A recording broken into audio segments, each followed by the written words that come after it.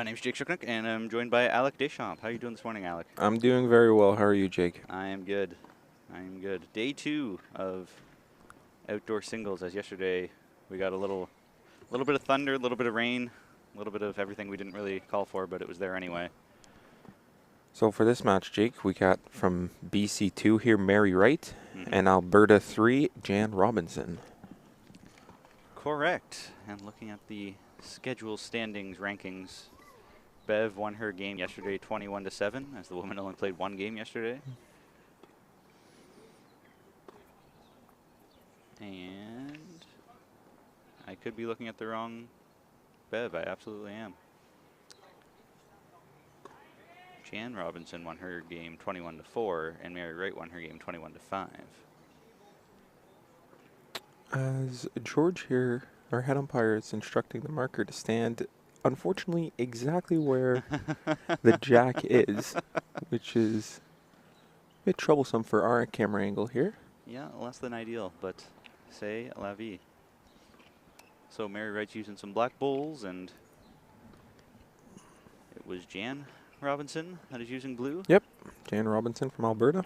Gonna get confused between Jan and Bev, but all right. Jan and Mary. I can tell from this angle or this distance that Jan's bowls are an arrow type. I'm not quite sure what model. But Mary, I have absolutely no idea. I'm guessing either a Henselite or a Drake's Pride, but could even be a Taylor. I don't really know. Well, whatever they are working for. Yeah, she's holding one. For this start of the end here, start of the match. There's a nice draw in from Jan. That's shot drawn. It is, of course, the first to 21 points. However, due to being rained out yesterday, we have had to shorten time limits. So instead of 2.5, 2 hours, 30 minutes, we are now down to 2 hours and 15 minutes for time limits for the rest of the week. Yeah, for all divisions. All divisions, all games, all ways, except for playoffs. Once we get through the round robin, there's no time limit on quarterfinals, semifinals, finals. Right.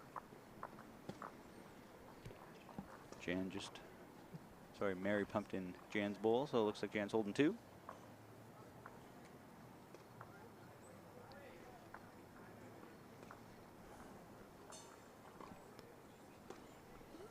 And as we did have a bit of what I like to call sketchy weather yesterday, with in and out with rain, we got thunder, we had sun. Today it's kind of nice. 20 degrees this morning.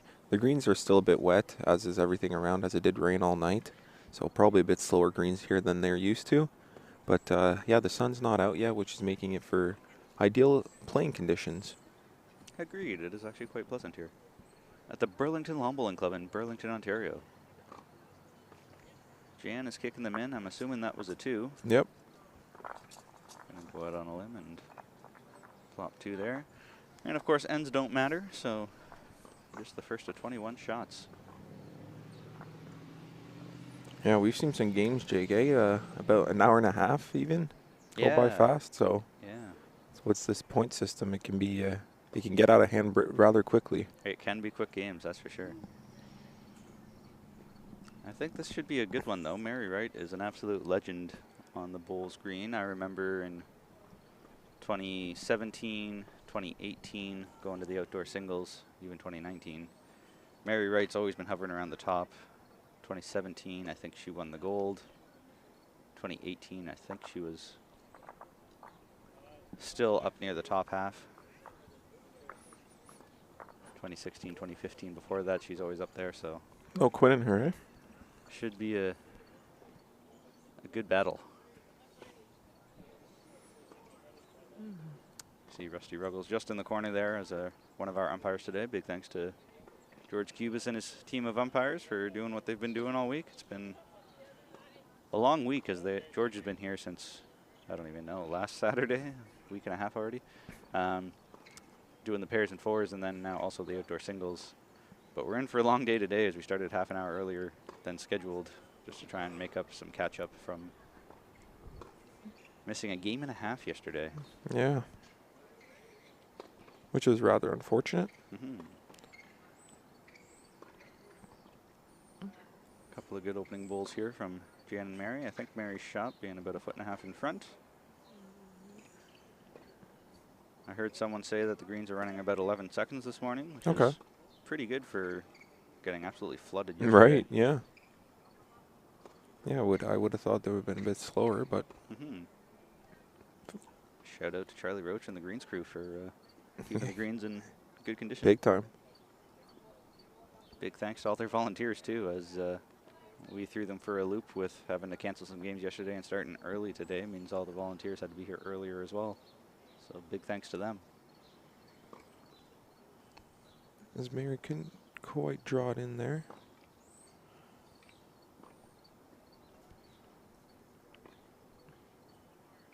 Jan's third bowl. Still sticking with this forehand ditch hand side. They are on what would have been rink 2 during the pairs and fours, so they're a ways inside, away from the ditch, so I wouldn't really consider this an end rink at all.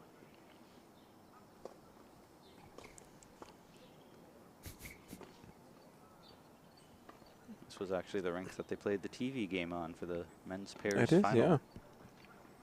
Yeah, there was a big boom camera there that I was quite fascinated with.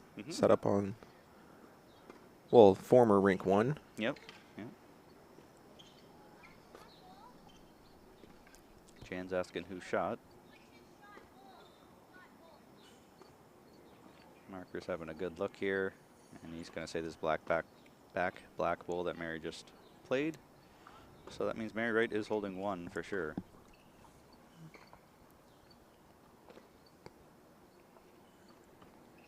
Yeah, I wonder in front of the jack there if that if Mary's bowl is closer, if that black bowl is closer than the blue bowl, or if they're relatively equal here. Hard to tell from this camera angle. I'm surprised Jan's playing that hand. Coming down, crashing on hers. That would make me think it could be 2 to Mary now. It's really tough to tell, eh? Why were you surprised of the chosen hand from Jan?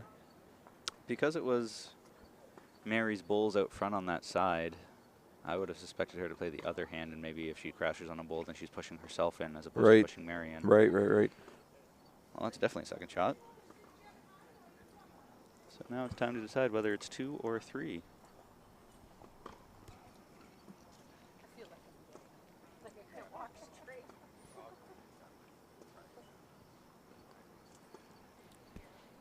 That will get Mary on the board regardless. Kiboshing any sort of a early start for Jan.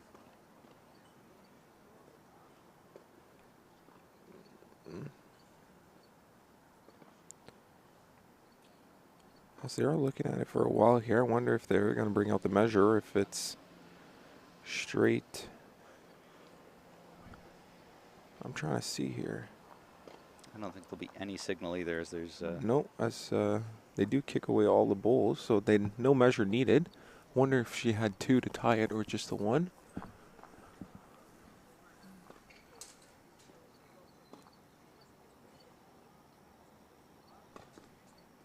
As we're trying to get the scorer's attention here, to get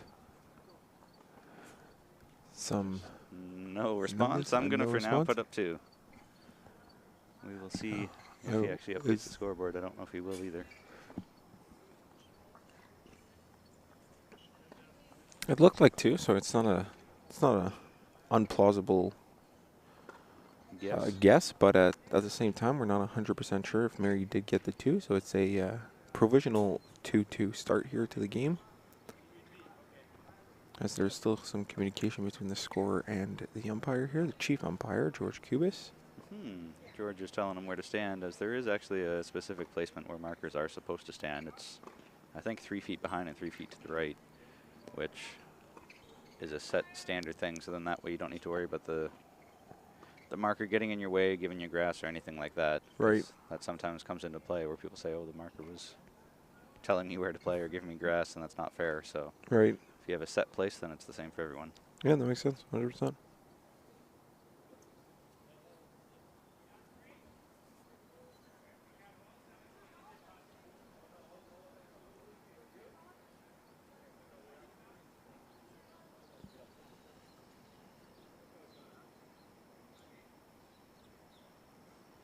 As here comes Mary here with her second bowl coming up. It's a bit heavy as her first bowl, even almost heavier than her first bowl, yeah. Yeah, it is. That's strange. Not much of an adjustment there. All right.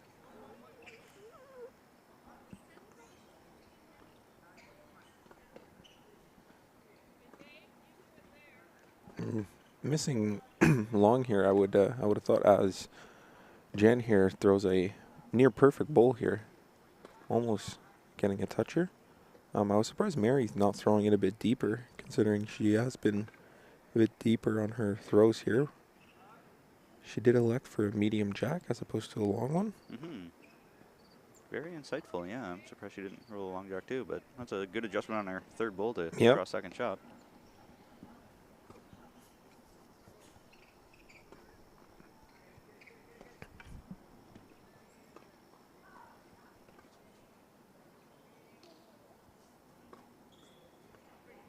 Jan's looking to replicate her last, and she's not quite close enough, but it's a pretty good effort.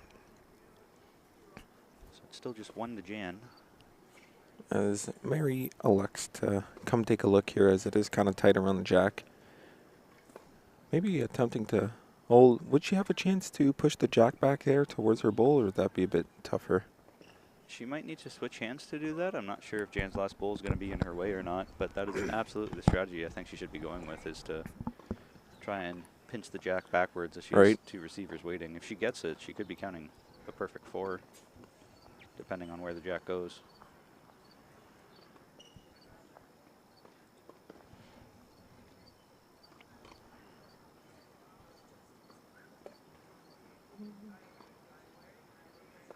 As she didn't take much time here, decided what she wanted to do. It was pretty clear when she got to the head.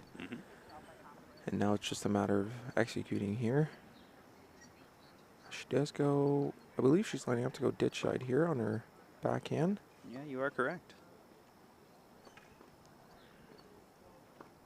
As there's not enough pace to really bring that jack back. See, she's trying to... Oh, she does bring the jack back. Almost a... Beautiful bowl. Square on it. I think you're right, though. There wasn't quite enough pace to get it back far enough to make it a 4. I think right now it's probably only a 2. Right. Still a very nice shot here from Mary. Yeah, absolutely beautiful bowl. Which forced Jan to come take a look here, assess the situation. And I'm assuming she would just trying to draw it in as close as she can here to the jack. Yeah, that is correct. I can't imagine she's going to be playing anything besides a draw. Right.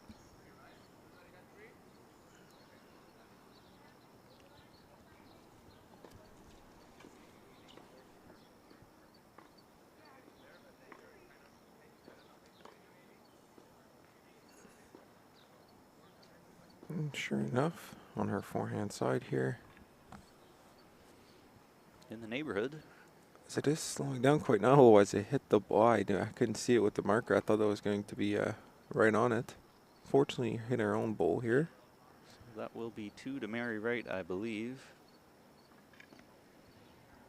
Make it 4 to 2.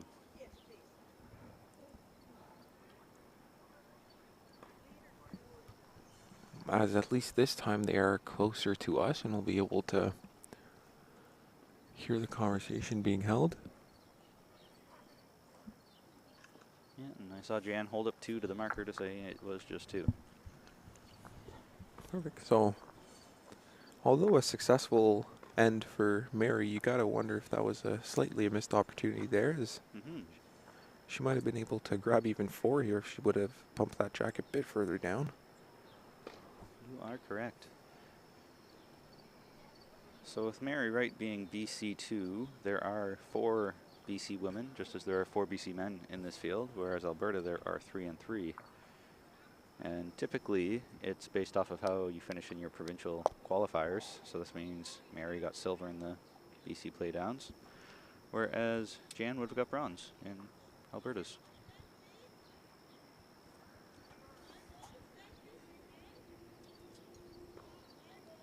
And as always, if you wanted to check out the scores or standings, head over to bowlscanada.com, and under events and results, you'll be able to find 2022 Canadian Lawn Bowling Championships, and on the right-hand side, you'll see something for the outdoor singles, or rather singles schedules and standings.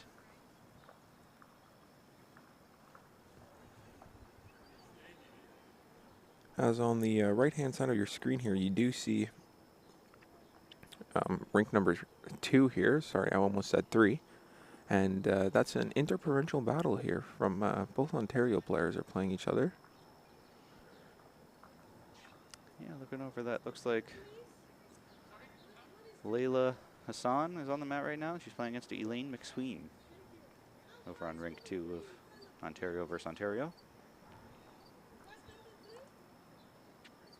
So Mary went with a short jack here again, which is kind of interesting. As you commented before, you're surprised she didn't roll a longer one as her bowls were going a bit longer. Yeah, right. And what a difference it makes from sitting at this end versus looking at the camera angles. We're sitting on the opposite end of where the camera angle's at right now.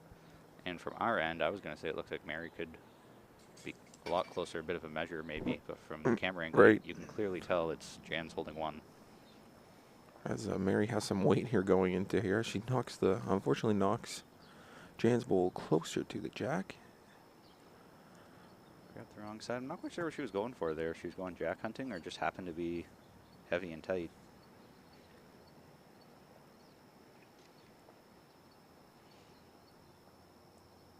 Jan's coming up inside, but pretty good weighted bowl. About 1.5 feet short. Might be in the count.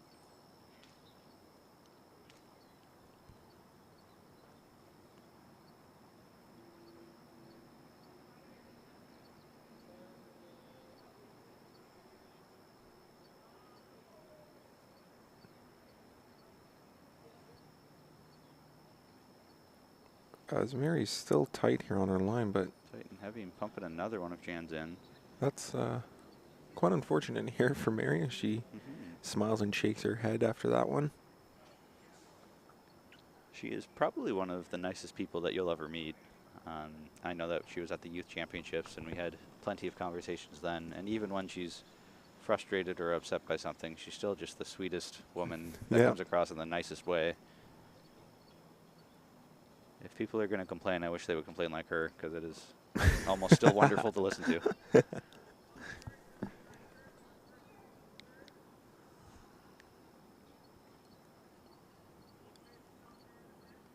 now she's still coming with some weight and grabbing the wrong side of Jan's bowl again. That's 3 in a row of tapping Jan's bowls, but not getting the results she's looking for. So Jan's currently holding 2, which would be enough to, I think, tie the game, assuming our scoreboard is correct. But she could get 3 here and take the lead. And this looks to be in the ballpark if she's there. It's a bit short, I believe, Jake. You are Not correct. enough on it here. You are correct. So that will be 2 blue to Jan to tie things up, presumably. Yeah, which is, I just realized now that the British Columbia shirt, that blue, is pretty similar to the blue bowls of Jan Robinson. So Yeah, just true. to clarify, the Mary Wright of British Columbia is bowling with the black bowls, as Jan Robinson's of Alberta here with the pink shirt is playing with the blue bowls. It's interesting we call it the pink shirt, and traditionally Team Alberta has worn pink, and their shirts used to be just like full-on pink, but now there's actually like really not that much pink on their shirts other than the sleeves and the collar. But it stands out so much, right? It really does. It really does. I like both their shirts, to be honest. I'm not sure which one I would prefer. They're colorful. They look good. I do have to admit, though, every province has a nice shirt, and that represents their province quite well. Mm-hmm.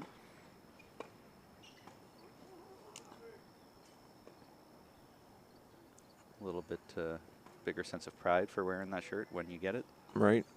Say at least it looks cool and feels good. Right. Look good, play good, right?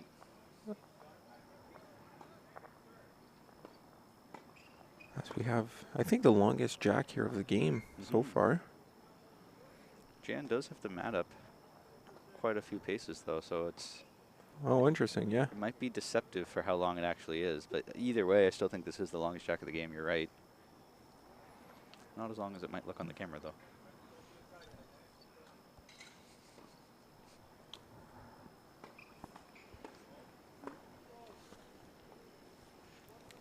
And yeah, as some of you may have seen on the news, I certainly saw it on social media this morning, that Toronto got hit pretty hard with rain. There was the streets were absolutely flooded, and it was almost record-breaking rain here in, or not here, sorry, in Toronto. And boy, am I lucky that rain, it did carry over to Burlington, but I do not believe it was as intense because we did not see flooding on the way here, nor are the greens flooded. So we are grateful that we were in a position where we just missed that brutal rainfall that hit Toronto. Beautiful bowl here from Jen. Yeah, we did get very lucky for missing that rain, and kudos to Burlington for aerating and deep tine coring their greens enough so that way the greens can not be flooded. So, fun fact for those of you who are watching who might be into greens maintenance, if you don't aerate your greens enough or don't core them enough, then the soil, the root zone material will get incredibly hard and will take longer for water to percolate down through, or it might not at all, which just leads to flooding then because the water has nowhere to go. So the sign of a good draining green typically means that they've been following recommended greens maintenance practices for aerating and coring. Now, is aerating similar to golf where they just repeatedly stab, quote unquote, the green to make little holes? Correct. Okay, cool. The difference that you might want to consider for greenskeepers, as Mary just chips the jack on her way through, typically when you stab the green with an aerator, I guess, tines, there's a difference in length. A handheld machine that one person here might use might only be a 4-inch poker hole, whereas if you get deep tine aeration, which is typically a tractor type machine that you need a professional to do, you might get up to 10 inches or 12 inches. So how deep you're aerating makes a difference, because if you only ever repeatedly do 4 inches, anything past that is the root zone material is going to get hard, and you're not really allowing the water to percolate further than the size of your tines. So every once in a while you do need to go down deeper than 4 or 5 inches, but it's expensive to bring in a professional with their hydraulic tractor system to deep tine aerate. It is a science, ladies and gentlemen. Quick shout out to the University of Guelph Turfgrass Institute. If you want to learn all about greens maintenance, they have a turf management course that you can take online in about 12 weeks. Last time I checked, it was $500, but well worth it if you want to learn about that kind of stuff. As Mary's coming down here to the head, checking out the situation. It's very hard to tell here if she has shot or not, as she quickly decides.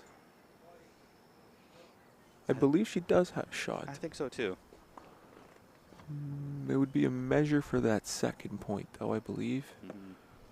With her last bolt here, she's probably looking for a nice little trail, move it 5-6 inches, and again an opportunity for 4. So that's interesting that back-to-back times coming this way, she's had an opportunity for 4. Last time she only collected 2, we think, and so we'll see if she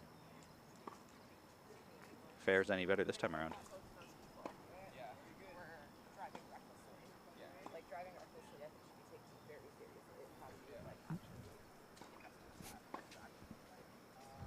She's in the neighborhood. Yeah, it just needs a bit more here. Didn't quite send it. It was tracking very well, and I believe she was trying to do what Jake just mentioned, pushing it slightly towards her group of bulls there back there, but not enough on it here, and I believe it will be just the 1 for Mary here as we await the final decision.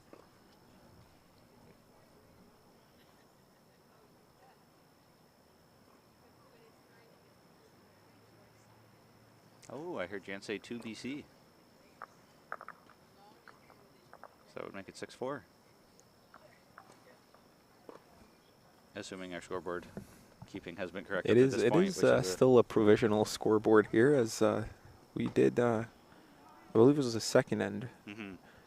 Taking a guess. Yeah, that the score unfortunately did not advise us of the score, nor did we hear, because it was on the other end.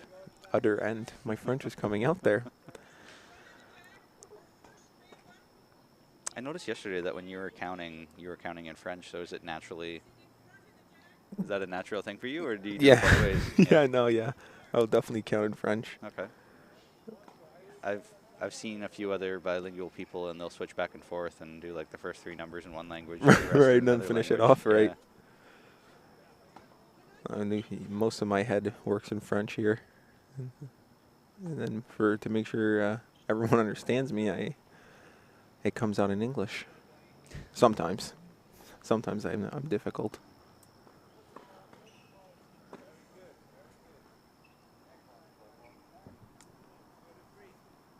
Pretty good opening bowl from Mary, still being that 1.5 2 feet past the jack there, Yeah. back to the center line.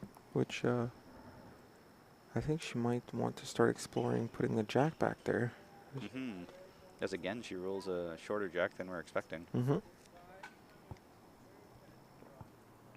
Jan's following her down and just resting hers in front, so that'll be 1 to Jan at the moment.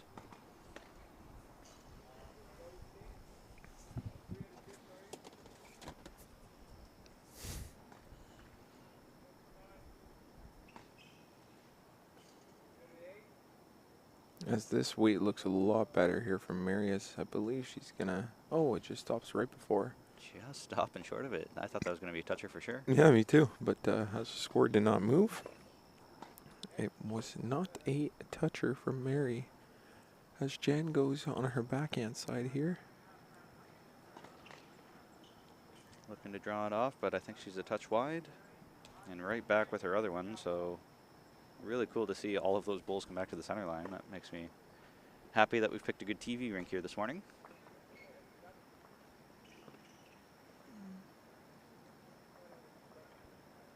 Speaking of good TV, this might be a very nice shot from Mary if she can hit Jan's bowl square, as unfortunately just missed out here, nicked it.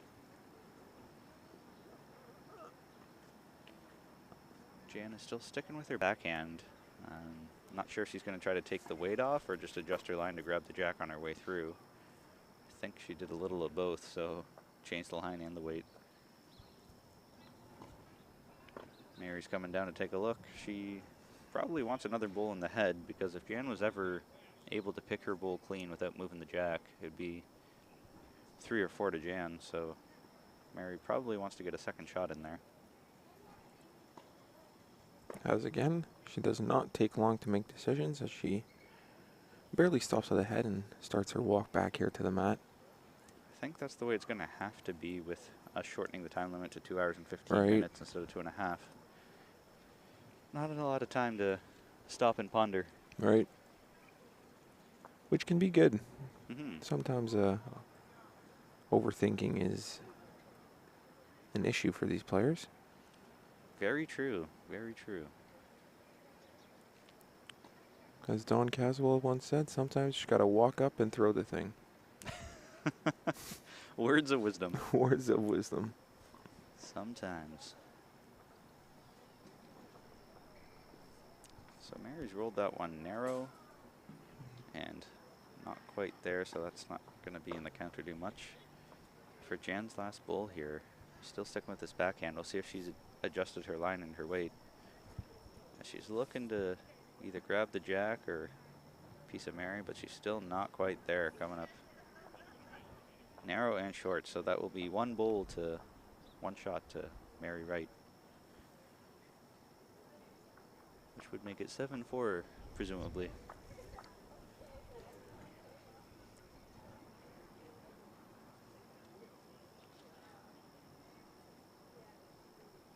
As I hope they do.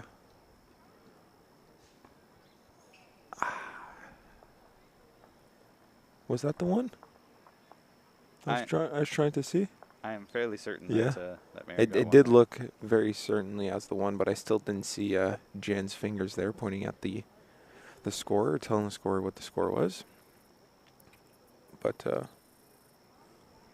needless to say, it is a 7-4 game here for BC. I might actually hop up and take a look at the scoreboard as the marker's back here. He might actually be adjusting it right now.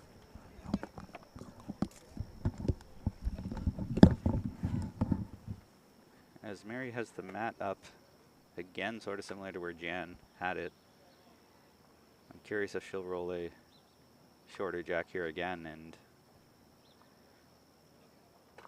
similar to what transpired last time we were playing this direction, except Jan was the one that placed the mat.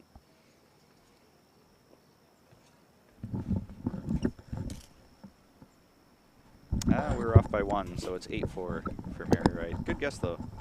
Very good guess. In the ballpark.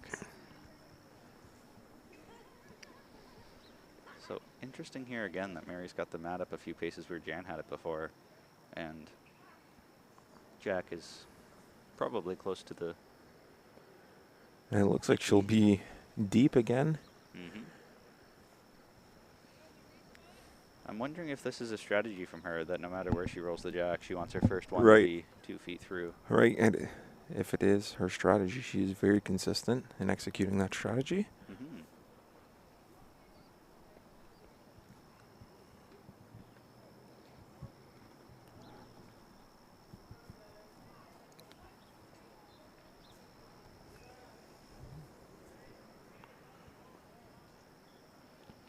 Jan's come up well short with her first, so plenty of room for error for Mary, and she's switching onto her forehand now.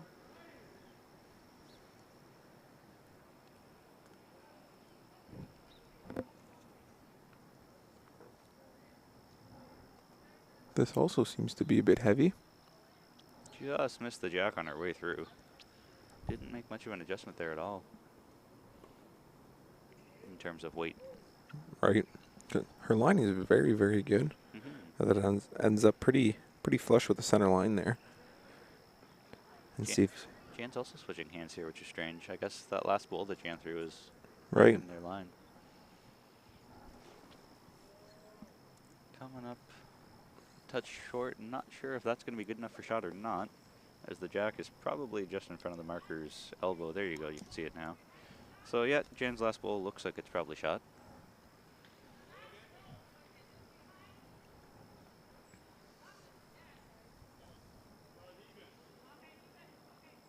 ooh, as the marker was getting ready to spray some chalk on that ball, but it just missed the Jack.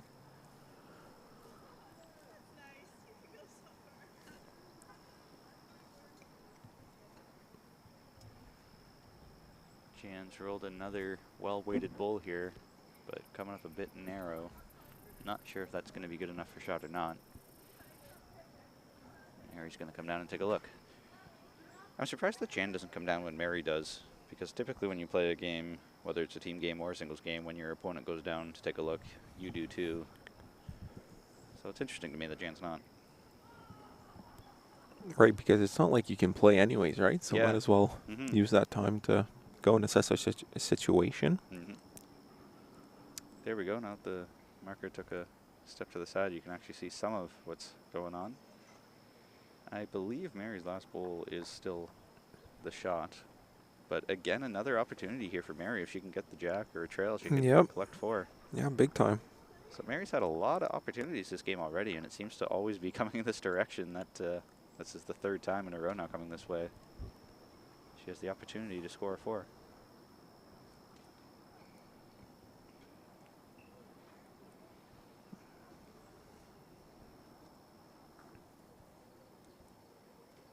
As this, it does have some really good weight on it here. And she's got the Jack.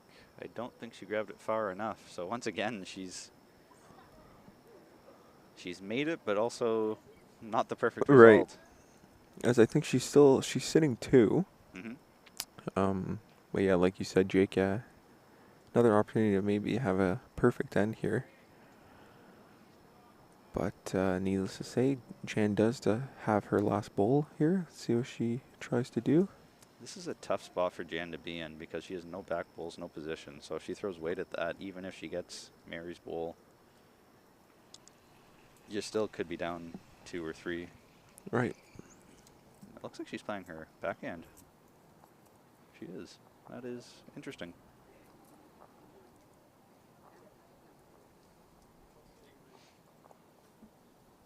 Just trying to draw it off, and my goodness, was she close. If she would have got by that bowl, she probably would have had second shot. Yeah. So I suspect that would be 2 to Mary, which would make it 10-4. Roger that. You can see that we've got 16 people watching right now. If you want to pop into the chat who you are, where you're from. Happy to answer any questions you may have. Or come watch it live at the Burlington Long Bowling Club. Yeah, exactly. As 2 bowls were set aside here from Mary. The way Mary kicked that bowl in, I don't know if that was 3 or not.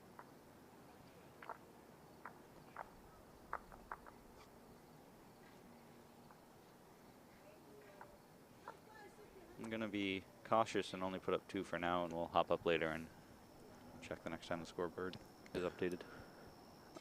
It was a lot easier with pairs and fours as scores were being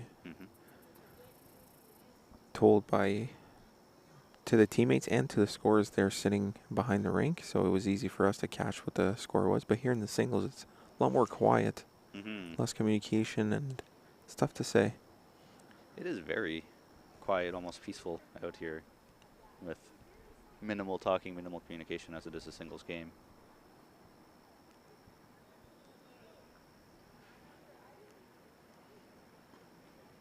So Mary has once more elected for a very short jack, but it's interesting that playing in this direction, she brings the mat up and puts the jack closer to the tee, whereas going the opposite direction, she leaves the mat closer to the tee and rolls a short jack just past the hog line. I wonder if that's a mental, psychological thing, or if that's an intentional strategy, or what her plan is. But whatever it is, it seems to be working, as that was a pretty good opening bowl. And it was not deep this time, eh? Almost jack high. Perfect weight. Yeah, that's a good point. All of her opening bowls for the past, I don't know how many ends in a row. Right. 2 feet past, but now it looks like they're swapping roles, as Jan's first bowl is exactly where Mary's usually was. Ah, Ken Simpson. Ken and Dolly from Elora. Thanks for the great commentary. Nice to have you with us, Ken, and good morning, Dolly. I hope the 2 of you are doing well over at Elora. Beautiful little small town just outside of Kitchener-Guelph area. I've been seeing a lot of social media promotion from the whatever hotel, Elora Mill or something like that. Some sort of a spa, something in Elora. So it seems to be a bit of a touristy destination, which is surprising for such a small town. Right. They have that beautiful mill in Elora there. A lot of weddings are being hosted, I find. Yeah, that's the thing that I keep seeing popping up everywhere. It's the place to be.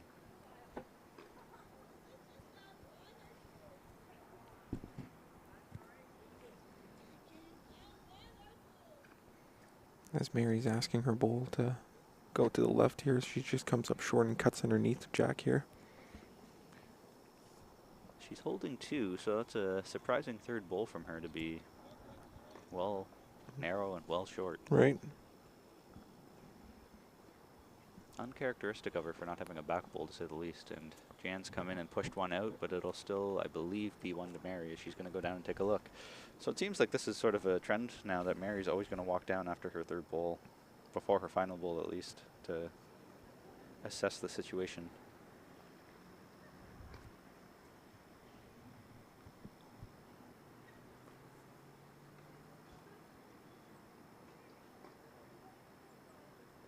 I think that's the longest I've seen her stay at the head.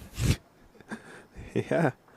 I was thinking the same. I was expecting she barely stopped the other few ends here. She would come up to the head and circle back almost immediately, but now I guess a bit more of a tricky situation.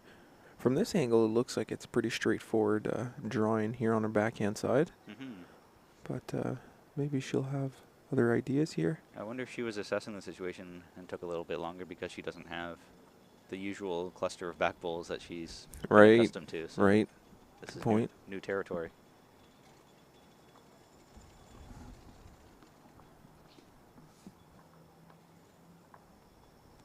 She is playing her forehand, which is strange to be switching on your last bowl. I'm not quite sure what the reason was, but it may have worked as she rolled Jan a couple rolls through, and Jan is whipping down, running down. Jan has been running, I find, to the point, or to the head, pardon me, as she does get to the point by sprinting over there.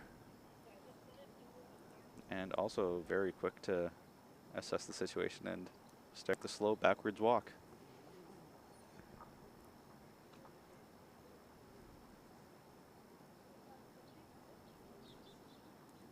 Now, yeah, these players must be seeing something I'm not, or is my lack of experience, I should say, because to me, especially in Jan's position here, it would be straightforward to just go on the backhand side here and attempt to steal one. The only thing I could see with her on her forehand, and she is playing her forehand, Yeah, she is is that playing. you can rest that bowl so you can be a little bit heavy. But Jan's playing some weight This here, is, yeah. so I'm not sure what she's going for. Jack hunting She's just going to just miss inside. Jack here. Not quite sure what she was going for. I guess bringing the Jack back, you'd grab a couple. So she was going for 2, but you could have also picked Mary's bowl for 2.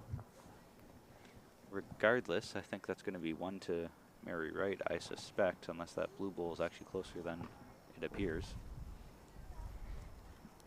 As we do need some binoculars here from this from this end. That would be a good investment. Taking out one of Mary's. So that's easy enough to tell. I can't see how there'd be anything else. They're putting a tape to it, though. Interesting, okay. I am not sure what they're measuring between.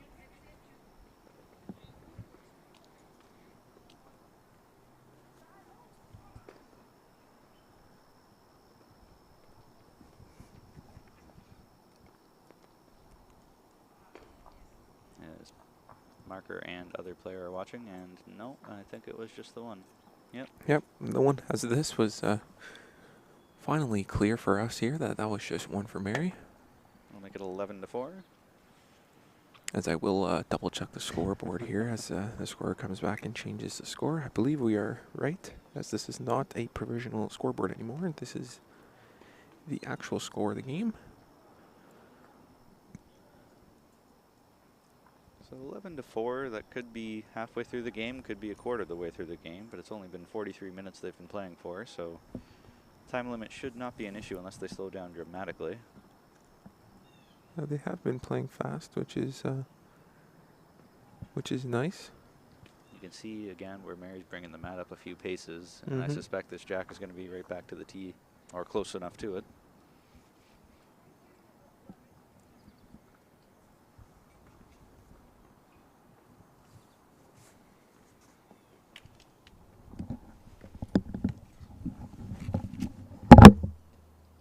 And yep, Mary's rolled the Jack just shy of the tee here once again, so sticking with her strategy. And I guess we were off by 1 again, as 2 ends ago Mary picked up an extra shot we did not account for. We are robbing Mary of points here. Apparently. She wants to put this game to bed early, and we're trying to drag it out. Right.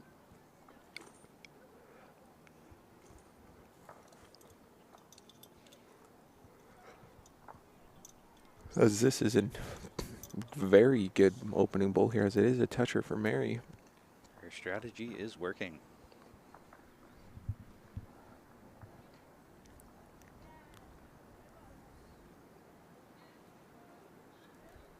As Jan lines up on the mat to deliver her first bowl to try and follow Mary down. There is some pace to this. That will not be short. It will, however, stay on the green.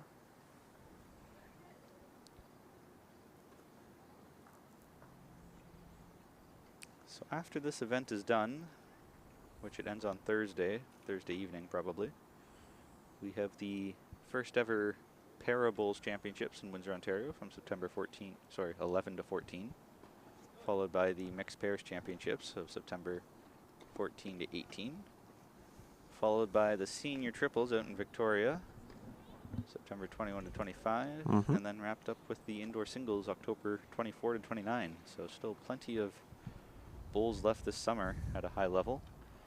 And late last night I saw from our wonderful host organizing committee chair, and what a bowl from Jan. Good Wow. Mary's asking who is shut, and I'm curious myself, as that's very close, and he says 1 to you, so Mary is holding 1.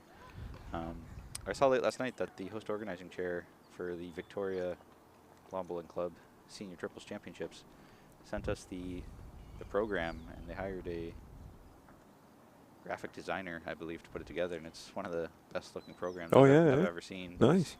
It's something like 40 pages though, so it's fairly lengthy. Quite a few bits of information and details in there, but it's going to be well worth it for the folks going there to get it, as it's a beautiful looking piece.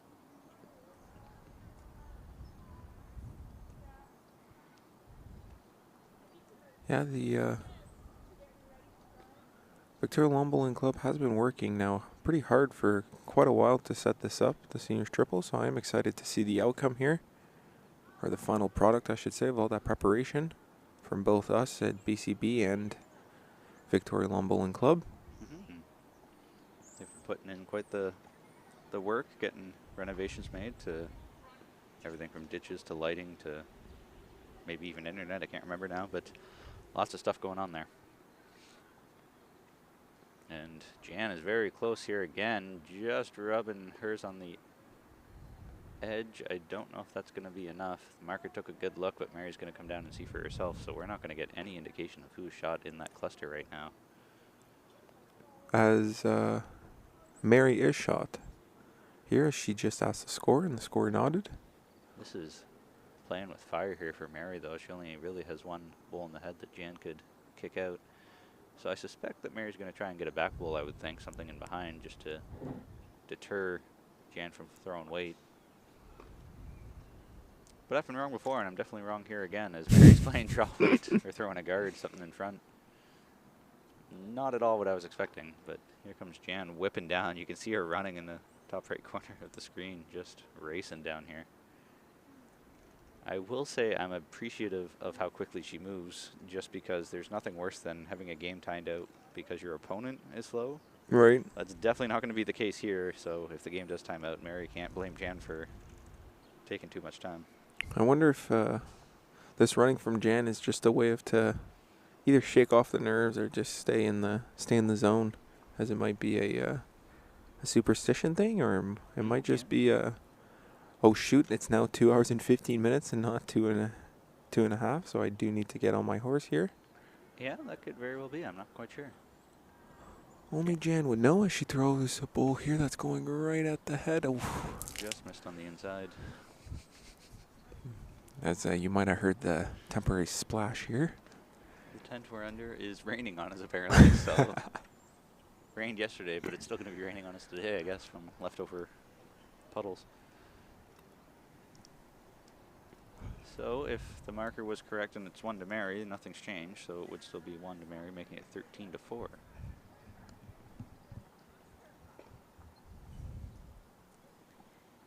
One. Yep.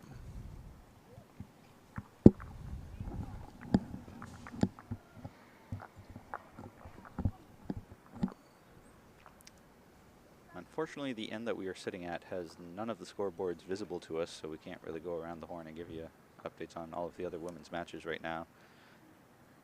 As I'm curious how quickly the other games are going, I'm hoping that everyone will be able to finish before the time limit, so that way we can keep games moving today, as we're trying to schedule a whole extra round today from what was initially scheduled to make up for those canceled games, or postponed games rather, yesterday.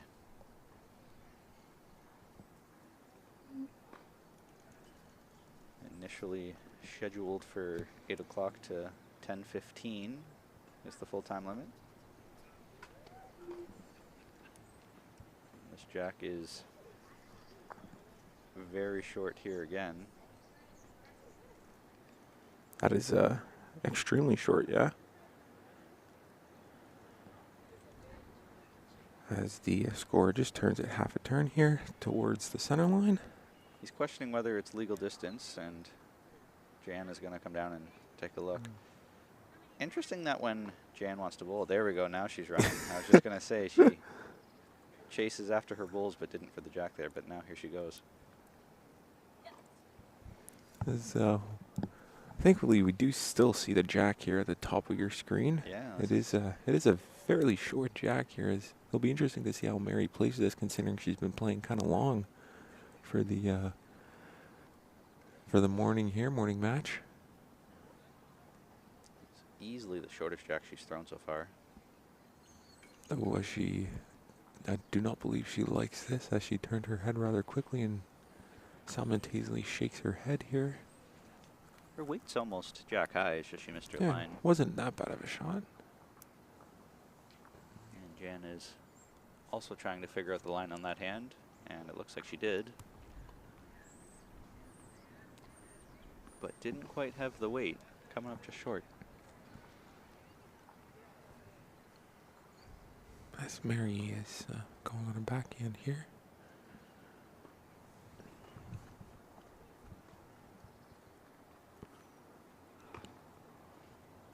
Just pushing in. Sarah, nice to have you with us this morning. It's so quiet there, no spectators. Yeah, no, this early in the morning, there are hardly any spectators here, not even their male counterparts are here yet. Right. Their game isn't until 10:15, so the guys are having a bit of a sleep in. And for whatever reason, there's not that many spectators here. I can see a few down on the other green, the B green, which is to the right of the clubhouse, opposite from where we're at. I see a few, but not too many. Certainly not nearly as many as what we had here for the pairs and fours. I suspect that on finals day that'll change, and we'll get a crowded house here again. But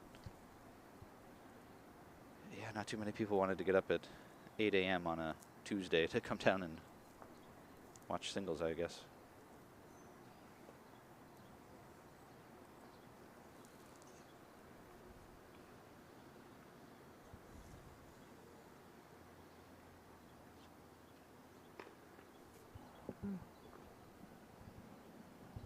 Jan is looking to stop the bleeding here to finally get on the board again, and she's got one beauty in there with now a position ball behind, so she's setting it up nicely.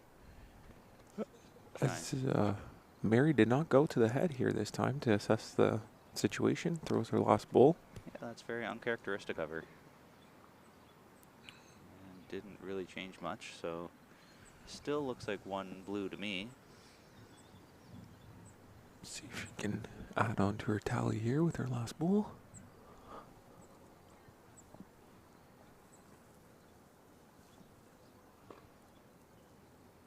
This is coming up a bit short here, making contact with her own bowl, putting it to a stop here, and I believe that will just be the one here for Jan. Well, that'll stop the bleeding for now. I'm curious how she'll try to change it to make sure that Mary doesn't get control again. So whether she moves the mat or goes tee to tee, I would expect some sort of a drastic change from Jan.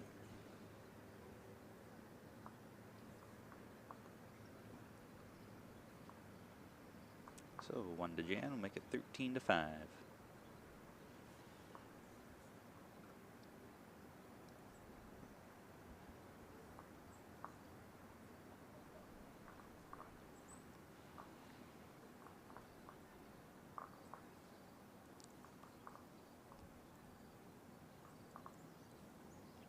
So yesterday the women only played one game as their second one got rained out.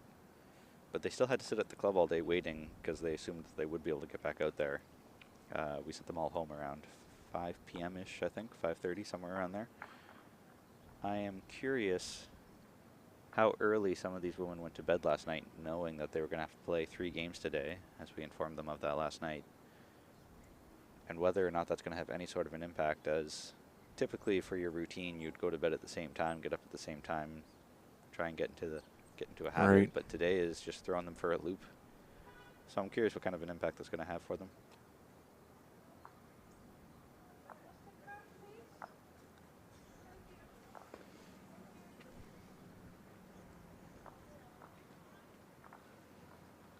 And Jan did in fact elect to go tee to tee and rolls her first one about 6 inches from the jack. So what a beautiful opening bowl from the Albertan.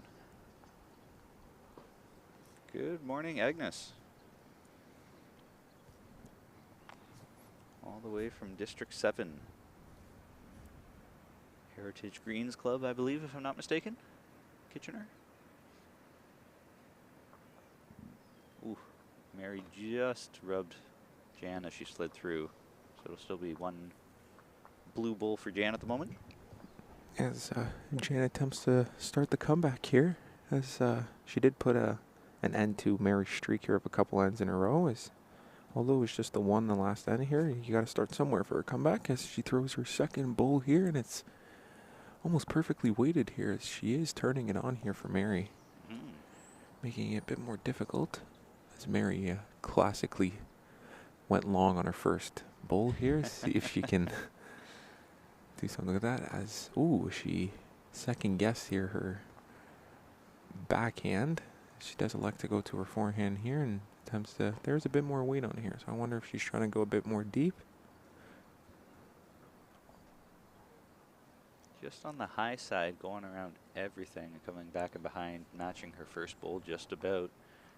Not sure if that was the plan or if she was hoping to come inside and grab the jack on her way through, but regardless, she has a couple of receivers, so I suspect Jan's third bowl here, she'll be looking to get something past the jack, I would imagine.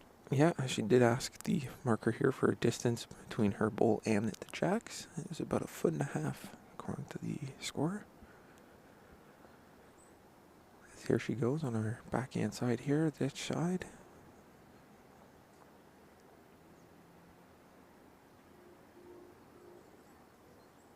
Not much more than draw weight. Marker's right in front of the camera, but she's about jack high, I believe.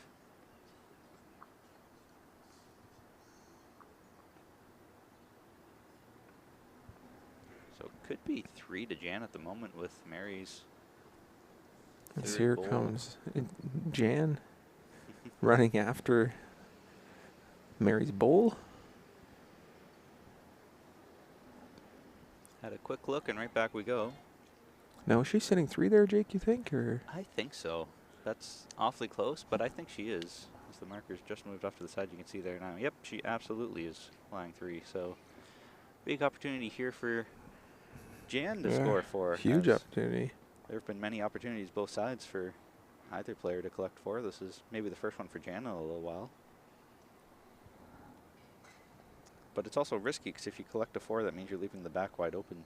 So it might be wise to get an insurance bowl and put something behind the head. As I think she is doing that. Yeah, she is. That is the smart decision. Well played. I applaud that. Mary's going to come down naturally to come and take a look. Can't say blame her. She does have an opportunity for a little trail for 2, maybe 3 if she gets it perfectly. Definitely needs to have a little jack action or rest the bowl for 1.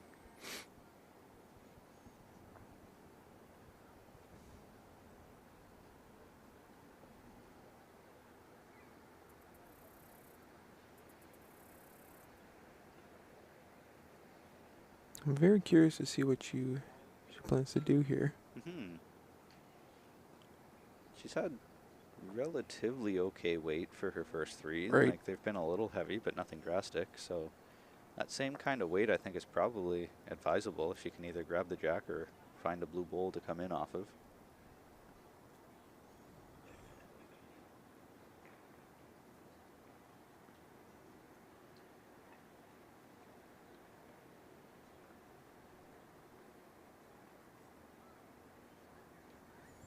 She's onto her backhand, though, which is not the hand I would have suspected. She's asking it to creep a bit more left. I think it's turning in a bit too much for her liking.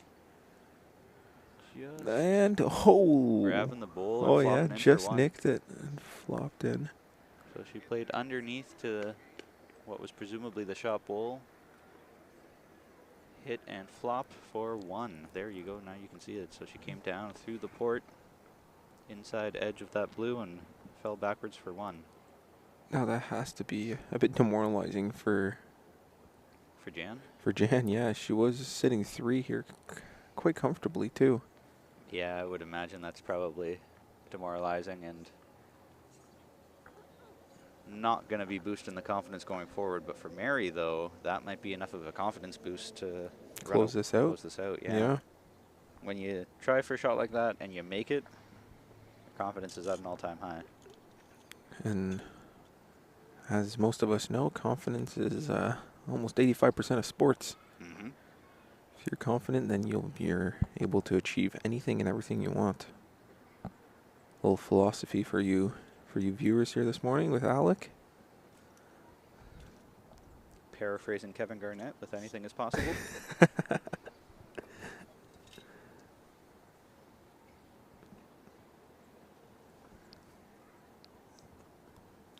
Bit of a longer end than what Mary played last time. Definitely nowhere near the T to T that Jan just tried.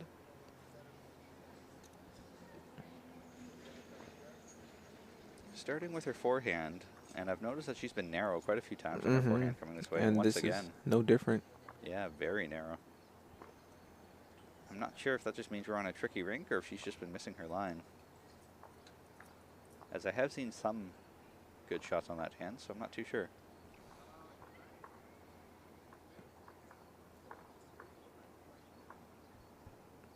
Jan is also on her forehand, and this looks like a much better line. Yeah, it is going to carry. It just has to turn pretty hard here, and it'll be a nearly perfect bowl. It does. Nearly perfect bowl. What would be a perfect bowl? Well, I always ask that when I commentate with someone to say, is your perfect bowl, your ideal first bowl, a resting toucher in front of the jack or a resting toucher behind the jack? Because there's quite the debate on whether you want it to be in front or behind. And everyone seems to have a different answer, so I'm not quite sure what the perfect bowl is. It's right. Sort of personal preference for what people want. And the marker's coming down to give this some shock, so Mary actually got a toucher out of this. Yeah, Mary, that's a big adjustment here from her first bowl. It flopped away from the jack, though, so I'm actually not sure who shot. Jan is holding one. Yeah. Nope, down one. So Mary is holding. Okay. A little bit of confusion. Yeah, that was a bit of a confusion.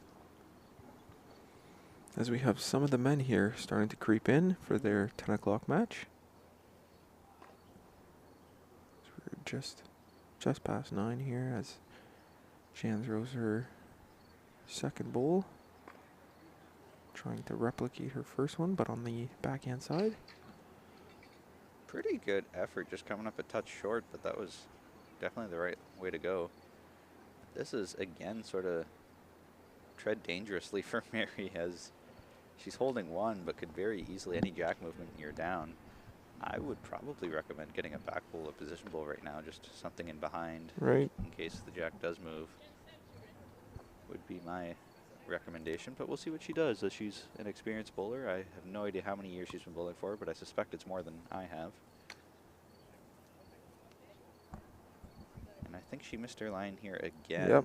but almost perfect draw weight, which is interesting. I'm not quite sure what she was doing, just looking to draw another one, I guess.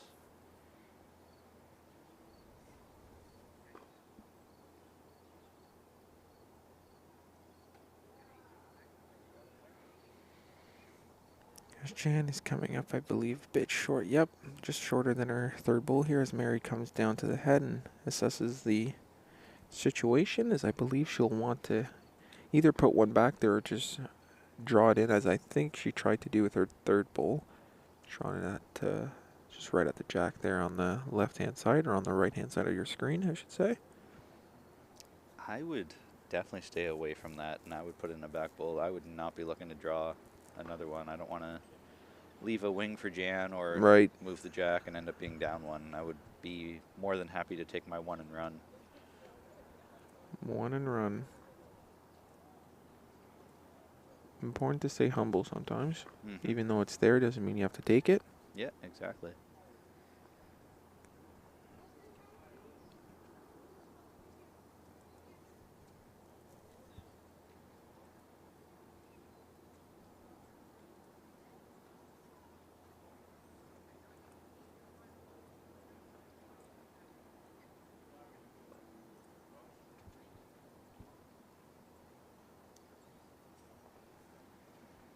Now she does indeed go to her backhand side here. Certainly wide. That's not coming back at all.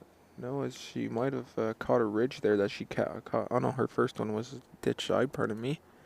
But yeah, that did not come back to the head, or towards the head. So now Jan is looking for an opportunity here to maybe take the end.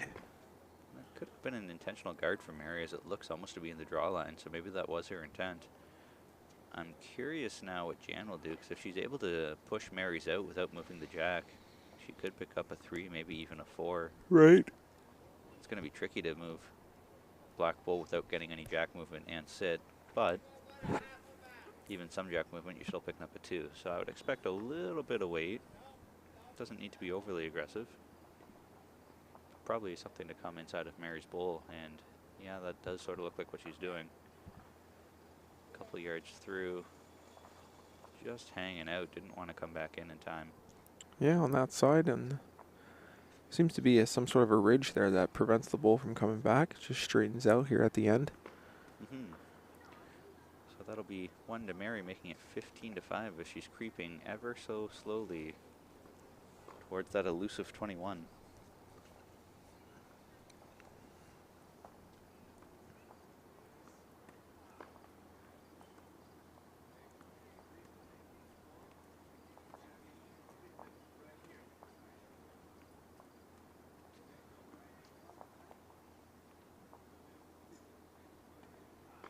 As Mary followed Jake's advice there of not trying anything too crazy on her last ball to secure the 1 point.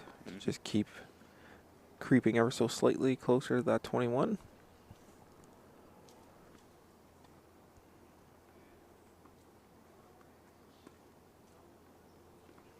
Keeping control of the mat and bringing it forward those few paces and then rolling it down.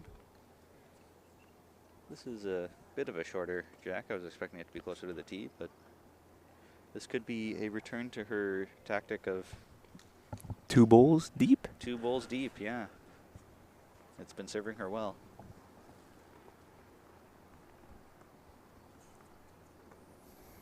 As the marker places it down, Mary's looking right at it, looking to go here. As she's going with her first bowl here, going back hand, I believe. Yes, she does go. Correct. Backhand here at this side. You have come a mile from when you first started commentating with how much knowledge you have of the game already. It is impressive to see. And bingo bango, Mary, right? Speaking of impressive, thank you for the kind words, Jake. I learned from the best, aka you. I was going to say it must have been when you were commentating with Dawn or whoever else was here this week that you were on the mics with. Chris, maybe.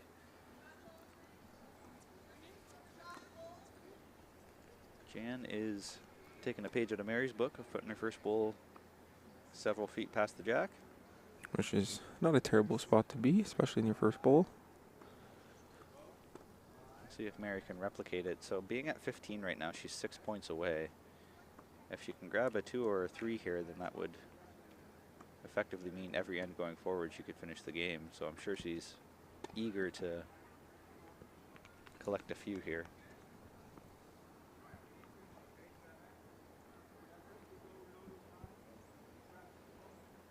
Jan is switching hands, and I'm not entirely sure why, but it seems to have worked as her first one was well passed, and this one is maybe second shot. Speaking of switching hands here. Yeah, Mary's switching hands now too. That's really weird. Mary's turn to switch hands.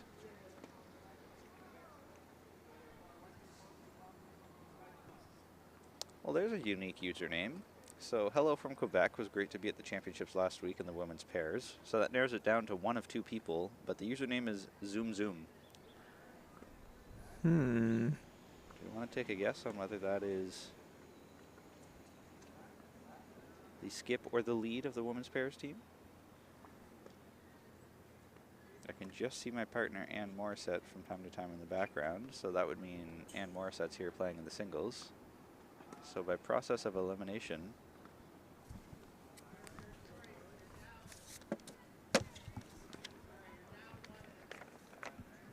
women's pairs from Quebec. Susan Hill would be Zoom Zoom, I believe. You've been outed. Thank you for joining us. Absolutely wonderful to have you. And Mary Wright making a beautiful trail with her 4th and final bowl to possibly collect a 3. Hey, yeah, you got it, Sarah. You guessed it. It was wonderful to have you here as well, Susan. I was happy for a second and then dismayed for a second that you and your partner weren't playing in the bronze medal match. It looked like it was until I realized we hadn't updated the final score for another game. So then once that final game got updated, then knocked you down to 5th. But almost. Very good showing. You're right there on the cusp. Fingers crossed next year you'll be back and able to crack your way into a Final Four. Which, speaking of a Final Four, and holy smokes, man, my goodness. She did, I believe, cut it down to just the one here as opposed to being 3 for Mary. Coming up, clutch.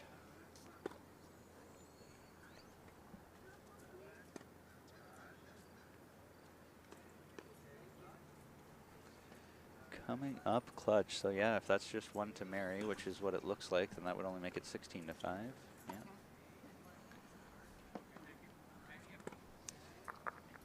Speaking of the Final Four, I had a conversation yesterday with a prominent bowler who I will not name about the current process of what we do for national championships, where we do a full round robin in the pairs and fours, and the top 4 just automatically play in medals. 1 and 2 play for gold, and 3 and 4 play for bronze. But what this person was suggesting was that we mimic curling to an extent, where the top 3 advance. Whoever finished first gets a bye. 2 and 3 play a game where the winner plays for gold, and the loser just automatically gets bronze. What are your thoughts on that? That's very interesting. I kind of like it just because then it makes way more meaning on the 2-3 game. Right. The loser gets bronze, as opposed to right now we have a 3-4 game. Which is one less team playing in the playoffs, which would be a downside for these players. It would be. But it would also mean whoever finished third now has a chance at winning gold still, whereas right now if you finish third, Yeah, that's a good point. you don't have a shot. Also, it would almost be, well, it wouldn't be advantageous being second or third, but we saw that in pairs and fours that it was advantageous for at least the pairs team there that played that tiebreaker first and then played the finals right after. They ended up winning both matches. So I wonder if you play right before the finals, that's an advantage, because you did get to read the green, or get your weight going, get the nerves out, as opposed to if you do have a bye strain in the finals, your first game of the day is that, the most important of the entire tournament, with little to no warm up. So I would love to tinker with the draw if we were to go in that direction, so that way the 2-3 game is like a Friday night, so then Saturday morning is just gold. yeah, right. But what a bowl for Mary Wright coming in there. Yikes. Right in between, like a sandwich, like almost a reversed Oreo. If there was another white bowler. I love reverse Oreos. Eat more of the filling than Yeah, you do right. the outside stuff.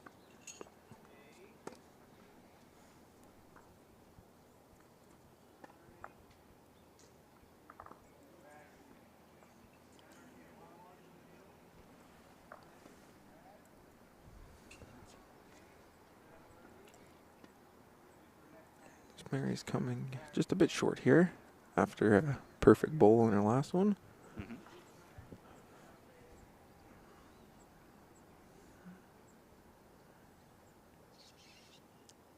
Jan is looking to be a little on the high side for what she's looking for here, and yeah, resting her last one.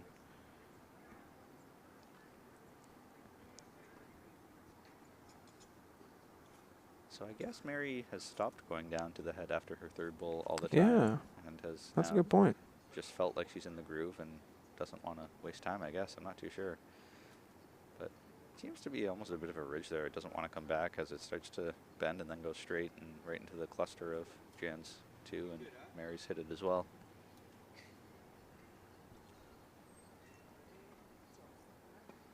Jan's throwing a little bit of weight, and again she's on that high side, so that's going to sail by and not do much damage. So that'll be 1 point to BC Mary Wright. Yeah. I think it's 17 to 5, meaning every end from here on out could be the last one, as Mary just needs a 4 to put this game to bed. As she did go off to a very fast start. You were her with a couple ends with a couple points, by a couple points meaning 2 points or more. But now in the tail end of the match here, she has been just securing the 1 point each end, which also works. It's funny how that tends to happen in a game at the start. You'll collect 3s and 4s just because neither player is fully in it. But then as the game progresses, everybody's slowing down, spending a little more time thinking, right, have the feel for it better, and so then it becomes 1s and 2s instead of earlier 3s and 4s.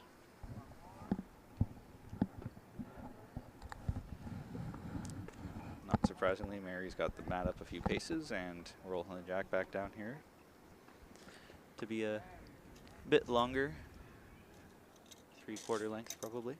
Yeah, very similar jack to what we saw previously. Coming this way, the marker sets it naturally right in the middle there, and Mary steps up to the mat for her first bowl here. Again, electing to go on her backhand side as her first bowl.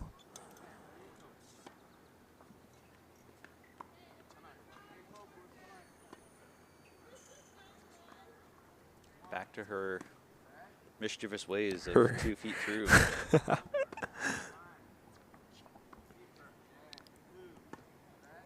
For anyone just tuning in, at the first half of the game, Mary typically had her first and second bowl 2 feet through the head, and then set herself up to have trails or takeouts or whatever for bunches. So she deviated a little bit in the middle part of this game, but is now back to it of feet through. And I guess that last bowl from Jan was in Mary's way as she elects to go to the other side, eh? Change hands. thought about playing her backhand and then shook her head, and to the forehand we go. And this looks heavy as well. Setting up as she is back to her old ways here. Oh, as I stand corrected, this is not heavy at all. It's actually almost a bit short. Jack high. Pretty close to jack high, yeah. Yeah.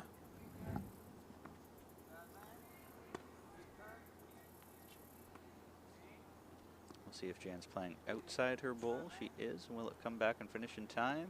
Ooh. It will. That will be number 1. It's still a good 1.5 feet past the jack, though.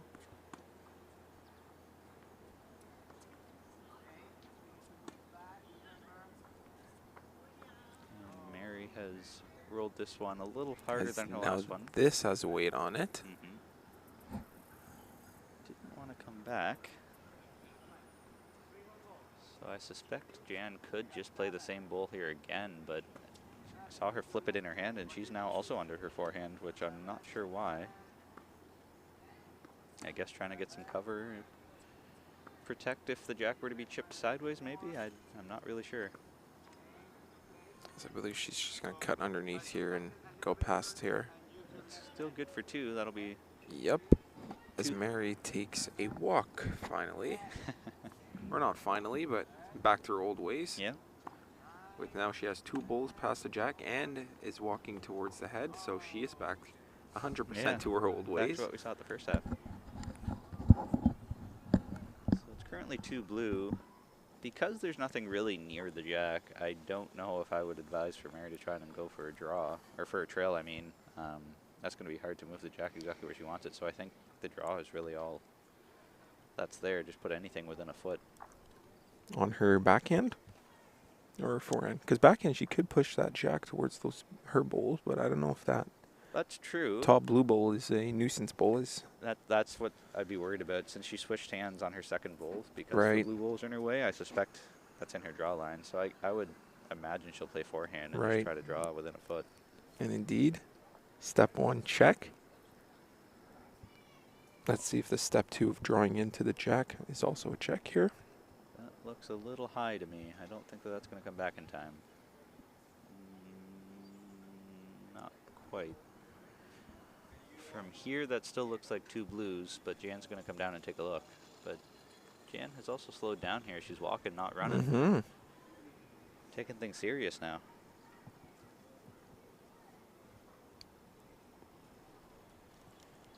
Big thanks to the federal government through Sport Canada for supporting this event and all of our national championships.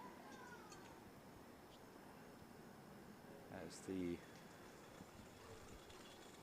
federal branch for sport in Canada, a lot of our funding from Sport Canada goes to various things like translation, being bilingual, high performance, but some of it comes to national championships like this too. So very happy that we're able to hold an event like this and bring in umpires like George from BC to make sure these events are a success. Yeah. Which, speaking of, big thanks to George Cubis for everything he's done this week and will continue to do this week. Jan's bowl coming down here is good for 3, I believe. That's a beautiful last bowl.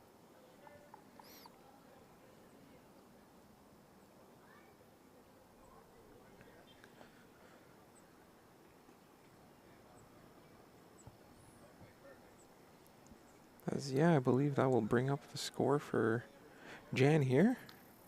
She has been stuck on the 5 here for a bit. Mm-hmm. Mary's going to put a tape to it. From this angle, it looks like that's 3, but she's only kicked out 1 for sure, so we could be super wrong, and maybe it is only 1, but I suspect it's at least a couple. No. Wow. Wow. Just 1. That is fascinating. mind-boggling. Yeah. Especially from this angle, it looked for sure that was an easy 3, even no measure needed. Mm-hmm. But we were corrected? Standard corrected? I don't know. Standard corrected, yeah. I'm not sure. But we were that. And it was just the 1 point here for Alberta 3, also known as Jan Robinson.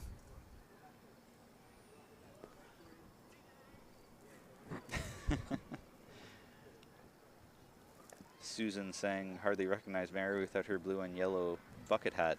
Yeah, true. Mary normally does have her bucket hat on, but because it's so overcast, there's no need for sun protection right now. As Andy Caldwell also says, good morning, Sarah. Looking forward to seeing Jake and Bailey in Windsor in a couple of weeks. Will you be there? That's right. Bailey will be playing in the mixed pairs along with Jake Masterson as Ontario B.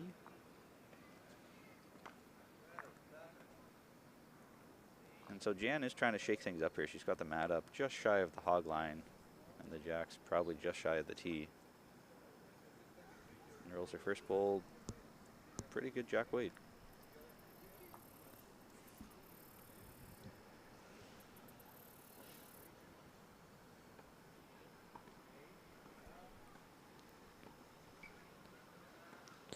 Ooh, as Mary's bowl here did straighten out here. It looked like it caught something. It didn't quite turn in, I think, as she wanted to.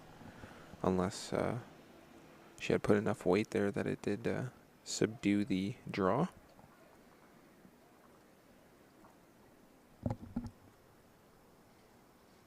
See if Jan finds the same track.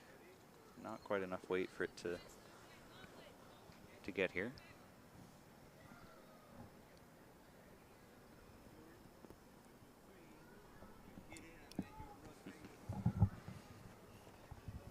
So Mary's just sneaking inside all of these to draw a shot. Clean, Yeah, very beautiful nice. bowl. Beautiful bowl.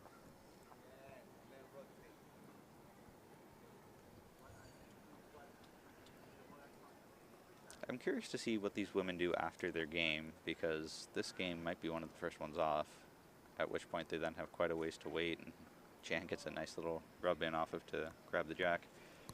They'll have at least a couple hours, maybe even 3, depending how quickly they finish this before their next game. Play that, and then another 2-hour, 15-minute break. Maybe 3, depending how early they finish before they play their last one. So how do you keep the energy, the stamina, don't get stiff throughout the day when you're play for a couple hours, off for a couple hours, play for a couple hours, off for a couple hours? Yeah, it's definitely tough. On, off again.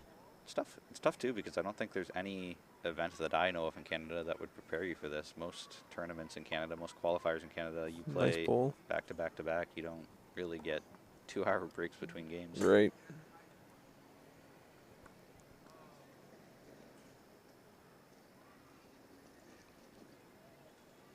See if Mary has anything to say here. Just coming up inside, she was looking to go for a split. So that'll be a couple more to Jan to make it 17-8 as she's mounting what could be the beginnings of a comeback, as she just picked up a couple back-to-back ends here. And yeah, if you're down double digit and you bring it within single digit, it is kind of a bit of motivation here that you are getting closer. Our friend Zoom is saying having a large buy in the middle of the day is tough. It sure is. I bet, yeah. Sure is. I guess the only other place they might have experience with this would be the indoor singles, as we do the same thing of men play, then women play, then men play, then women play, and then the next day you swap. So you would maybe get experience with it there, but that's assuming you've played at the Canadian Indoor Singles Championships, which will be at the lovely Pacific Indoor Bowls Club on Clancy Loringer Way, Vancouver, BC, October 24 to 29. If any of you are interested in entering your playdowns.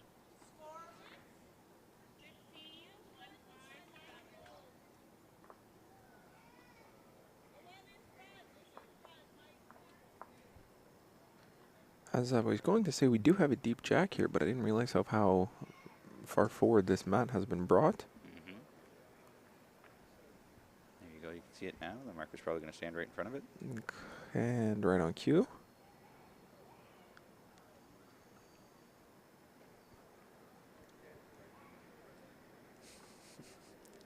Not quite sure what you're referencing, Sarah. I'm assuming that's an inside joke. Someone said having a large buy in the middle of the day is tough, and Sarah said gives you enough time for a few sacrifices. Not quite sure what that means.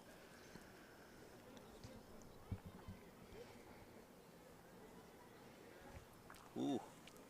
As these two women here have turned it on here, trading shot for shot.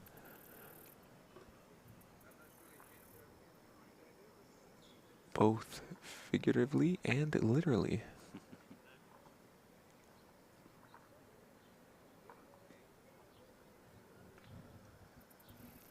So even though Mary made a great shot, she gave it away still to Jan, and Jan has now come up short, not wanting to touch it. So I know you can't really see it, but Jan is holding one right now. Need one of those big shepherd hooks to grab the marker and get him away from the camera.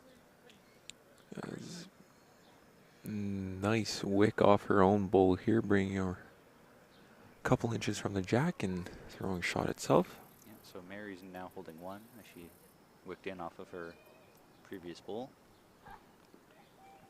Now Jan is throwing a little bit of weight, nothing drastic, but a couple yards through to try and push Mary through, which she grabs the jack clean, but chips it the wrong way, right back to Mary. Right, yeah. And now we do have the men here starting to creep in, so this place is getting a bit busier here.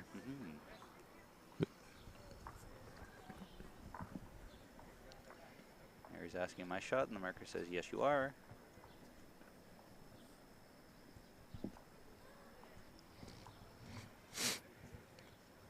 Big opportunity for both players as Mary's looking to creep closer to 21 and stop the comeback, while Jan is looking to continue the comeback as Mary sails it wide and almost in the ditch, not quite.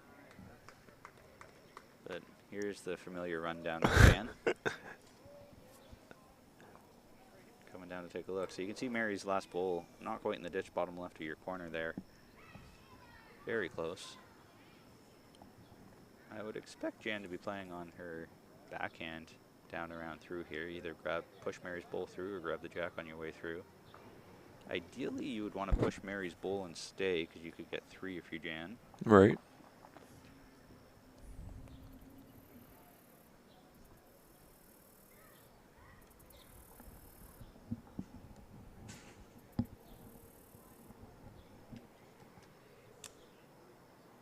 She is rethinking her shot here. She was lined up to go on her forehand, but now sort of pulls back.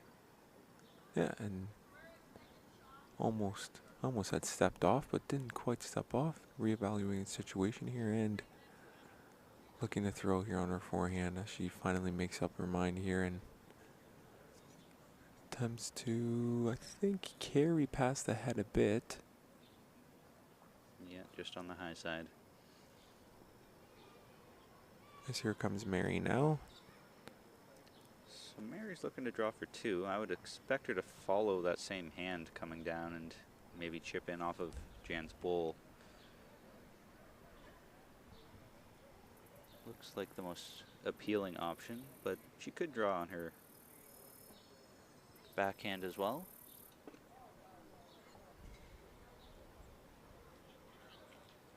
Either way, I wouldn't expect anything more than a draw here, as it's the last bowl of the end.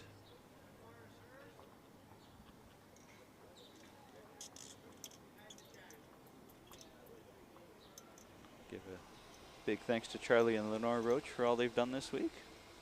Yeah. Organizing all the volunteers, working crazy hours. And our third time this week, garbage truck here is backing up, so I'm going to put us on mute while that happens.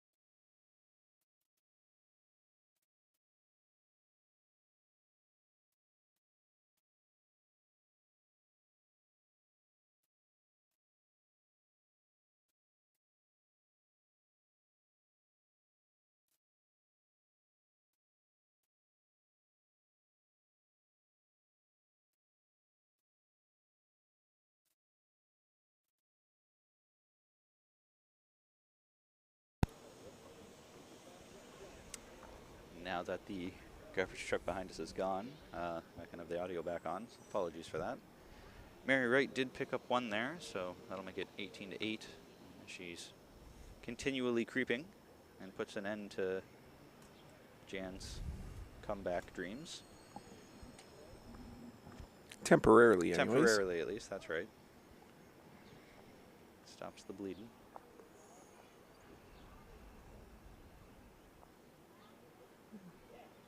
As we have returned to this match's average mat to jack length. So here comes Mary here with her first shot. If I were a betting man, I'd bet that she would go slightly past the jack and behind it, as she does not. She just proves me wrong once again and comes up, if anything, a bit short. Just a bit.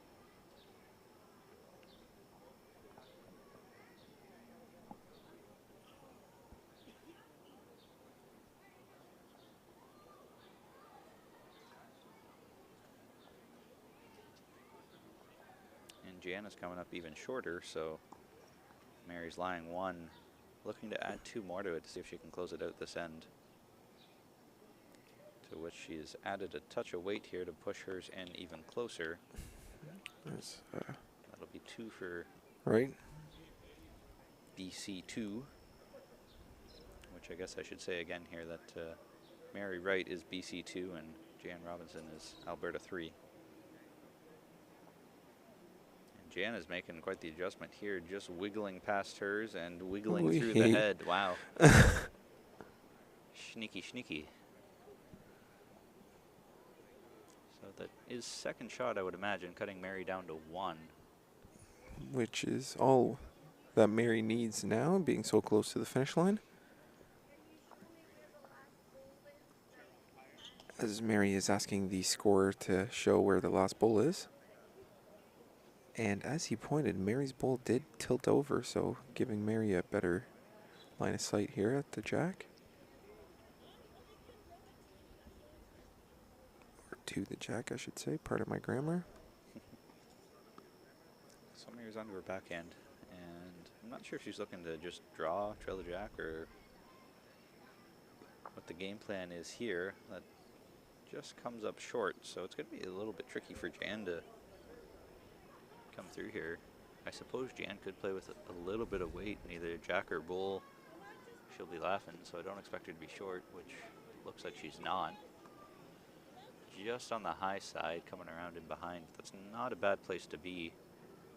I would expect Mary to follow that bull down and get something in behind as well. Right. But she's going to come down and take a look.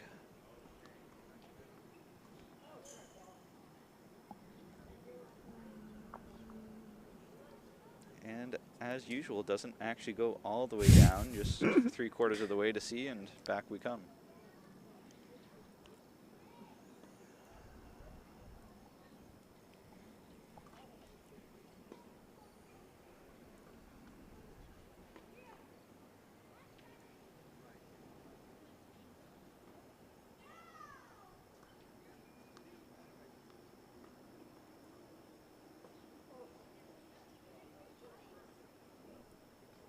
As I believe she's coming just a bit short and not happy with that throw, waving her hands at it and turning around rather quickly here. Wonder if that was intentional to be a guard Oh, yeah? and just ended up on the wrong line. I'm not sure. Judging by her reaction, whatever she did not look intentional, just because of her reaction, but maybe she did want to pull a guard, just not at that specific spot. But we will never know.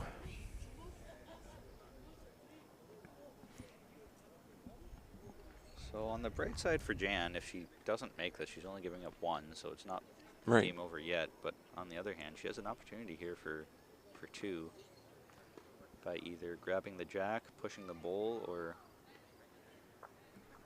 combination of the two. But she's on the high side and just sailing around past Coming it. in, right. So that's one more for Miss Wright. So that brings us to 1918 here, with 21 being the finish line. First to 21, no ends, no maximum ends, but there is a time limit that we did reduce by 15 minutes due to inclement weather changing our schedule around a bit yesterday. So it is a 2.5, or no, sorry, say I did it again. It is a 2 hour and 15 minute time limit as opposed to the 2.5 hour time limit that we had before.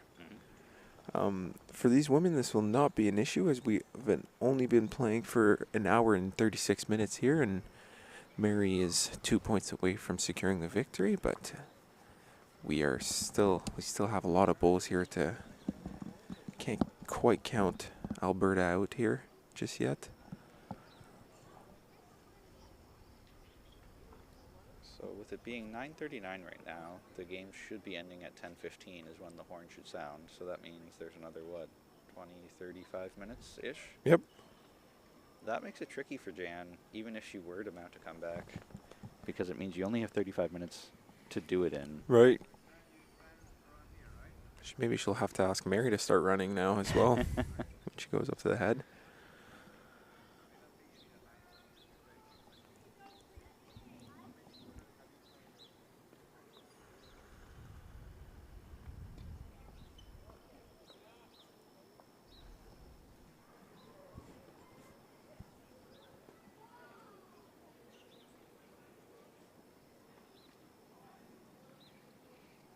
So Mary's starting us off here with her first bowl coming on her backhand.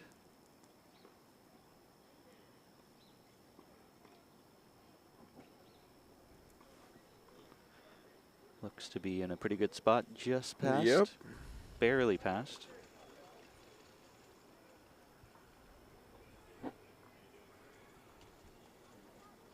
Jan's looking to follow her down, and that's a much narrower line. It is very narrow, you're right. So clearly whatever bowl she's using do not bend much, as that is still finishing up almost the same draw line as Mary. So Mary's looking for 2 to close this game out. She's currently holding 1.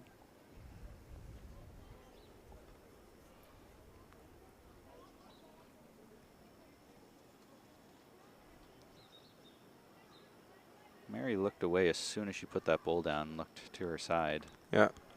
And she's waving at it, shaking her head the whole 9 yards here. She is not impressed with this bowl, but it wasn't that horrendous as she made it seem. Mm-hmm. Maybe a foot short and quite a bit wide, but not terrible. Here comes Robinson here, coming up just short. They're asking who shot, and I guess Jan's last bowl did it. That is shocking. From this angle, I would have thought Mary still had one, but Yeah, but we've been a bit off here with our readings yeah, today. seriously. Between the camera angle and our live angles here, it's hard to decipher as Mary tries to sneak one in here. Just making contact and stealing shot right back.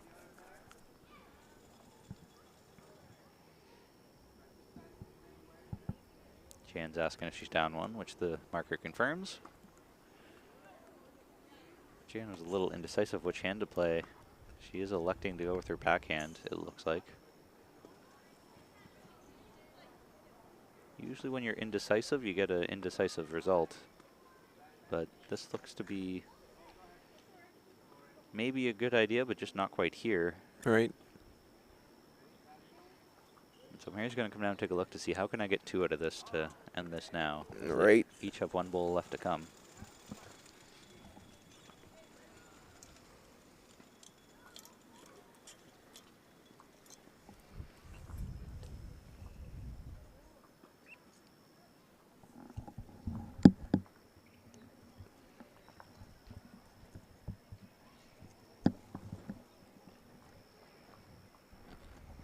As Mary once again taking little to no time here at the head. Deciding what she wants to do, if she wants to attempt to protect that one or just try to end it here. As she does only need 2 points for the victory.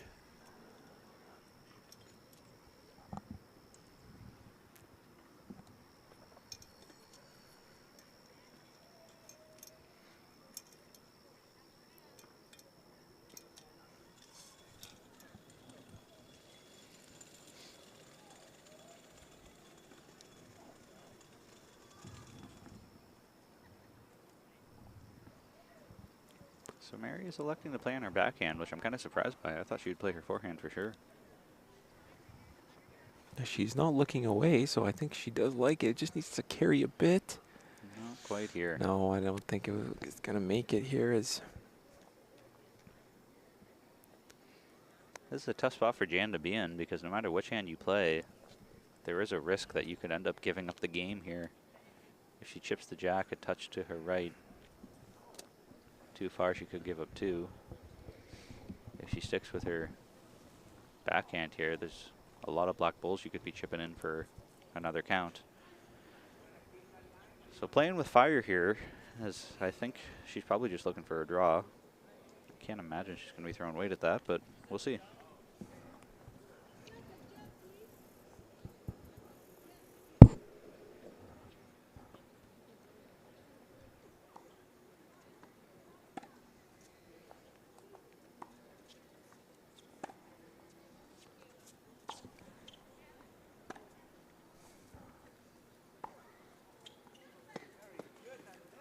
Last bull for Jan. And she is throwing weight. I am surprised by this. Just on the inside, so missed it all. So that'll be at least 1 to Mary.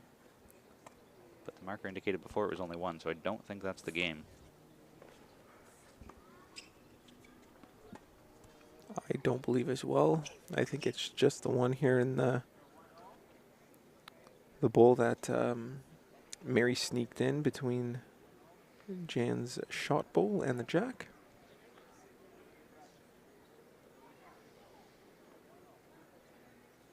They're shaking hands, though, so I think that is the game. All right. Unless we didn't have the right score here. We could have had the wrong which score. would have been on par with how we were trying to guess the score today. But yeah, the scorecards are being signed. It was just the one for Mary, so the score on our scoreboard was incorrect. Huh. We're missing a point. Apologies, folks. I don't think that anyone's going to be too upset by us being off by 1, as that looks like that could have almost been 2 this end anyway. But regardless, that'll make it 21 to 8 for Mary Wright over Jan Robinson. So our next match coming up is the men's match at 10:15 between, I think it's Carter Watson, Saskatchewan. And I believe he's playing BC 3 David Lewis. So that'll be at 10:15 is when they're scheduled to start. But I believe they need some try balls in practice, so it might be closer to 10:30. So tune back then for our next round. Thanks for commentating with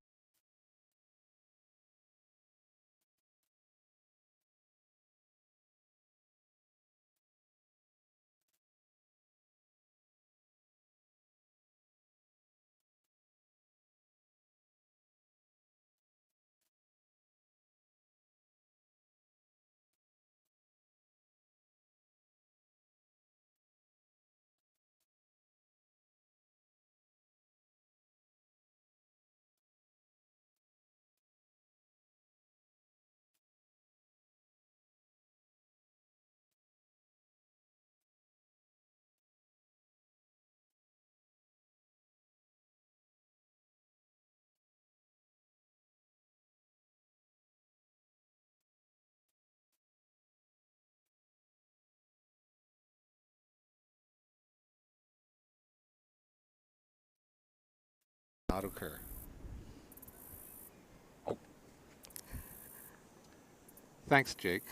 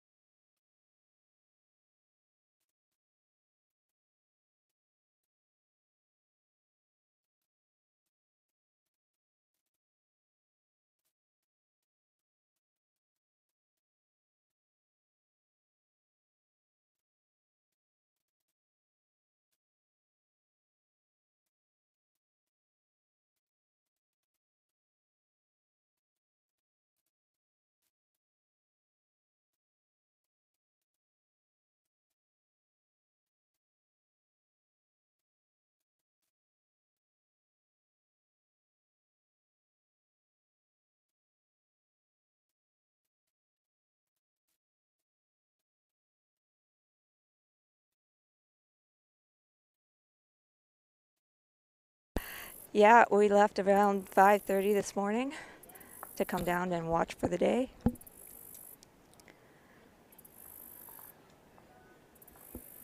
Good drive from Chesley. Yeah, there was a little bit of construction on the way down, but we avoided most of those roads as best we could. Yeah. And for those not familiar, Chesley is north of Hanover. And if you're not familiar where Hanover, Ontario is, it's north of London. About just over a 2-hour drive. Oh, I think that's a little light here.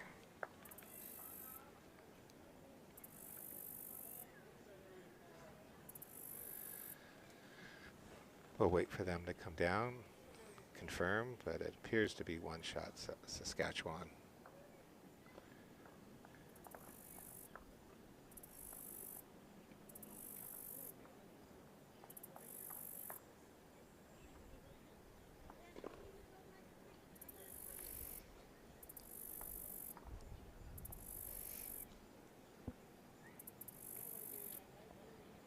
Oh, they're going to measure. It's close enough for a measure.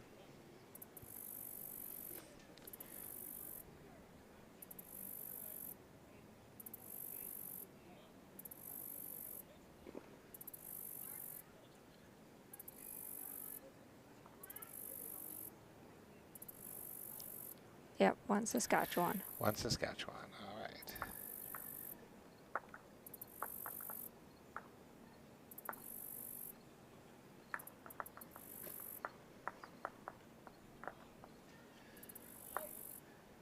So the games have been limited to 2 hours and 15 minutes now, making up for essentially 1.5 rounds that were not completed yesterday, and they will remain at the 2 hour and 15-minute time limit for the remainder of this event.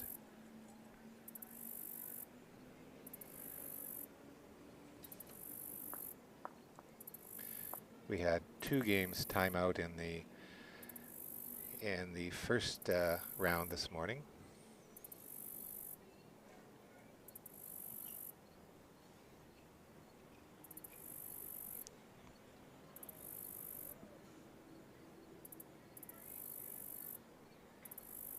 Lovely start to the end for Saskatchewan. First ball pressure. Yeah. See how David responds.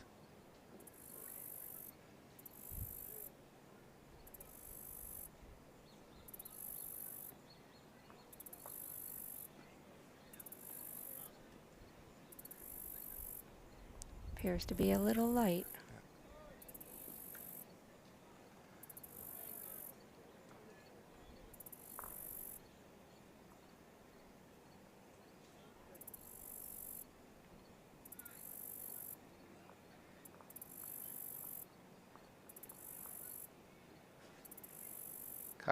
Carter's by, but he has the tee covered now. Carter is a member of the current high performance squad, along with his brother Brendan.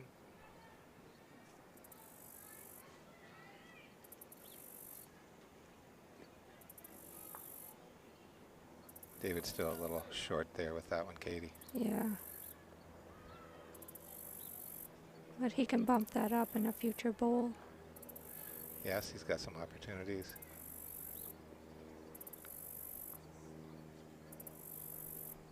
That one's a little long too.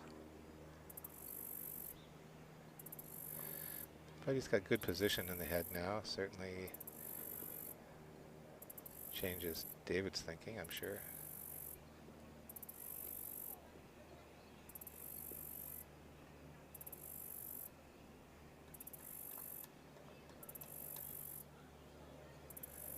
Just a little narrow. But got a piece of his own bowl, so. Yeah. Did he bump it enough is the question. Yeah. We need that boom camera over the head so, so we can see.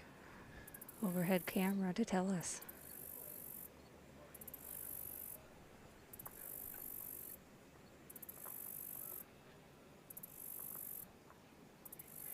Carter's decided to change sides, play his backhand here.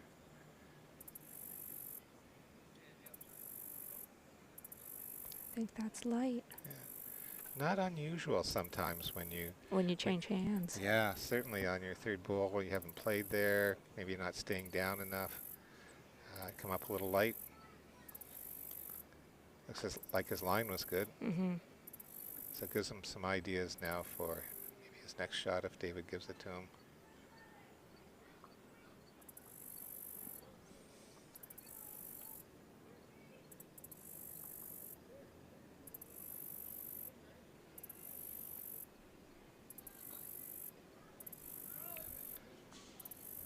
That's a little wide. He's not going to come in from out there.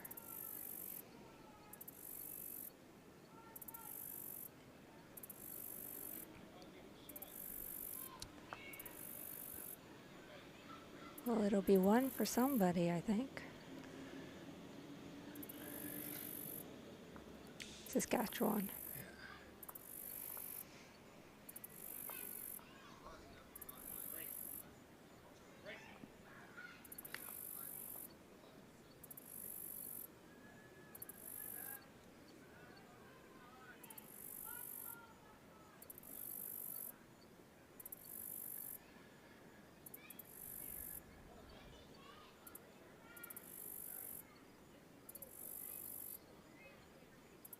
These guys are moving along. They should be well within the time limit, I hope. Yeah. 2 hours and 15 minutes should be plenty of time to play a singles. It definitely should. It's what's used internationally, 2 hours and 15 minutes in singles, 2 hours and 15 minutes in 3-bowl pairs, 18 ends, and the same in triples, as well as fours, but they only play in fours internationally. They only play 15 ends.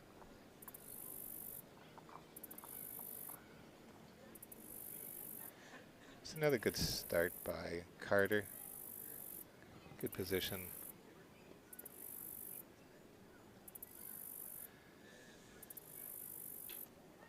David responds well, though. We'll see what Carter's got in store for him.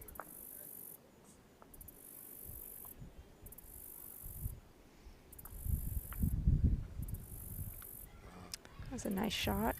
Yeah, Carter moves the jack back. to his own bowl. Yeah.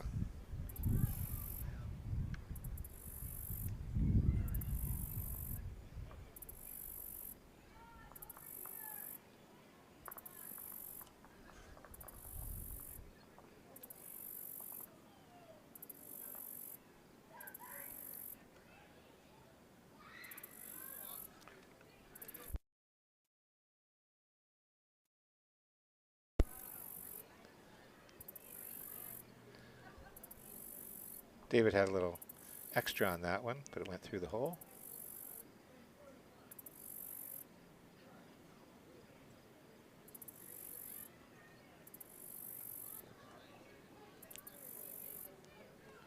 That was probably a good miss there, Katie. Yeah. Could have rolled that bowl over and you would have been down one. I think he was trying just to nudge that red bowl just a little out of the way.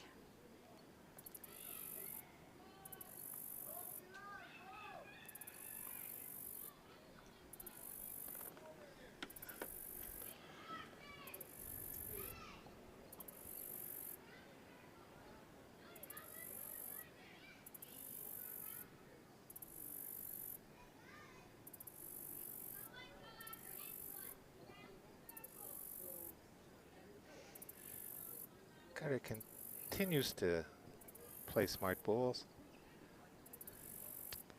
Yes, he's got good position bowls. If he moves that jack at all.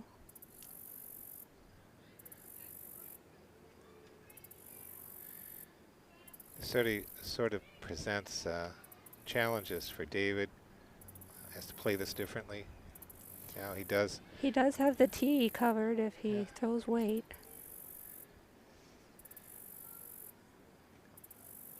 Might be early for that in this game. It's only 2-0. We'll see what he comes up with here, Yeah. Katie.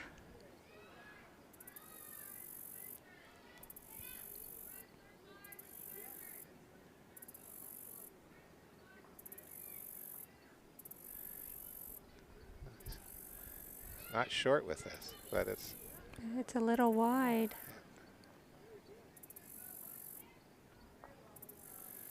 yeah, Carter's going to pick up one again.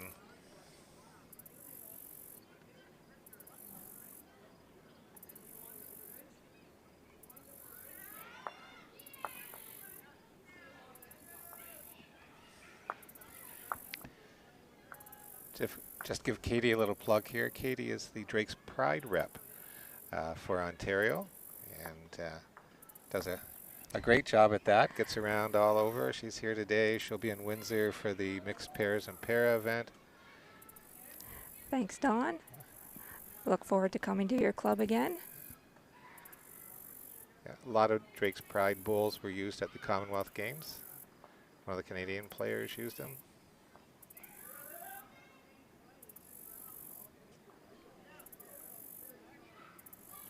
And their greens were much the same pace as they are here, so the professionals worked quite well there. I've heard that professional bowls are widely used.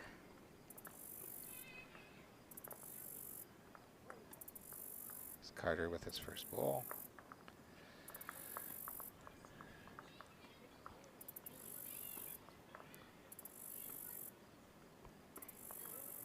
Just a little heavy on his first shot.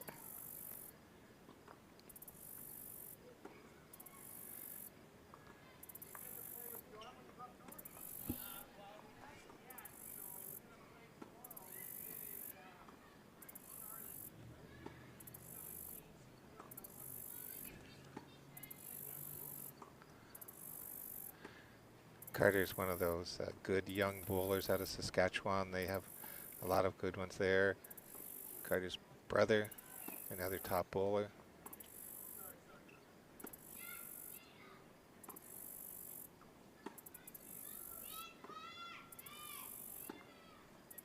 Yeah, Carter's always had good position so far, Katie. You know, Yes.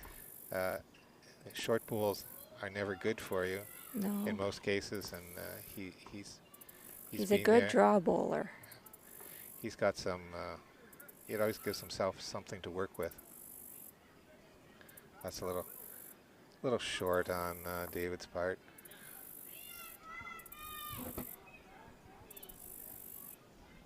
I didn't catch that signal. Katie, of who was up down there. So we'll have to Carter is sitting 1. sit one.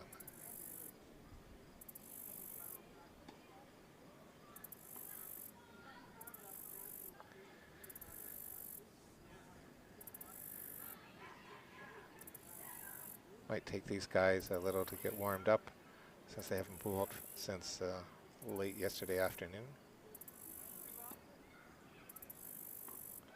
Here's David's third bowl. Coming in nicely. Yes, that looks good. I don't know, did he hit that far enough back? To maybe lay 2. We'll see what Carter has here. That one looks too wide. Seems to be a tendency on that side. Like if you get out too far, they're both just on both sides. They seem to be staying out. Yeah, But they're still wet from overnight, so we'll see. just a bit of a ridge, it's just not finishing. Yeah.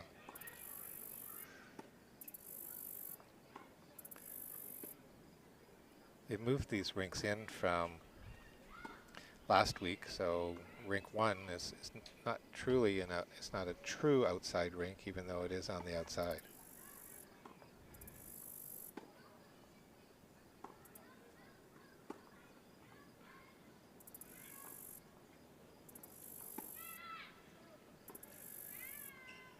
Yeah, David's encouraging that, but I don't think the ball It's listened. not getting there. Yeah.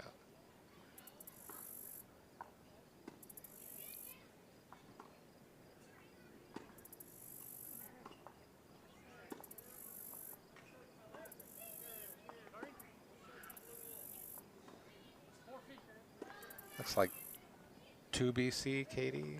I didn't see the signal. I didn't see a signal. I don't know if he got 1 or 2. We will find out.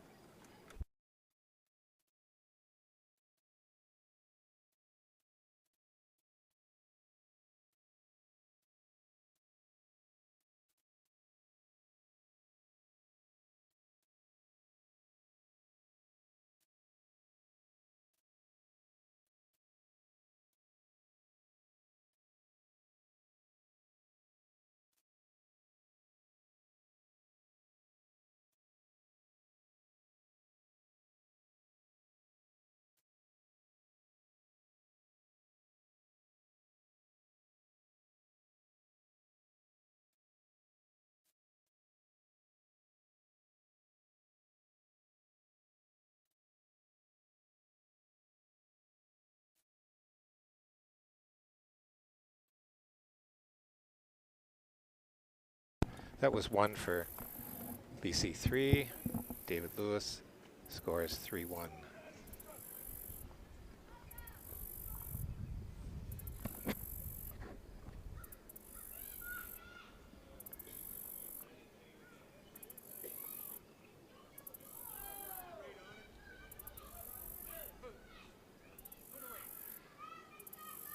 A lot of good games going on around us, Katie. We've got Steve Ogden from Nova Scotia, who's gold medal pairs skip, versus Mike McNorton from Ontario.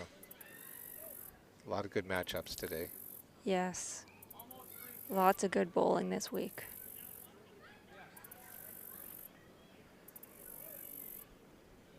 So as you can see, BC is lying 1 here. Here is Carter's second bowl. He got a nice wick there. Yeah, might have been the only way to get there, Katie. You never know. Yeah. But it worked out for him, that's for sure. They happen. Those wicks can help you.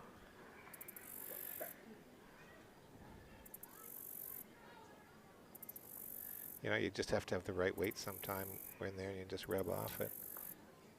But David had a good response there, maybe a little short.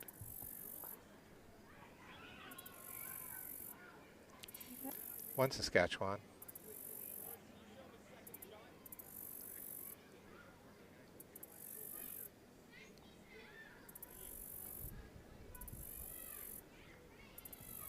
Gonna try for another wick. Nope. Jeez, almost. Almost.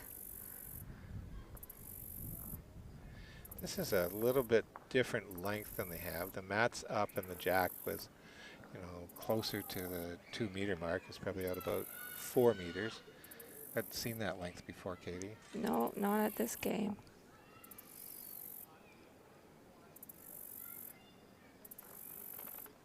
It can become a strategy in any game, but certainly in singles, the movement of the mat, changing length.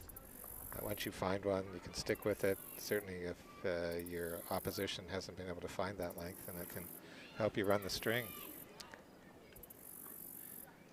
Well, when you're down, you just want to mix it up, see if you can find something that works for you. Yeah.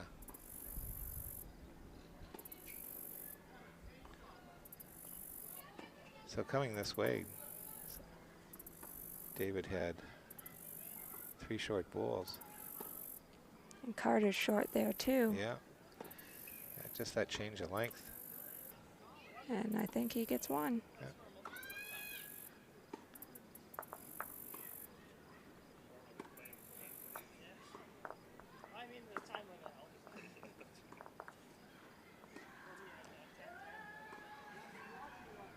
So 4-1 now for Saskatchewan.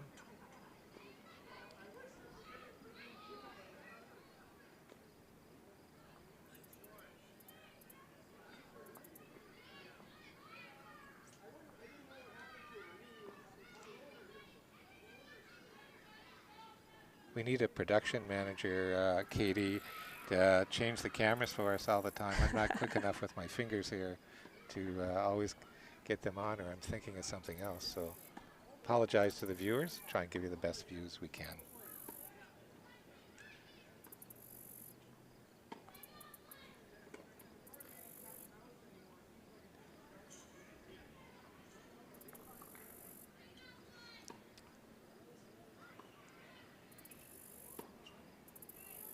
That was a good start by Carter.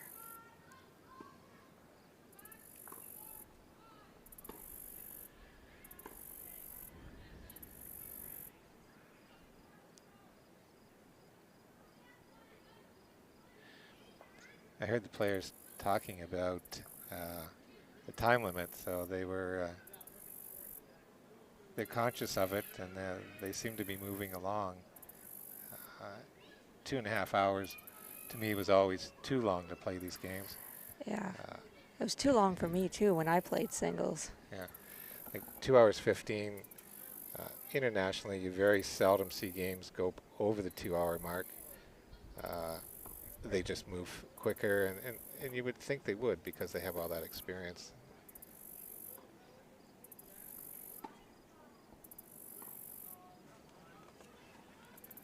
So that's definitely one shot for BC. That was a lovely shot he made.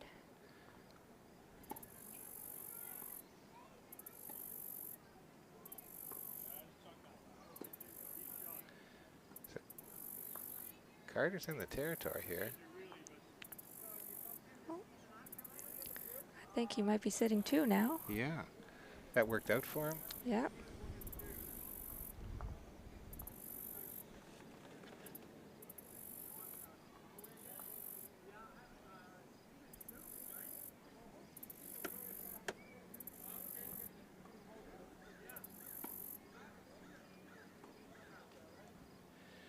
See, John Seitman is viewing, probably sitting at home with his gold medal or a silver medal someplace there. It was an excellent week for Nova Scotia overall, but certainly the young Nova Scotia Fours team really showed people they could play bowls.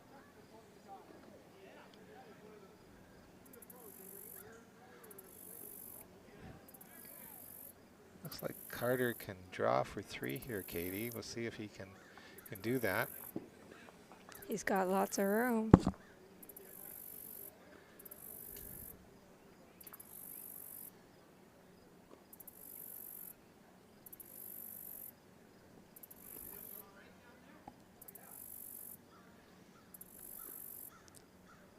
Looks like 3 to yeah, me. you can't get much better than that. No. He's really put the pressure on now. Yeah.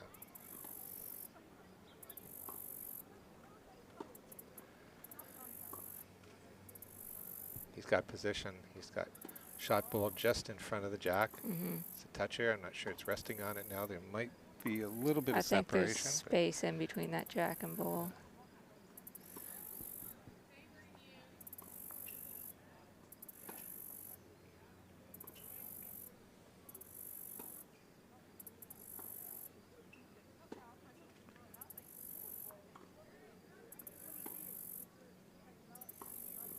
That's not going to come back. No, it's that you get that outside run and it just won't come back for you. So it could be 3 here for Carter. We'll see what they say.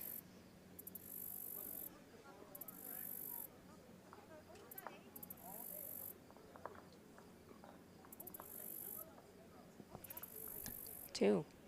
Yeah, I think I heard 2 there. They're at the far end. We'll check, confirm that for sure. It looks like 2 Saskatchewan at the moment.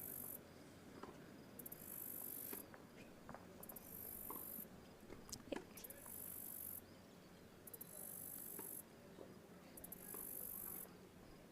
6-1.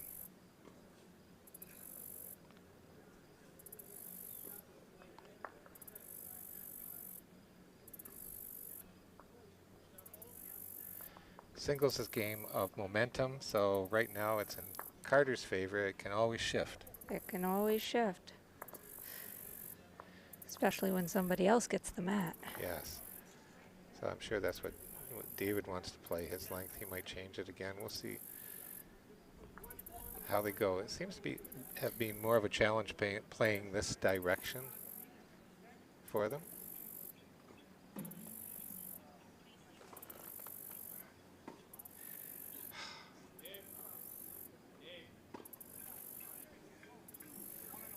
That was a good line, just a little light.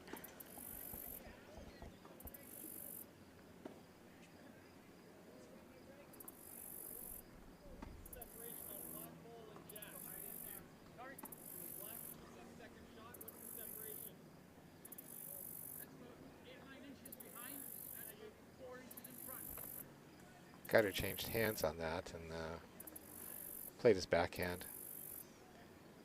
It's been narrow on the forehand coming this way, so maybe we'll see him change his strategy and stay on that side of the rink. Lovely bull here Yeah. for David. Yeah, David just dropped in behind.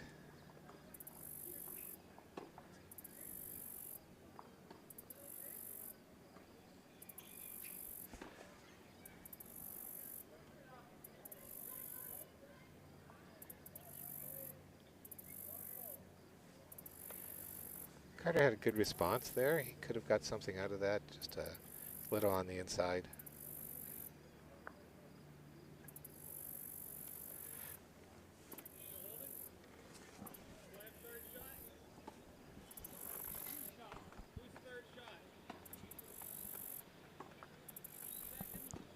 Nice there, Katie. Yes.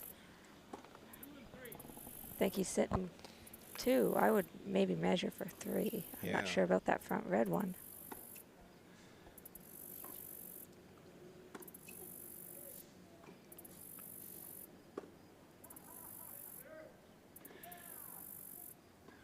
Well, that was a good response. That was. I think that certainly it takes the one out front away. Yeah, for sure.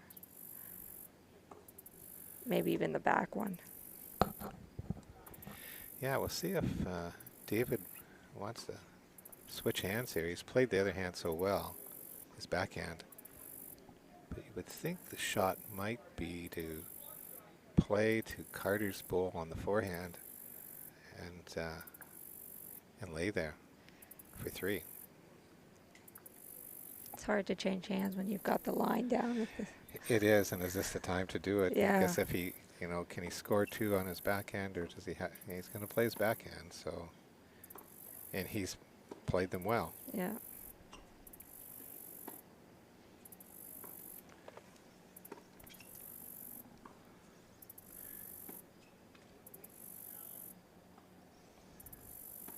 How was the road? It was. 1. 1 BC.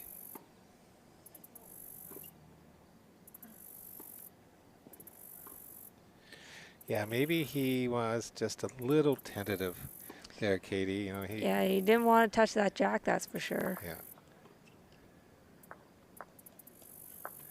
It's okay to give ones, Yeah. especially if you're picking up twos. Maybe that's the momentum he needed to just start. Yeah, he had 2 really good bowls there, and he obviously knows the line on that side.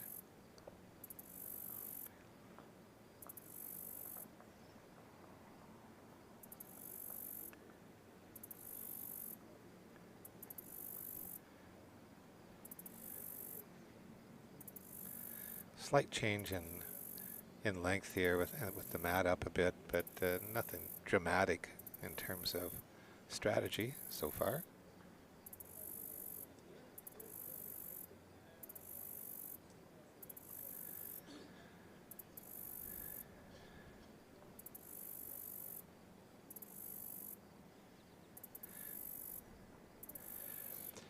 That gives Carter lots of room, so you really need that first bowl pressure. Mm-hmm.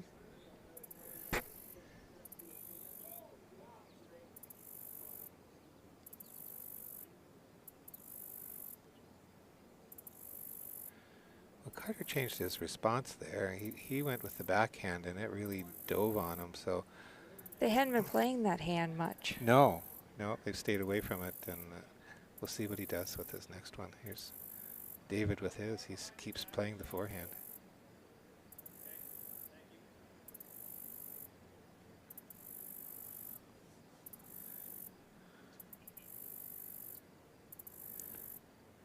That was a much better bowl. Carter's going back to his forehand.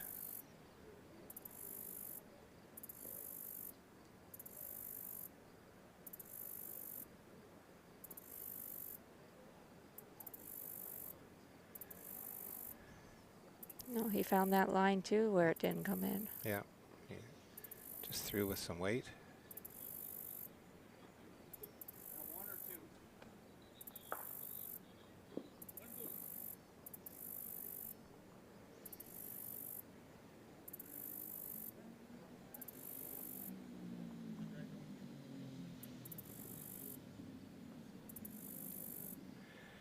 A lot of volunteers out here today, Katie, they're acting as markers. The volunteers have been great the whole event here. Oh, that's what you need to put on these types of events is all the volunteers to help you. Yeah, Burlington's done a great job. People from other areas have come in and helped as well, so it just shows you for the love of bowls. Here's our head umpire, George Kubis, walking by, making sure that we are doing everything correctly as well, Katie. He'll keep you in line. George brings so much experience to this and makes the event run much smoother. Players respect him, so they know when he says something that he's right. That's what you need. He doesn't interfere, and that he's here to help when required. And he's got a great crew with him as well.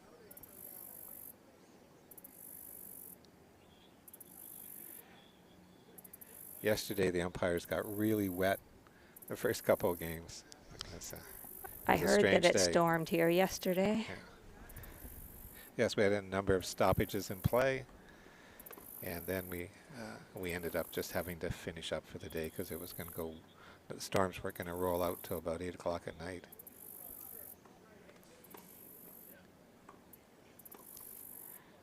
That's a pretty good blocker he moved over there.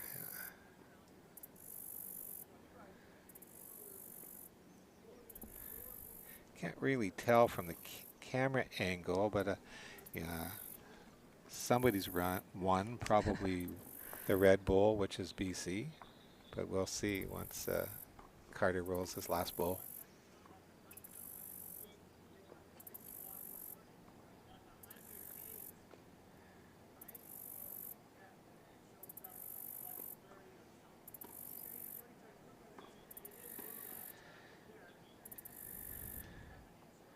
Carter just He's upped the throwing weight a a lot little of bit. weight here and missed everything. Yes, except his bowl, but that didn't hurt him. It didn't hurt him. So I'm guessing that I'm guessing he was down. Yeah,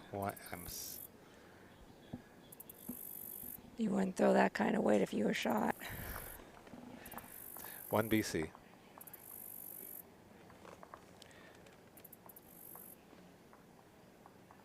Six three.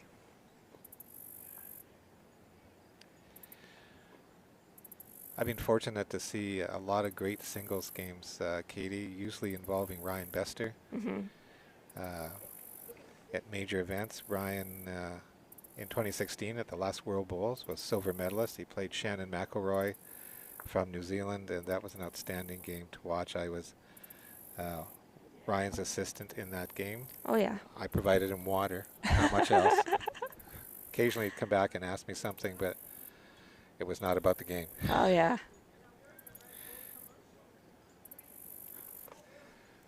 Ryan's a great bowler. He is.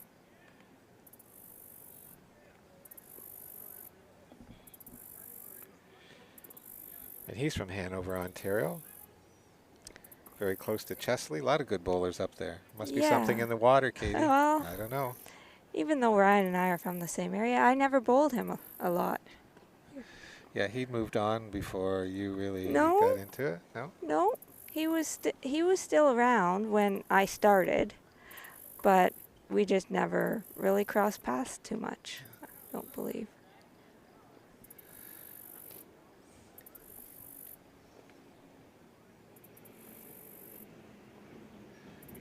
Both short bowls, a little long. Jack is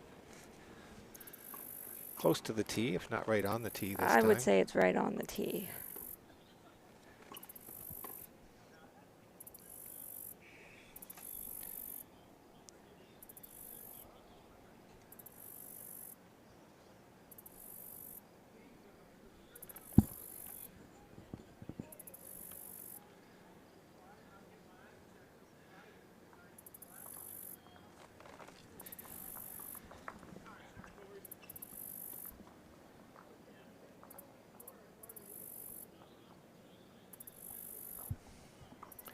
So Carter is one shot just behind the Jack now.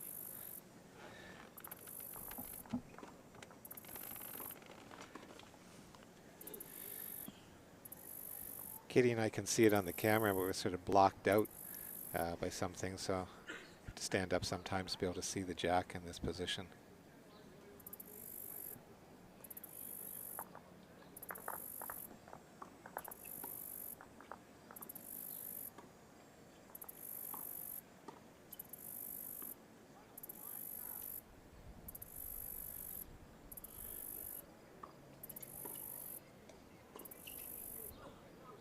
Oh, lovely. David had a nice bowl there. He's laying shot. Looks like it's only one, but it's close. It could be a measure for second here. The marker said that Carter was shot before that bowl.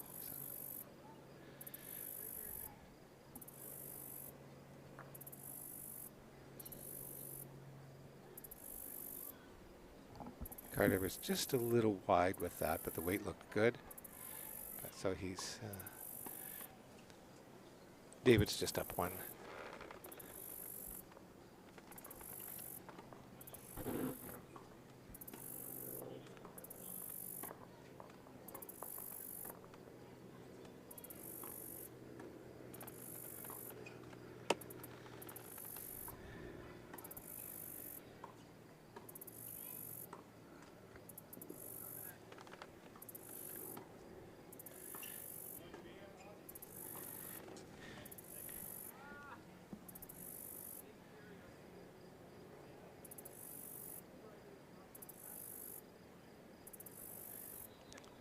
I think that's second shot now. Yeah, certainly looks like it, Katie.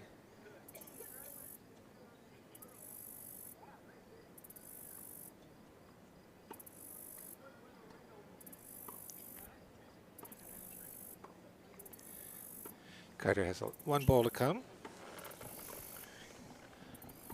See Sarah Van Stegen has been watching. Sarah is the mother of Bailey.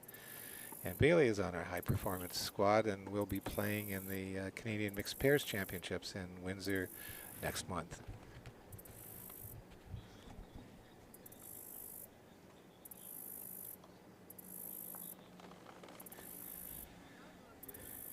Got a little bit of weight here.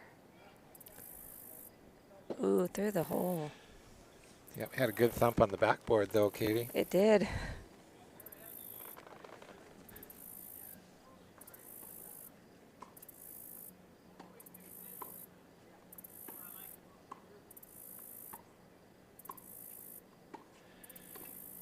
David's sort of looking around the head. He's giving it a good look. Definitely taking one out. Just one shot for BC. Thought that other one was closer. Yeah, me too.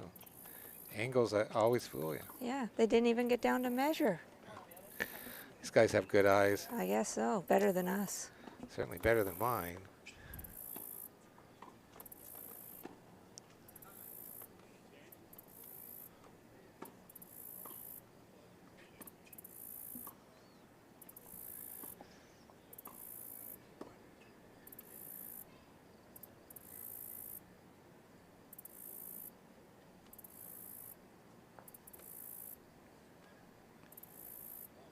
Jack's probably about 4 meters out, so this is more than a medium length Jack, for sure.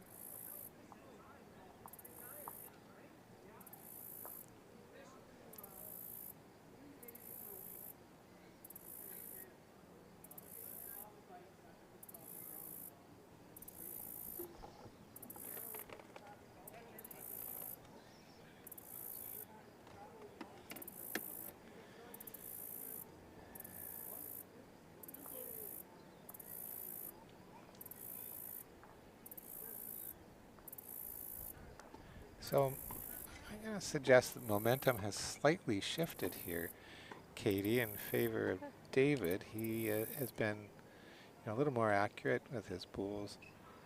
He's Last few liking ends. those longer ends, it seems. Yeah. Although he found that ridge with this bowl. Yeah, it seems to be an easy one to find.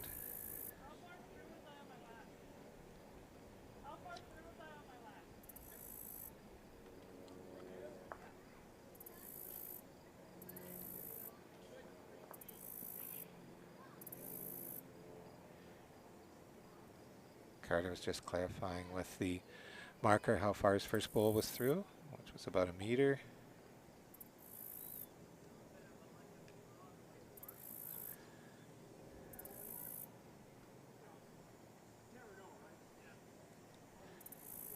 And he was a little more than 1 meter through that time, Katie. Yeah, that didn't come back and was longer than the first one.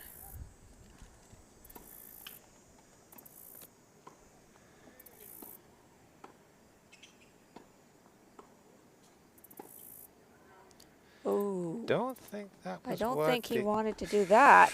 No, I guess maybe Carter knew what was going to happen, Katie. A little. He had some good position bowls back there. Yeah, he knew what was going to happen. So maybe a good scouting report, or maybe just luck. Yeah, you need a bit of luck in this game. Always.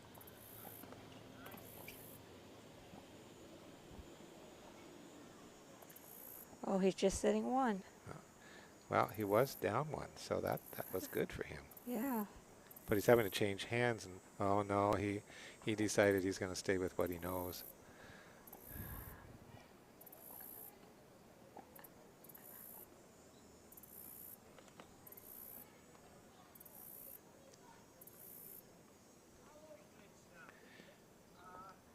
Well, I'd say he might have two now. Yeah, it might have worked out for him.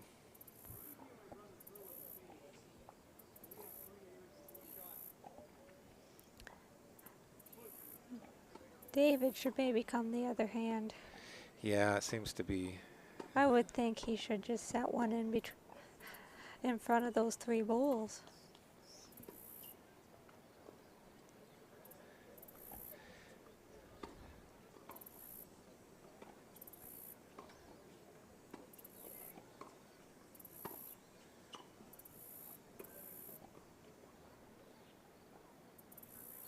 He's taking his time here, Katie, thinking this over.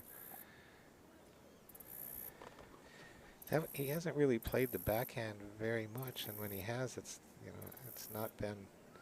It hasn't worked out for him. So we'll see what happens. Well, Neither one really played that side too Yeah. much so far. No. And the ones that did play it, it really bent. Yeah, so he's going to play it. We'll see what happens here. See if he can do this. No, it's cutting too much. Yeah, That side has a swing to it. big swing. And but I wonder if there's a point of no return. Yeah. You may have to get halfway out on the other green. Carter having a good look down there.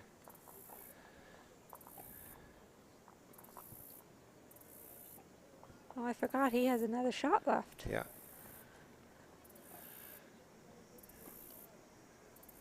So does he stay with the forehand that he knows? And I he would stay with the hand he knows. He got second shot with it.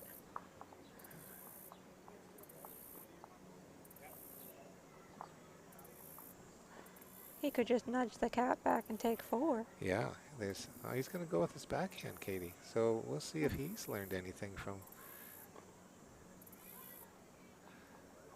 And I'm going to say no. No, it's going over with where David went.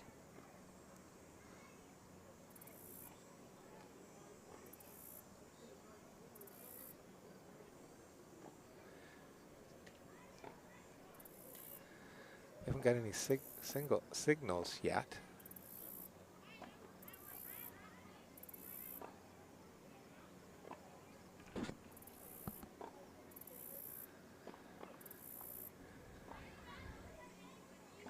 Well, one for sure. Going to measure now. Measure, because he did hit the one back when he Yeah. came in.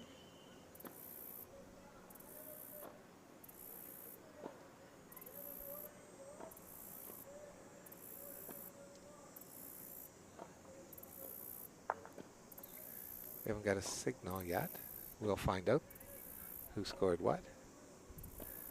We know one for Carter for sure. 1. One for Carter. Katie's doing a great job here in getting information.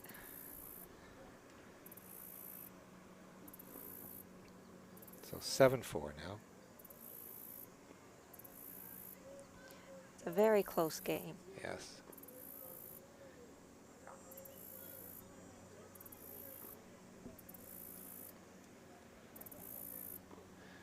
A little shorter jack, Katie. Carter likes to do the short jacks. He seems to have the weight down. Yeah.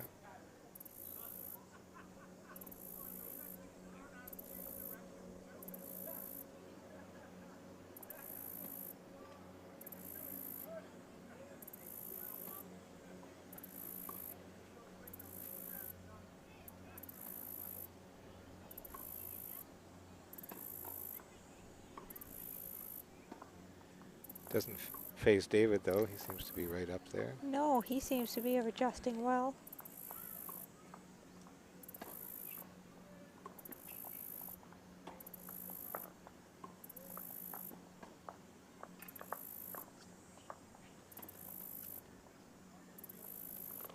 That could be shot.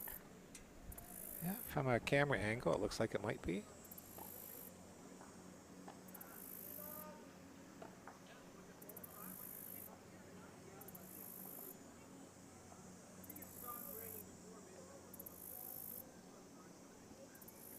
Good response. Mm-hmm. Looks like shot, Katie.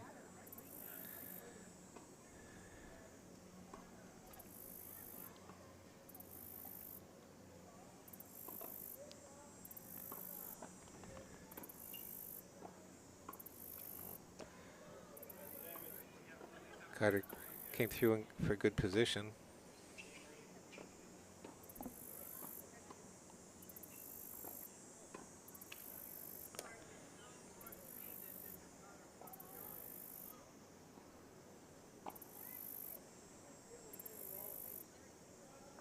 Oh, That's a great position ball. yes. David played that very well.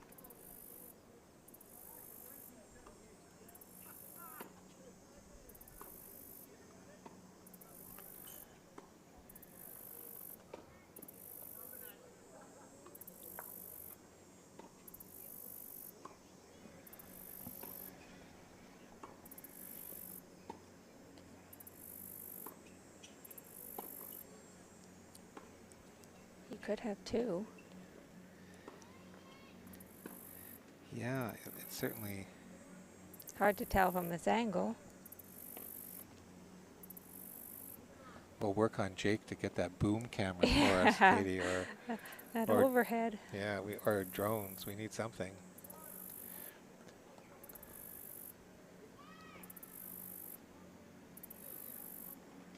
Come in here for a definite two? No. Could be It's the tail hard of to the tell. tail of the tape, maybe. Yeah. Hard to tell how far those two are behind.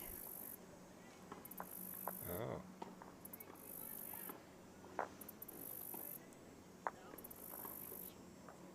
We didn't get a signal there. I don't know how many. We know BC counted, but I don't know. No. 1, 2, 3.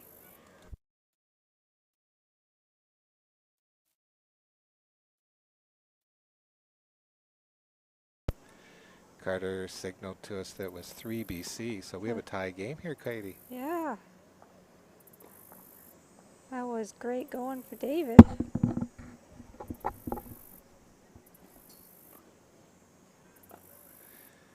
David's changed it up a little bit here too, Katie. Maybe he, That's a shorter one than he's has- been playing. for sure. Maybe he liked the result after the last end. I would like that too. Like after you take 3, keep it going.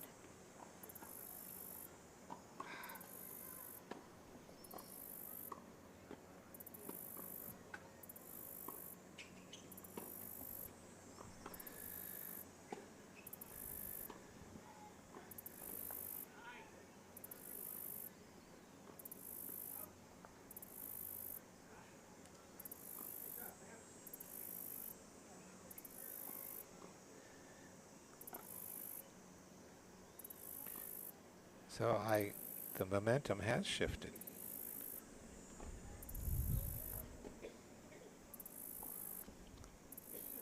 David puts his second ball right on the jack. Puts some pressure on Carter.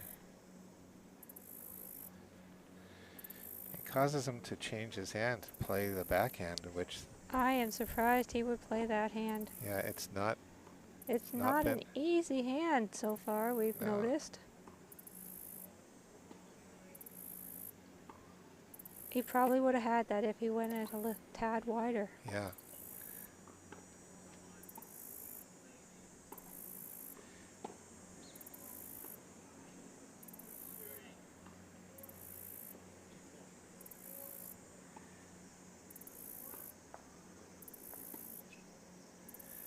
Another nice ball by David.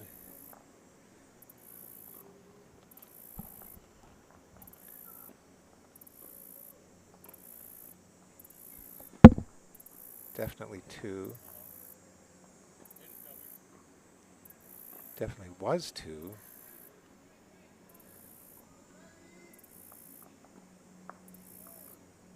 I think just laying 1 now, Katie.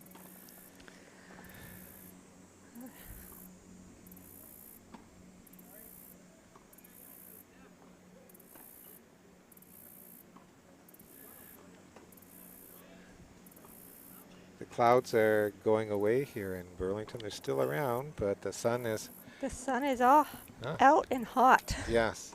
This is not typical late August weather in Ontario, but with the way the world's climate is changing, maybe this is the new norm.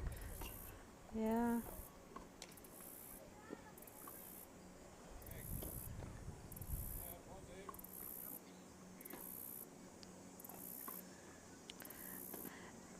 That's a great position ball if he gets a hold of that. Yeah, smart play Yeah. on his part. Yeah, If he can find that line on that side and kick the ball or jack. yeah. If he can get that, the jack's going to move for sure. It's just a matter of how far it's moving.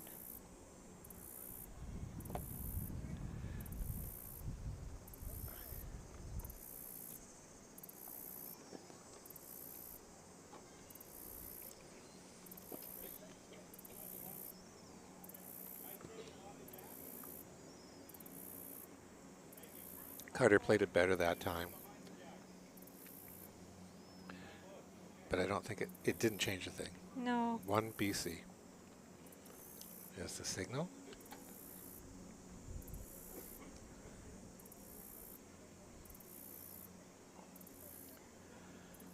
So David Lewis of BC takes his first lead of the game, Katie. See if Carter can change this momentum now.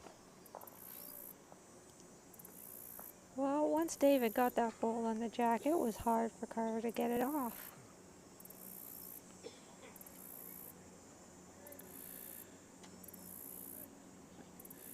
David is staying with that medium length jack. It's working well for him. Why change it? Exactly.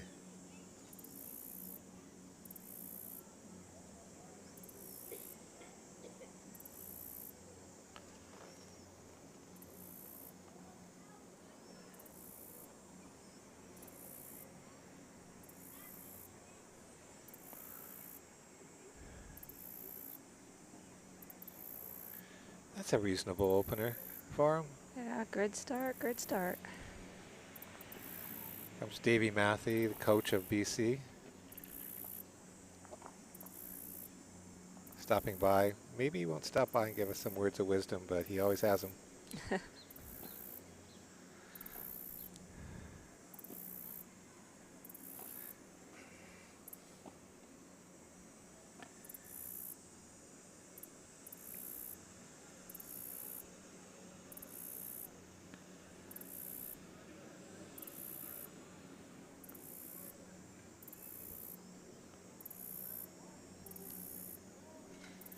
David's been a little short this end to start, but they're in the territory. Present maybe a bit of a challenge to Carter. We'll see what he does with this ball.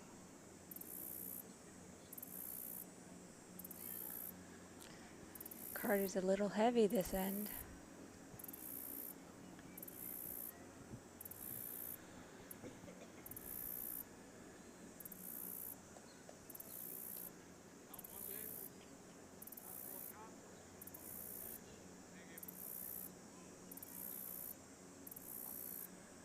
Oh, There he lovely goes. shot. Yes.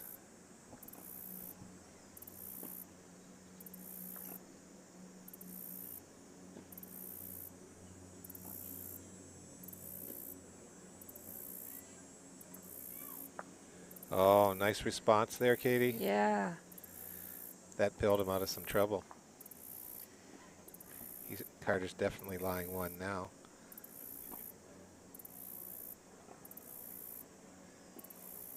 That was a delicate shot. He had to come inside the front red bull. There's risk there, but he had confidence. Yes. That Red Bull is a good blocker. You have to come around it or inside of it.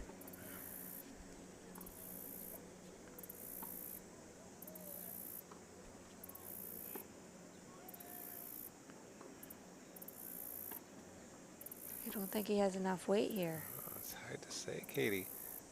Oh. Oh, Well, yeah, I he think might maybe. have done it, yeah. Yeah. That just finished nicely there. It did. I think as the sun's come out, things are starting to dry up, so the pace is coming up a little bit. A little bit. I thought he was going to be a little short. Carter plays his forehand. He's in the territory too. Oh. You know, he got a result, but I still don't think it favored him. Not the one he I think wanted. It's going to be 1 BC, Gonna pretty be sure. 1 BC, yeah. It just took a bad bounce and not his favor.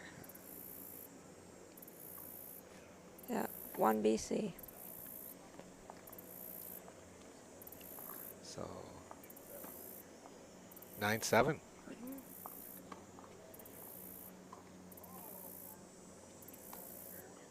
But that should give Carter some confidence. He probably did what he wanted to do there. Just got bounced the wrong direction. Yeah.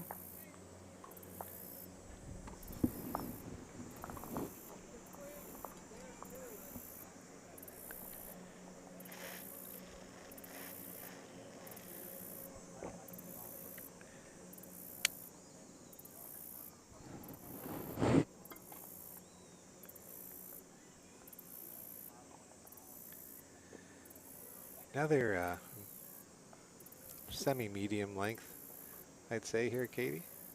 Yeah. So he's staying with what's got him the lead, which is a smart thing to do. It's what you and I would do. It's what we would do, yeah.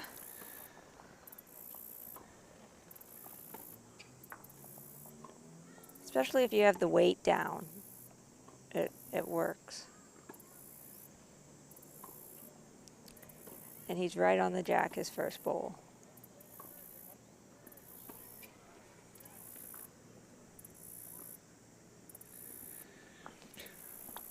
Daryl Fitzgerald, our leading coach in Canada, has made a few comments. Oh, good here. response there. How often do you review and tinker with your delivery? I think some people do it a lot. Not always with the best results. And Colin Docherty piped in and said there's some world-class commentating on here today.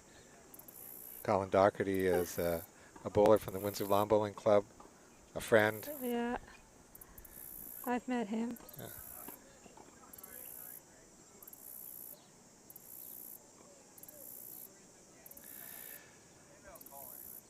You know, in response to Daryl, I don't mess around with my delivery too much. I think in the 40 years I've been bowling, I've maybe changed it twice.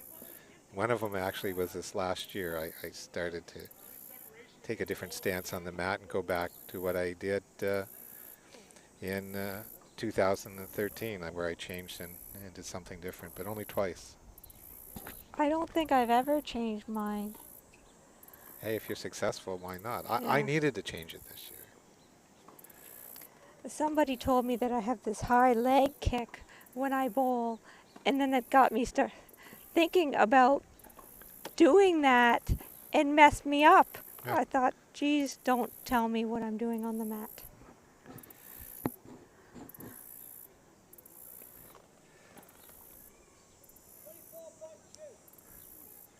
They're building up quite a head there. Yeah, this is Saskatchewan's sitting one, it looks like.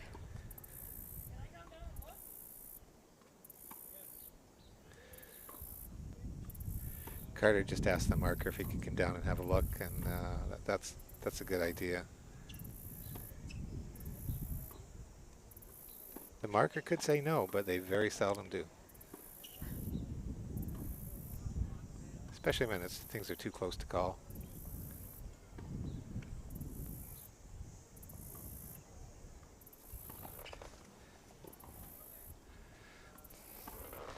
So Carter could have waited and gone down after this bowl, but it was a smart decision to ask. When it's such a tight head.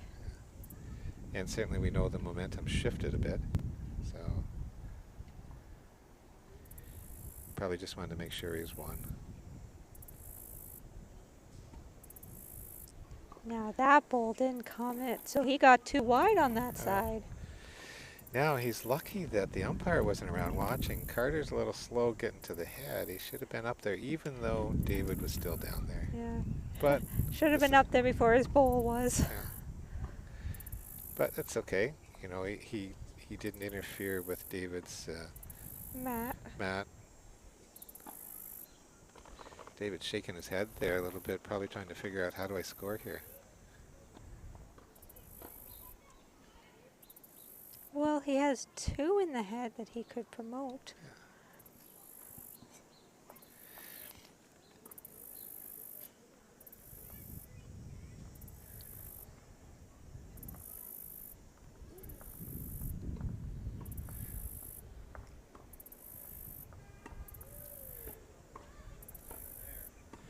He's playing with that swingy side, so we'll see if he can puts draw it in. Yeah.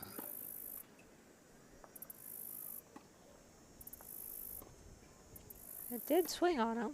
It certainly did. Right through the hole. Yeah.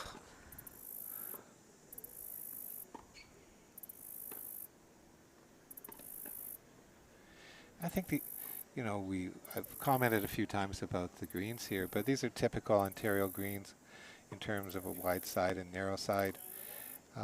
They always, Charlie Roach and his crew do a great job here. The pace is great to play on. Surface is smooth. You can't ask for much more than that in Ontario. No. And he's going for this swingy side too. This one's curling on him. Oh. Well, move something around, hopefully. And he didn't have anything out front, so. No, he hit Carter's bowls, but I don't think he hit them enough. Or he hit David's bowls, but I don't think he hit them enough to change anything. Yeah, 1-2 Saskatchewan. So it's 9-8 now.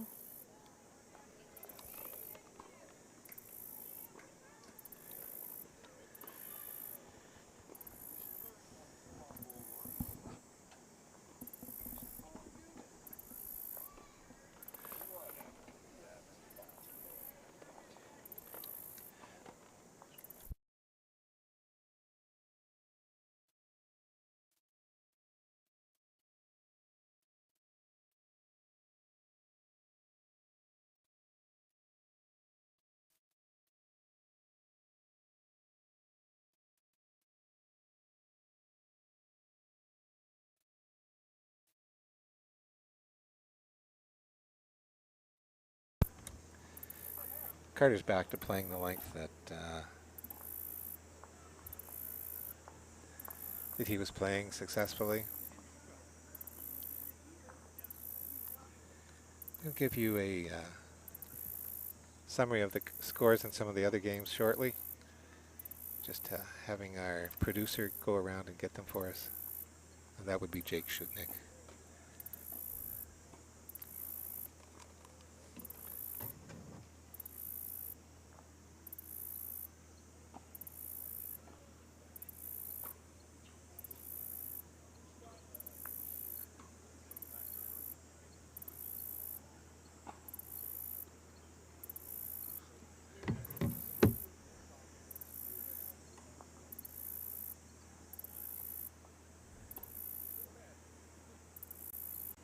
This has been a fairly evenly played game.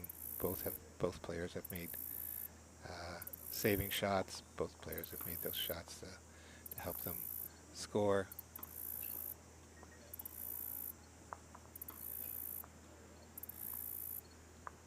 But I say at the moment, I think David maybe has the edge. He certainly has picked up his game.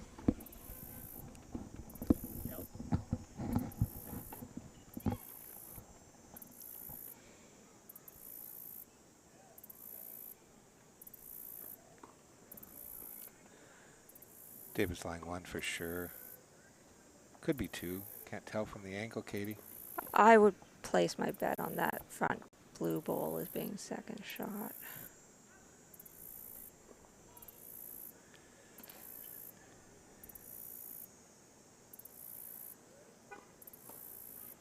Oh, that's second shot now. Nice bowl. Yeah, definitely. Or first shot, really. And he moved that jack just a bit, so that He could be sitting 3. Yeah, it could confirm the back bowl now. Yeah.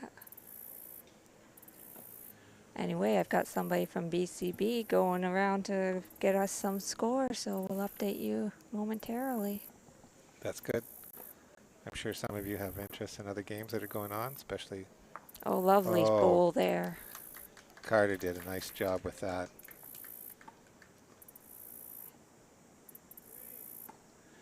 You know, you're probably sitting 3. You have 1 bowl left. Yeah. And He didn't move the jack or anything yeah. with that. No, Carter, you know, that was a great bowl. He walked back up the green thinking about that. Geez, I was laying 3. Yeah. And now I got to score. And I got to roll that ball through, make a great shot myself. We'll see if he can respond.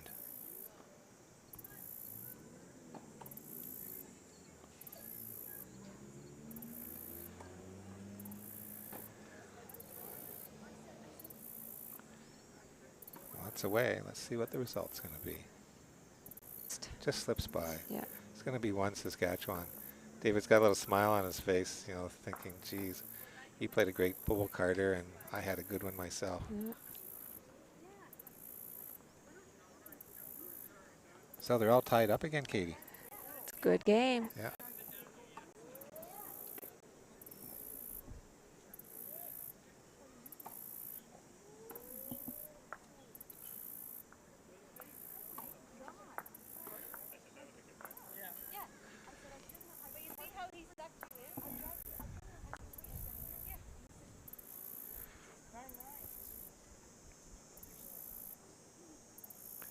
these guys from BCB work hard.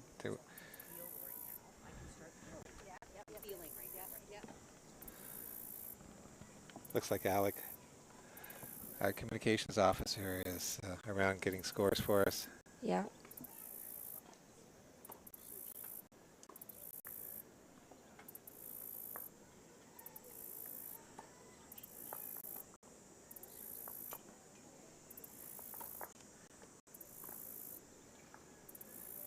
Get this end started with Carter's first ball.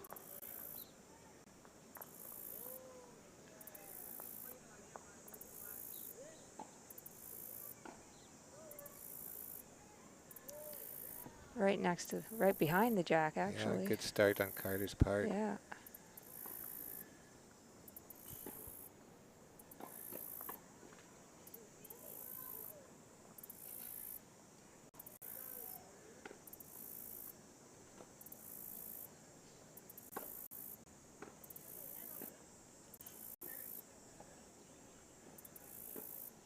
We certainly got a busy couple of days on the schedule now.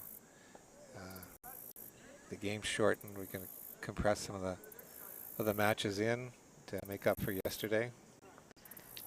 Yeah, there's 5 matches going today. Yeah.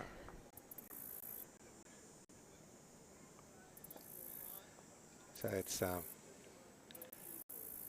yeah, we'll have a better tale of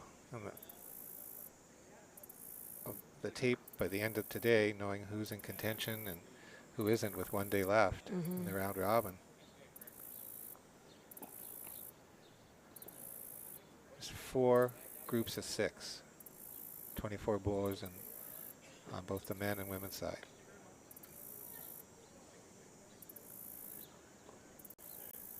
The top 2 from each group will make it through to the quarterfinals.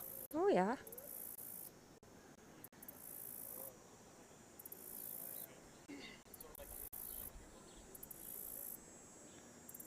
Will there possibly be tiebreakers from the pools?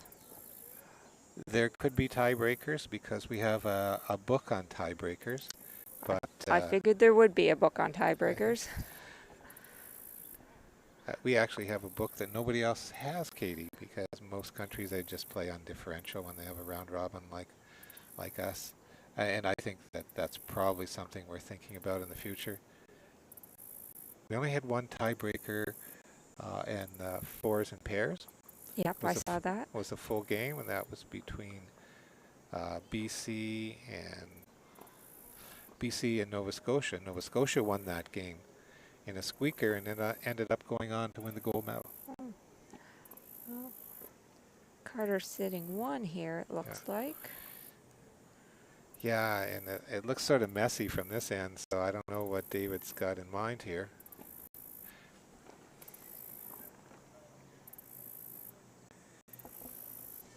Might be one of those ends, just be happy that it's only 1. Yeah. East side. Well, I think it was the only shot he had, so looks like he's in the territory there. Oh my goodness. Oh, yes. I can't.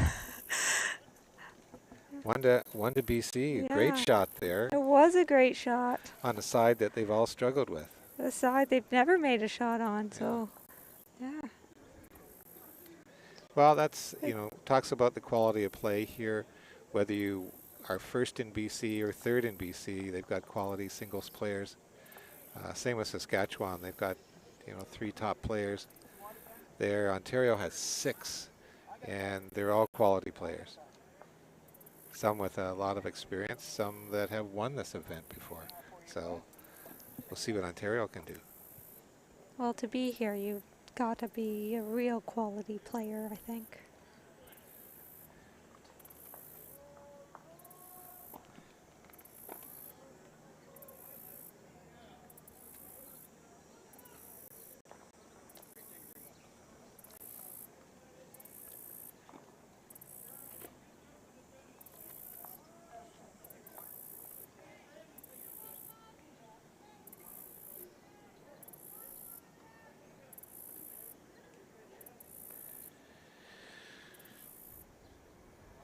That was a good start by David.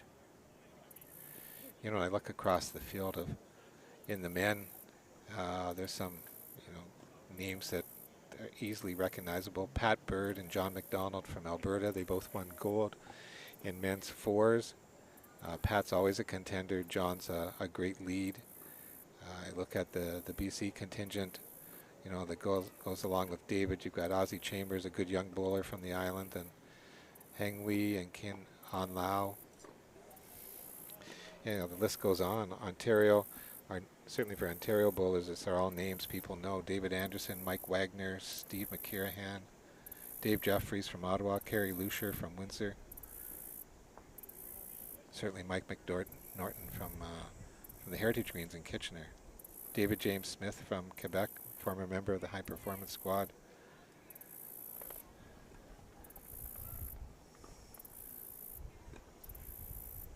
They're building up quite ahead here. Yes, they've picked up play nicely. Then when you look from Saskatchewan, you've got Brandon and Carter Watson. Brandon was the provincial champion, with Daryl Hanoski in the middle. Daryl has played a lot of years and has played in singles finals before. Actually, in 2003 is the last I remember, losing to Ryan Stadnick.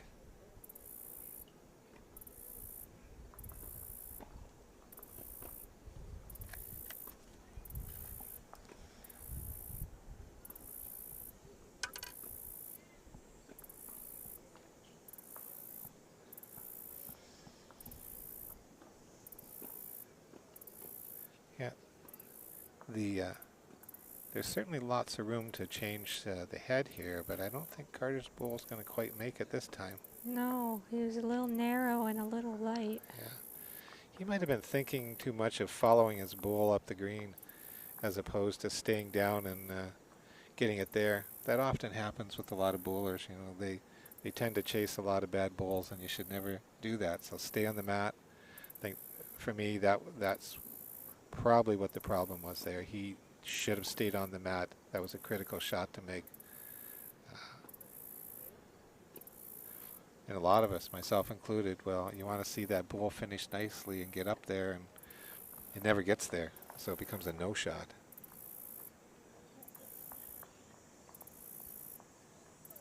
This one's coming in nicely.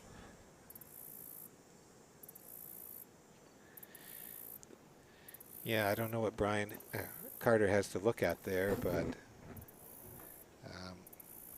it's going to put a little pressure on him. It's either 2 or 3. Yeah.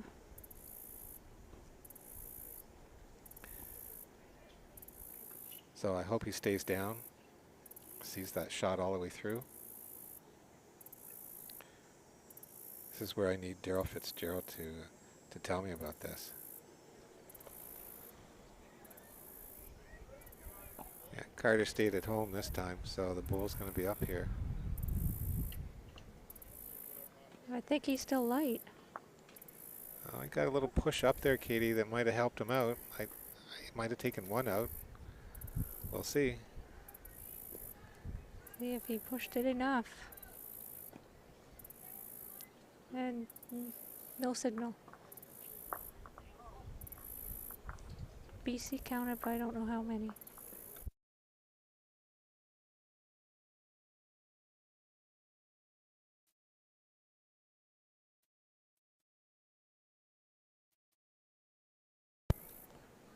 That was 2 shots for BC there.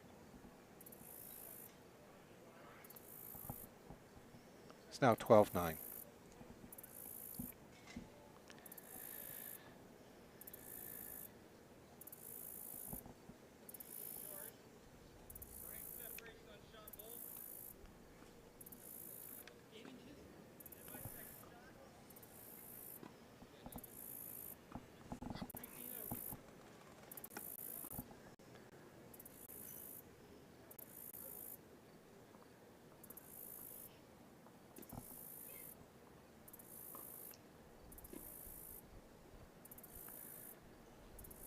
So we had some scores come in.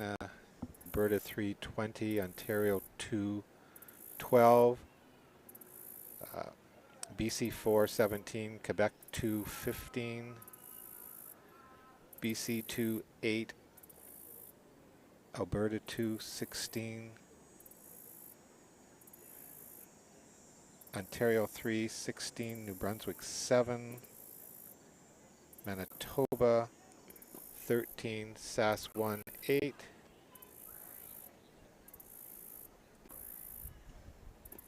Six 15, Saskatchewan 2, 11, and then BC 1, 17, Alberta 1, 11.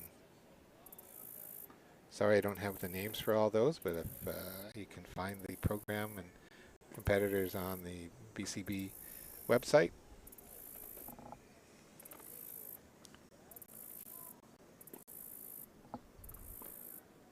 I fell asleep at the switch here, so we'll get you a look at the head now.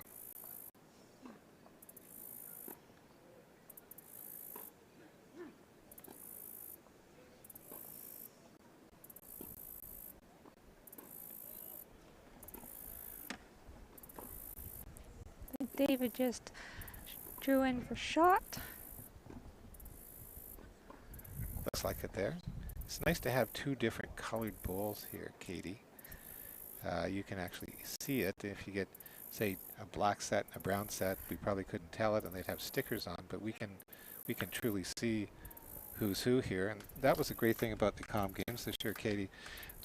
Every team played with either red or blue, and it was very easy for everyone to see who was shot and what was going on, and with all the on the scoreboards. It just makes it much easier. The decals, the stickers that go on, you can't see them from a distance, but we can clearly see the difference here between Red and the blue. That's what I like about the colored bowls. They are different, and they show up when you're at the other end. So can you imagine in a Forest game, everybody having one team red bowls, the other team having another nice bowl there by David, and it just stands out. Mm-hmm. You can see it.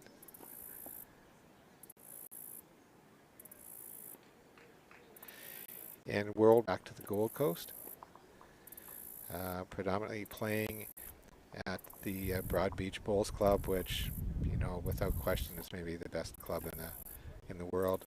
Fantastic greens, 4 great greens, clubhouse like nobody else's, but it's Australia. Yeah. And things are different down there, for sure. All in a great way. Oh, that was unfortunate. Yes. Oh, that was unfortunate. Yes. Because he got his bull. Yeah, so I think David's got 4 there. Yeah, it'll be interesting to see.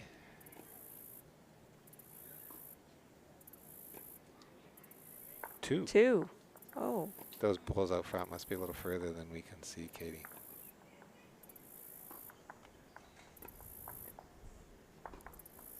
$14.9. They looked a lot closer from Yeah. where we were sitting. So much for our eyes. Yeah, no kidding.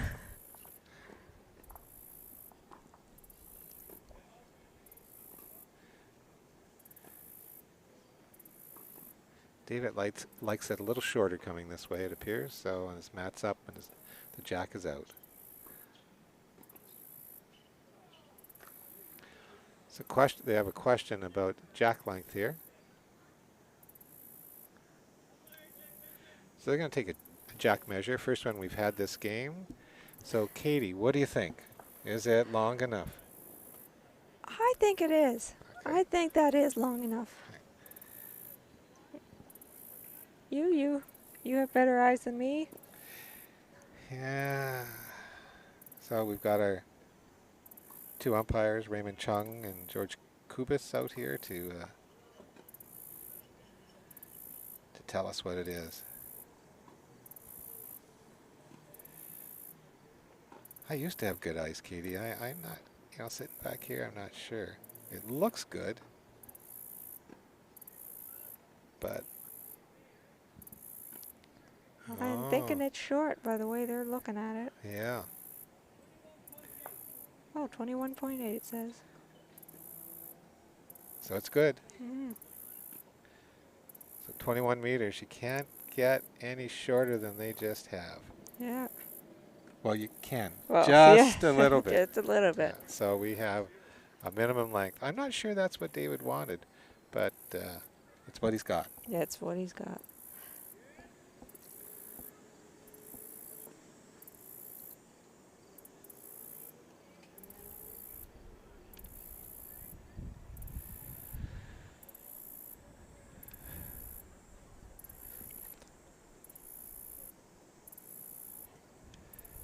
Yeah, this might be a challenge for both of them. They've never had one this short. The pace is picked up.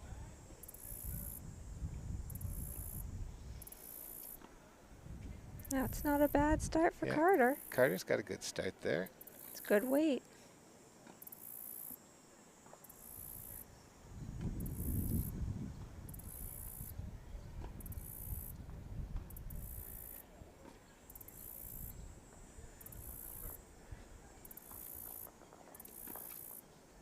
Good response from David there. Looks like it could be shot. I mentioned this once before, Katie, in a previous broadcast. The playing jerseys of all the provinces are really first class now. They really are. Yeah, everybody's stepped up. Ontario's got their new jersey. I like it. It looks good. It's made up of colors from the Ontario coat of arms, and it goes nicely. It still has the burgundy in there that's been traditional in the past. Mm-hmm.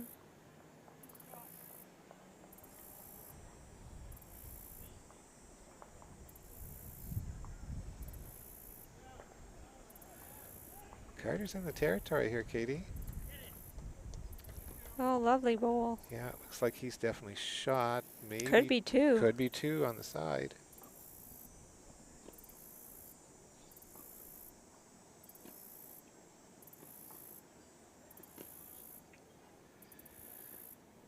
So I think Carter's hoping for a miss here. That gives him a chance to play another bowl. He played those last two shots well on that side. See if David can put some pressure on him. Mm-hmm.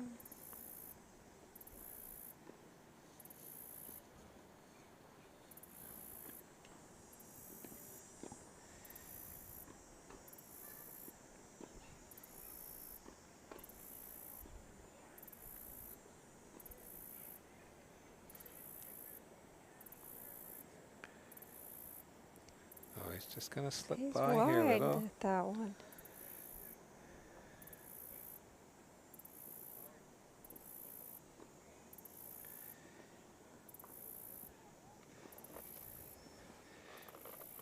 David took his hat off maybe in a little frustration there. He was a little heavy. His line was probably good. If he didn't have so much weight. Yeah, and I think that's, they just haven't played this length before.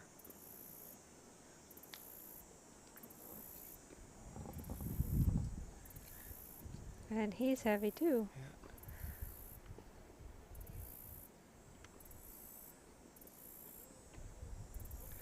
We'll wait for the signal. It's definitely one Saskatchewan. One. Looks like only one. He wants to have a look at it, though, I believe. Let's see.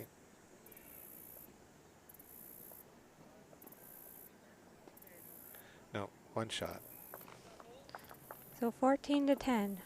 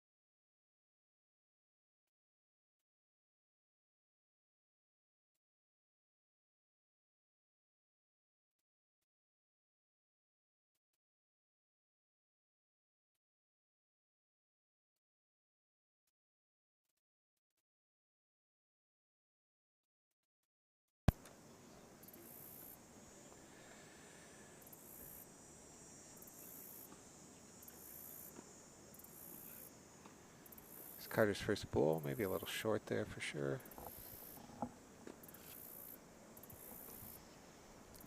A bit of a longer end than the last one, Oh, anyway. definitely, yeah.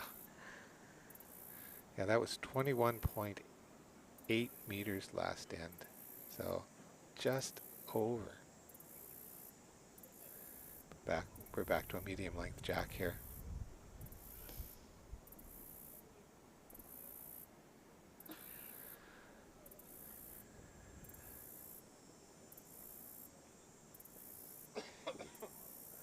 Carter got a nice little rub to bring him back.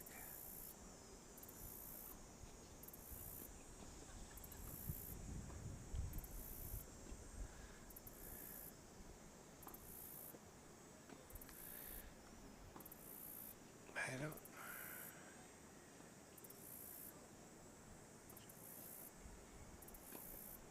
He had a good road there. Yeah, he did. He just needed to have a touch more weight.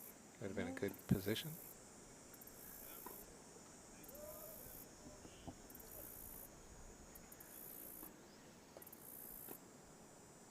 Carter slipped around that nice. Yeah. Don't know. He could be sitting 3 now.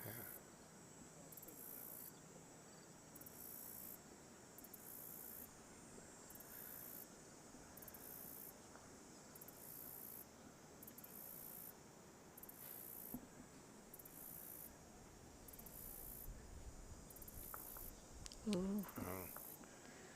Don't know what that did. Not sure. I don't think it helped him much.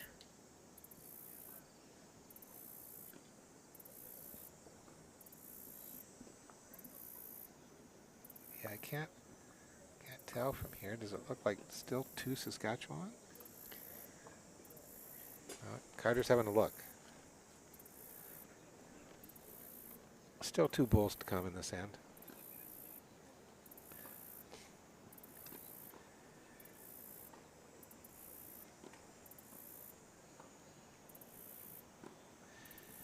So this is the 3rd national championship so far. We had the pairs and fours. We had the youth. The next one up is the mixed pairs in Windsor in September. Mixed pairs and para. And then the seniors following that in BC near the end of September, and it's being played in Victoria.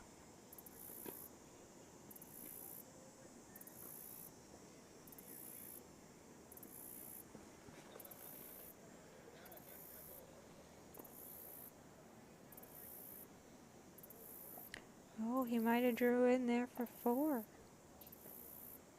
3 anyway, I think.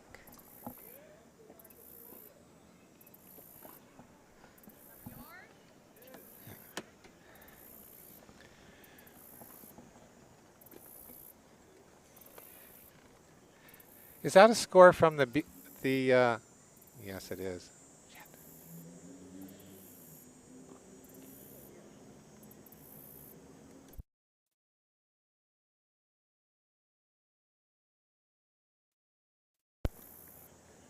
The McNorton Nova Scotia game is over, but Yeah, I Couldn't- saw them take their bowls off. yeah, I couldn't catch the score, the marker as he went by, which you may have heard.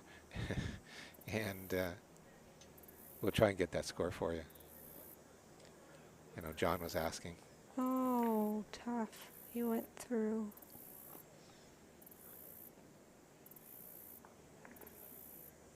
Still looks like Saskatchewan, but I would think he has a couple anyway. 1 out.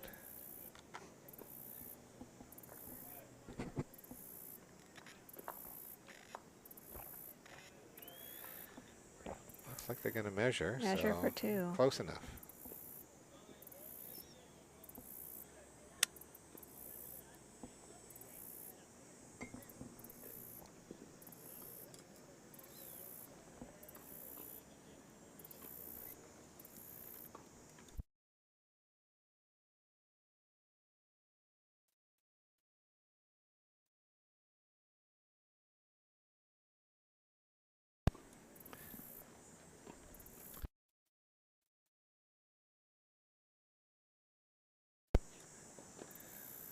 They're going to call the umpire on this.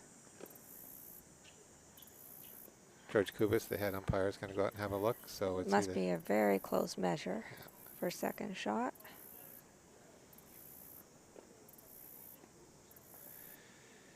So if you can see the umpires there, it's always good if you have two. They work together to line it up, make sure everything's square, so they can get an accurate measurement. George has, you know, he worked hard with his crew prior to them coming here to work. They all know the conditions of play. They're very much on top of it. And that's what we expect from our umpires at this level.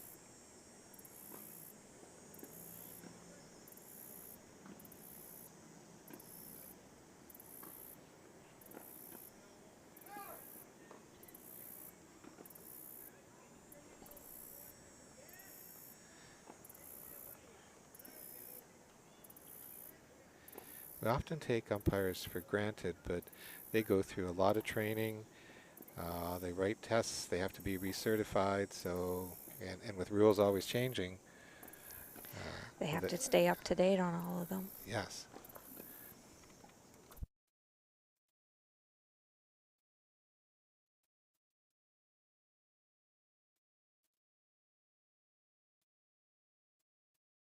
That was 2 Saskatchewan. So it's now 14-12.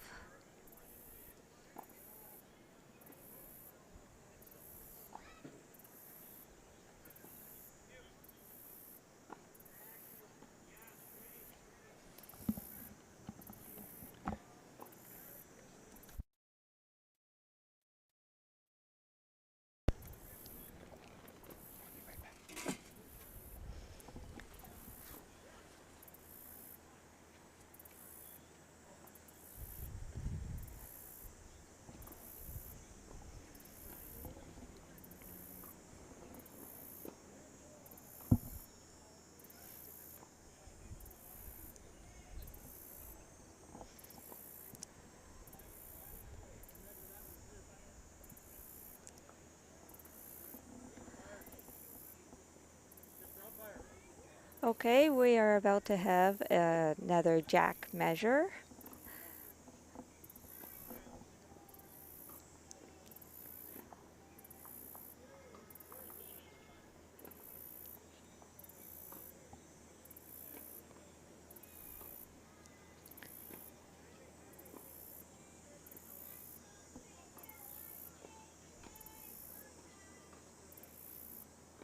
Don has run to grab the Mike McNorton score, so we'll get you up to date on that as soon as he comes back.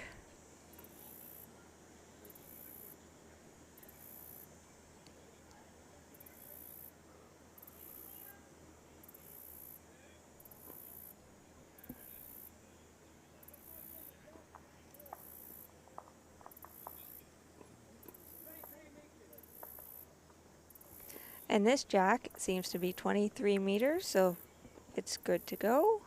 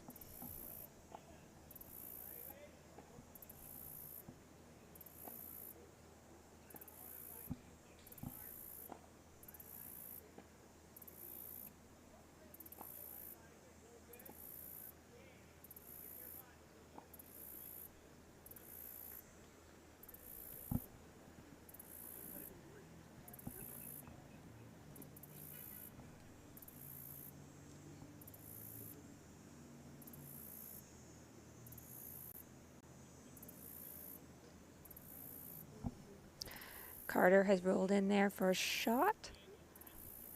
Good weight.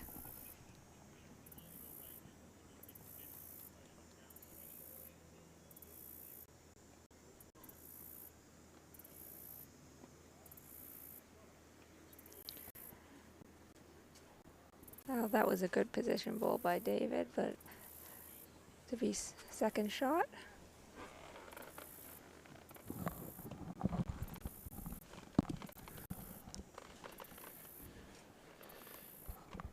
Katie, I have an update on the Ontario-Nova Scotia game, McNorton versus Ogden, and the young Mike McNorton snuck that game out 21-11 over the Okay. veteran from Nova Scotia. Good for him.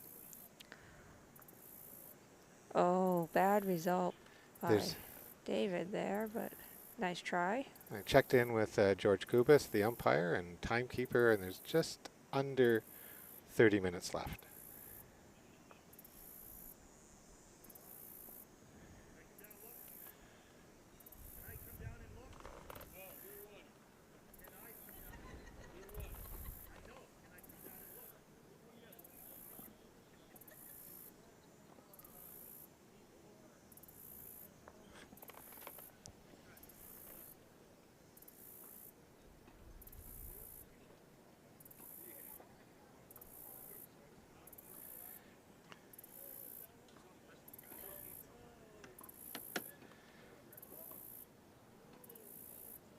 Just a shout out to Sarah. I will try and keep my fingers off the keyboard so you can have a good look at the camera.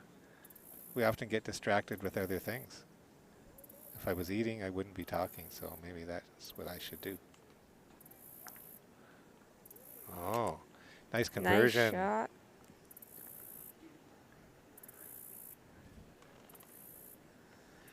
It's going to be 1 BC, 1 Katie. BC.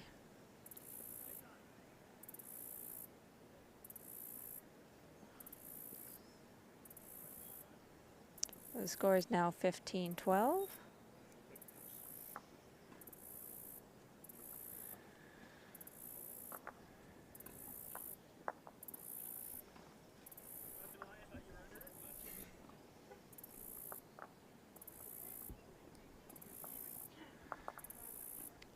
This has looked like it's been an enjoyable game between two tough competitors here. Katie, they, you know, they're chatting back and forth. They're focused on their game. It is a close game, so. But it's they're nice having fun, too. They are having fun too. That's nice to see that.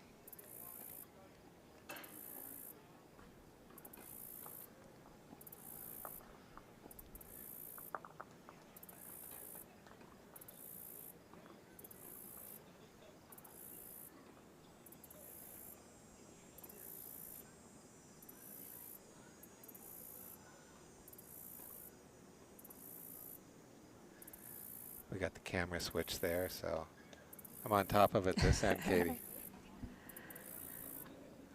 That was a lovely start to this end.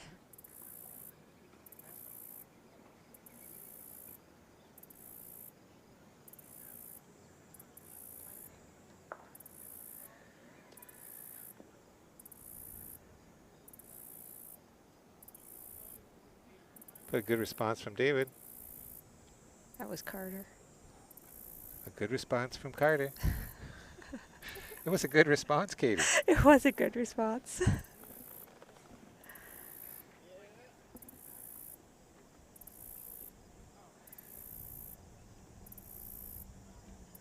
I'm lucky to have Katie here. She keeps me on my toes.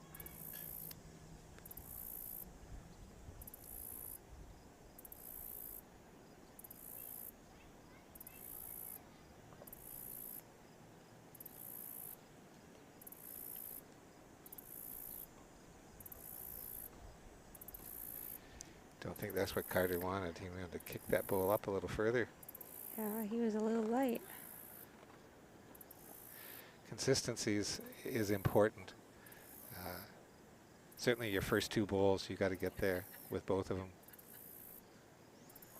And obviously, I think that's all a four little of them. light, too.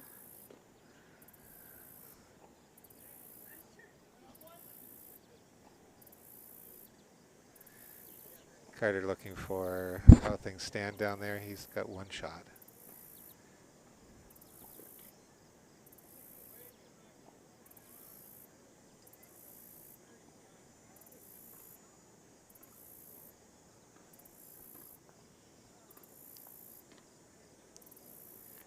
I'm not sure that's what he wanted to do with that shot.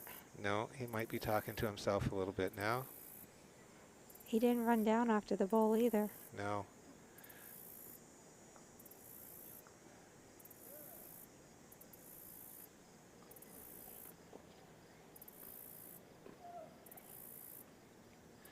Singles is a game you have to get into your own rhythm and continue to do the same thing over and over again, certainly if you're going well. And then try and get back on track if momentum has changed. You've got no one to blame but yourself. Yeah. That's close. Yeah, I think that's probably in for a shot, Katie. It looks like it's in front of Carter's bowl.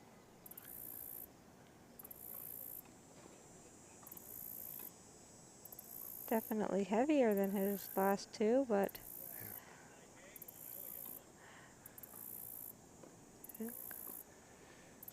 Yeah, I don't think Carter will be pleased with the result of this end.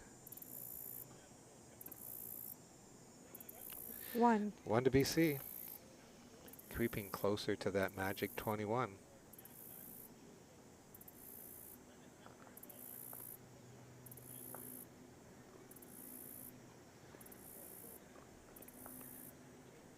We'll see what David tries to do now.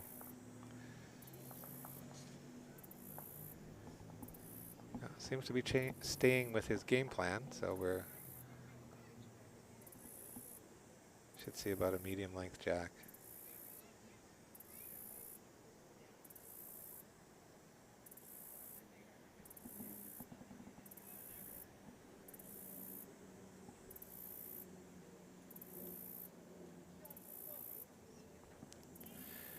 Just got officially confirmed there's 20 minutes left in this round of 2 hours and 15 minutes.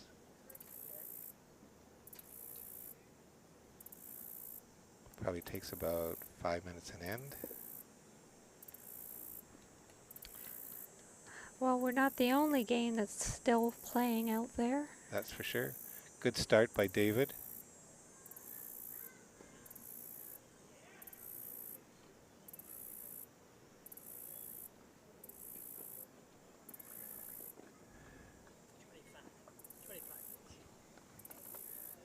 Oh, Nice response. nice by response. Carter.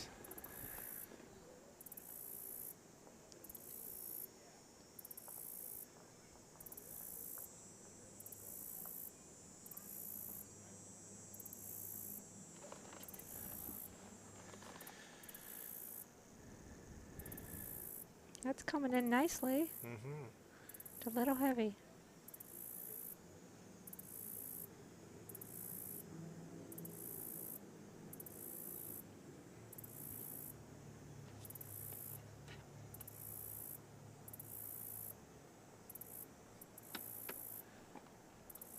Carter a little short there, Katie.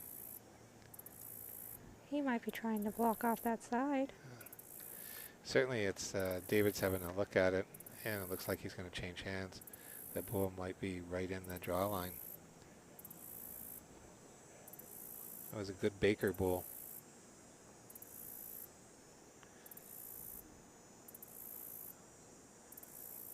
Played a great guy who played against him and with him for years. Phil Baker from the Burlington Club. He passed away a number of years ago, but he was known for we always talked about the Baker bull because he had, he would put a bull in the draw line on a regular basis. Not necessarily he was attempting to do that, it Not just on worked purpose, out. yeah. So we still call them Baker bulls today. So Carter dropped his first bull right on the jack, and his last two bulls have come up short. And you really need that consistency to be up there, especially on I said it before, those first two bulls. They have to be there.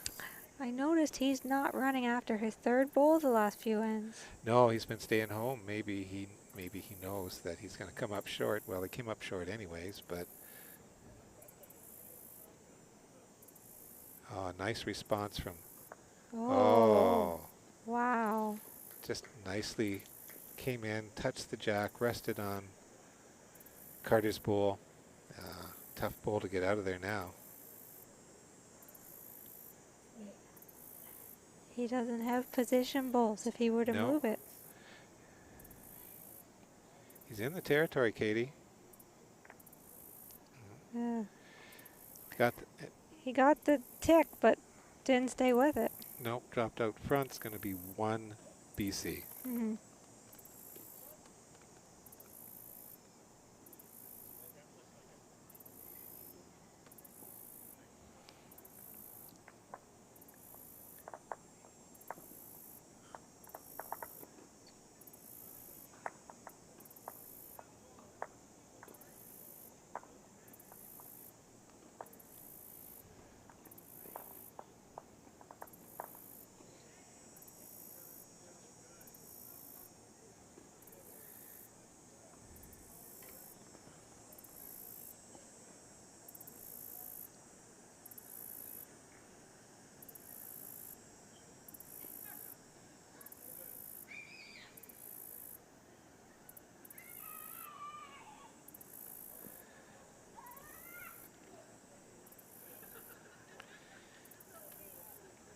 I continue to have problems with cameras, but I'll get it down before the game is over. You'll have it figured out for next game. I might. You never know. I might not get a second game, Katie.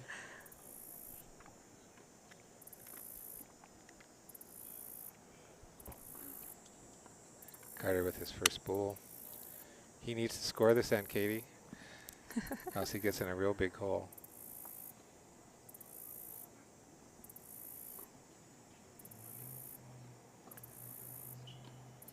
He said to himself, I'm not going to be short this end. Oh. He needed a back ball. I see some teams are finishing up, and I will try and get the scores, but they will be online very quickly.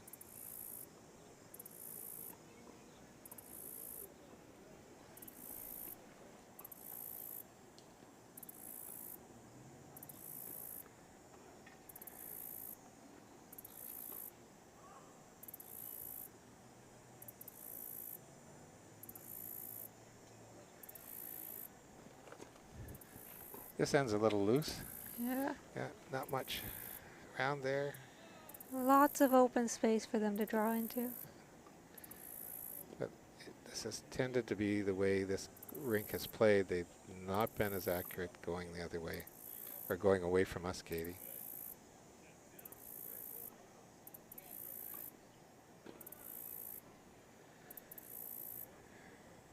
That might be shot.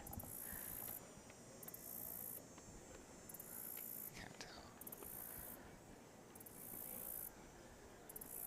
This might change things.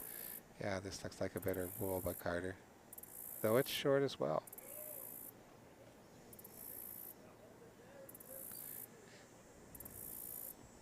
David's having a look at things.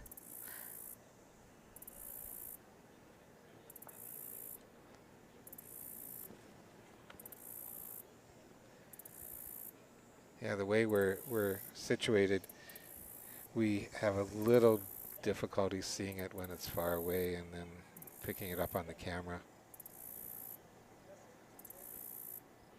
But we will know soon. Someone needs to get closer, then we'll know. Yes.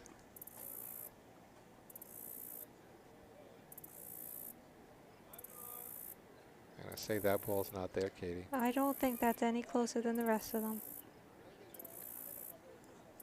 Oh, you never know. Hey, what can I tell?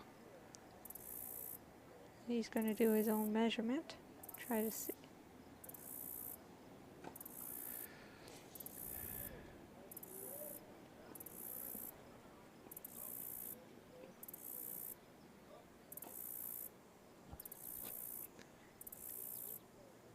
Carter hustled down because he wants to get the full opportunity to score here. And with probably about at the most 15 minutes left. He's not there. No. They may need to get down on their knees and measure this. Yeah. Could take two of them. That's how far they're away.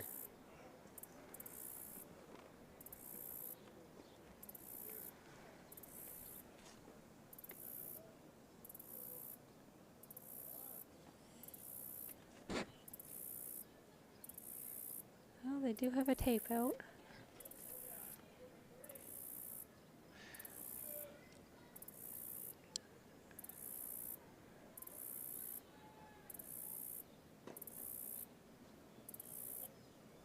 One for somebody.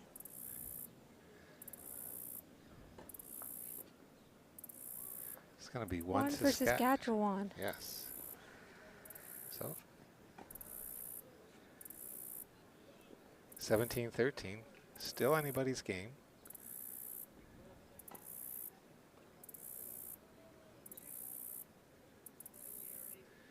Now you very seldom have ties in singles, but if they run out of time, there could be a tie.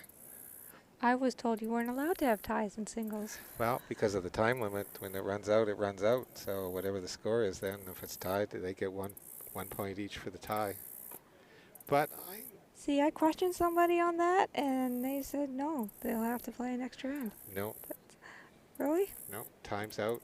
Nothing goes.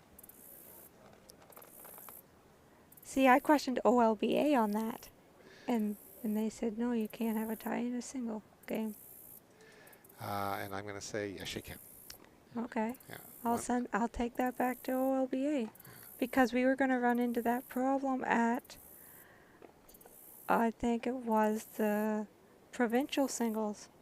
There was this team that was 20-20 with 5 minutes left in the time limit, and an umpire came to me and said, well, what happens then? And I said, well, if they time out, then it's just 1 point each. And then afterwards, the OLBA said no. Here it is. If they run out of time, it will be a tie. Good to know.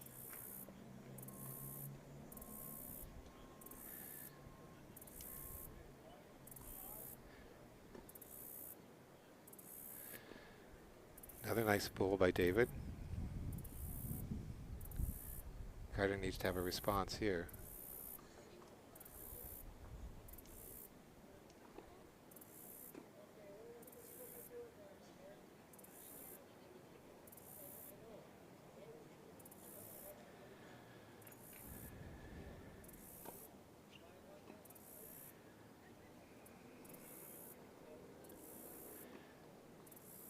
Ever since David took the lead, he's had the momentum. You know, there's not a lot of difference, but he has been the better bowler. Yes. He's got his draw weight down pat. And always has a good position bowl. Yes, yeah. He's playing smart. He'll score 2 here, that's good shooting. Yeah. He might even get a 3. See what Carter has as an answer. A little narrow. Yeah. So David has a draw for 3. As long as he doesn't move that cat. Yeah.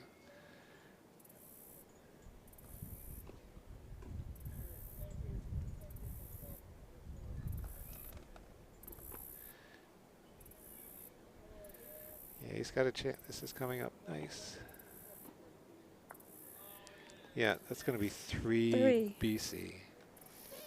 So now 20-17 or 20-13.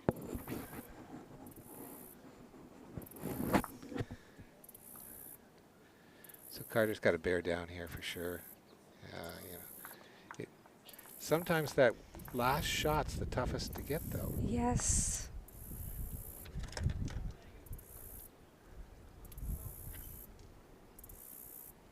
I was there once. I was up 20-6 on somebody and couldn't get that last point.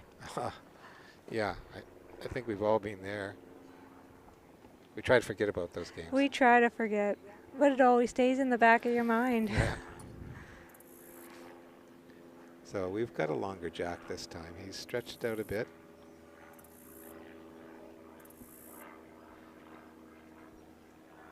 We'll see who that favors. Carter's been coming up short, so maybe that's part of his thought.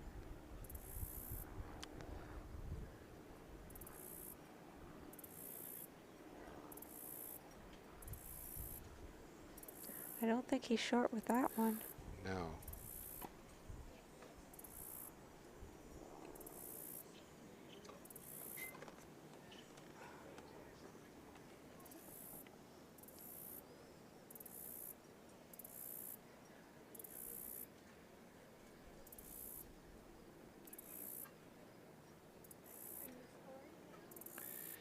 There, he's playing that side, Katie, that, boy, if you just don't get it out there, it just shoots across on you. Yes.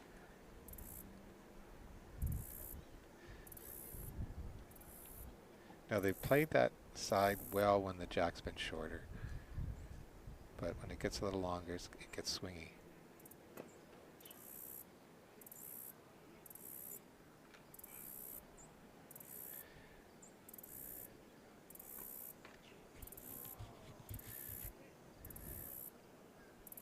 Another Carter's short with that. Keeps David on the backhand.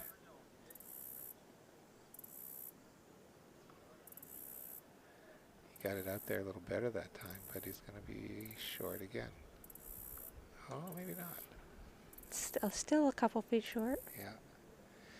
Looks like Carter's still shot. Yeah, he's hitting one. Yeah. He needs a crooked number here. Needs a few anyway. And that's short. But he did push that other bowl up, so I wonder if that's in. Could be in. I don't think he pushed it enough. No, it doesn't look like that on the camera for sure.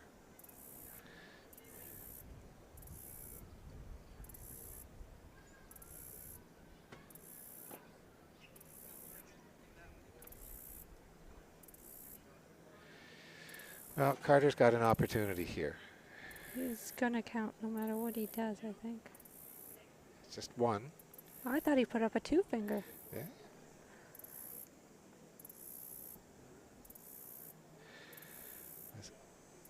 Carter, it looks like Carter's trying to roll that bowl out of there. You just that might be good. That could be 4. I think he's got 4 in there now. Yes. That's a crooked number. I think he had to take the risk. He had to. Yeah. 1, 2, 3, 4. 4. Yep, 4. Wow, that was a great shot by Carter. I mean, he was. needed that. Yeah. That point in the game, nothing ventured, nothing lost. He was sitting shot anyway. So 2017.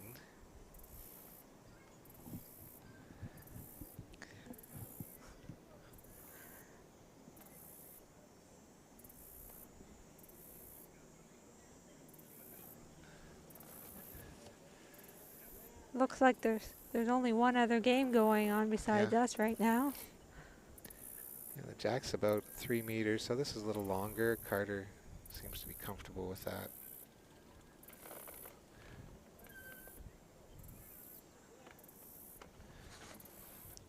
And he's right up next to it. Yeah, good start by Carter.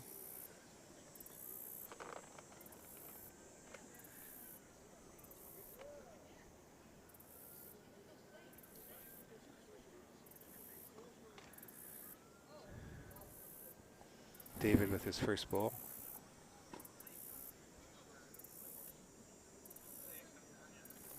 Nice looking bowl here. About a foot short or so. Yeah.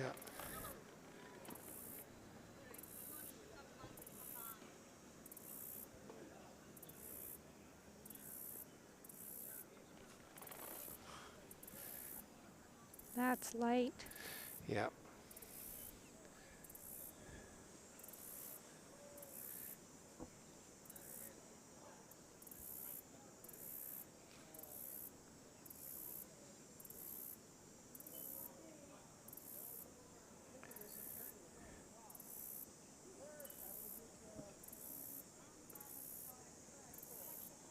That's a good bowl by David. Katie just nicely in behind. It's a very good spot.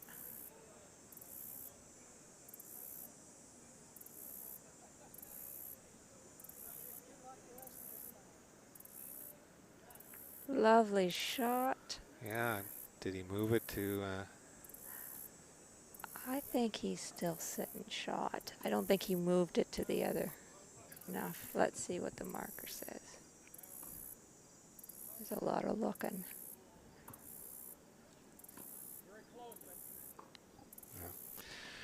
So it's close, but he believes that Saskatchewan is laying shot there. But David doesn't have to be as careful as Carter does. So he can be up there. He can move the bull out, move the jack. He's in good shape. We'll see what we get as a result here. Well, he moved the jack. Yeah. I don't know what happened as a result of it.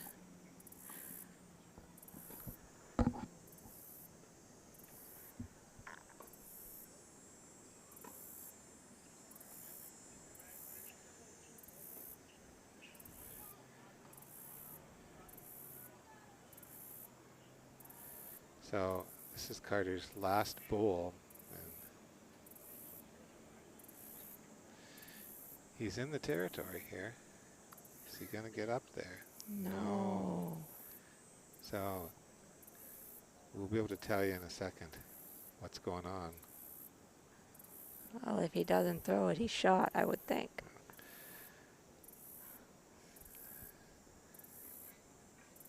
Well, I think he's going to roll his last pool, so that would be a good indication that Saskatchewan is laying 1.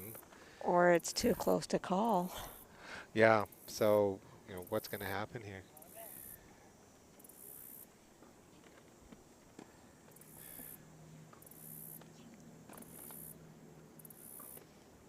The time's almost got to be up, I would think. Yeah, they're within a few minutes.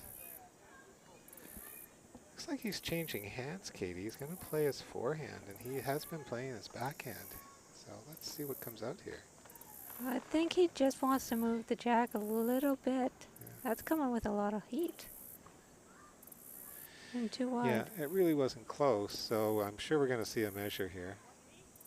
Yeah. 1 for Saskatchewan. Yeah. So Carter stays alive.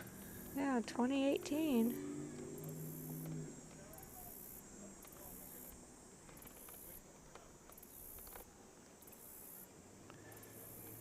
Carter's quick with the jack. I think they know they're close to the time, so No more fooling around. no.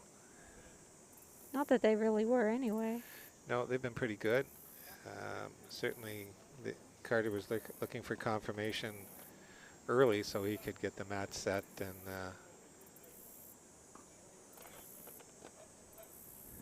the jack played.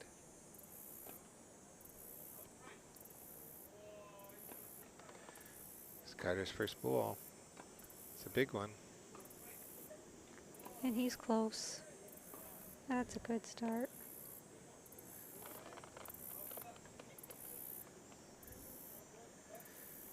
He's a little on the high side there, Katie, so. Little short, but Yeah. not a bad start.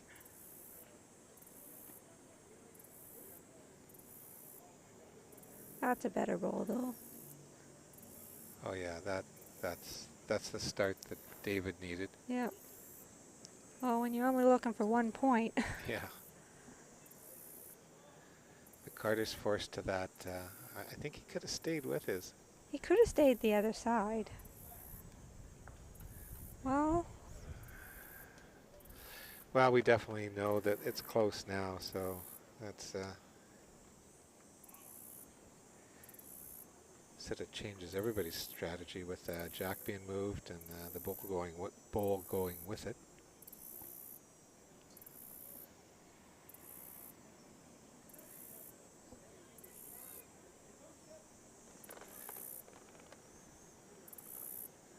So lots of room for Carter to get in. Got to believe he's going to play his forehand again. It's been his best hand. yeah.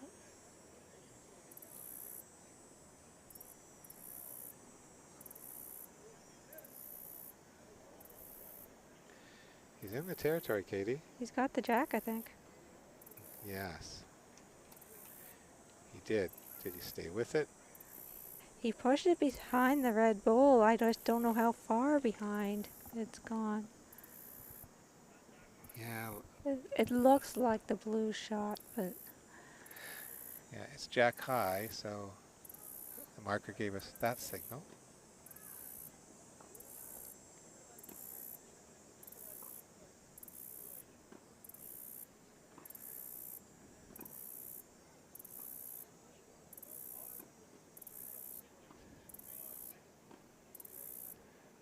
He's close. Now what happened there? We'll see. Yeah, still 1 Saskatchewan. David made a great shot there to move the ball, but it just sort of curved around.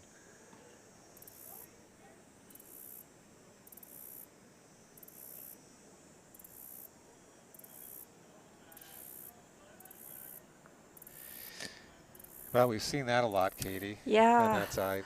that side's got the swing to it, especially if you don't have the weight. Yeah. So,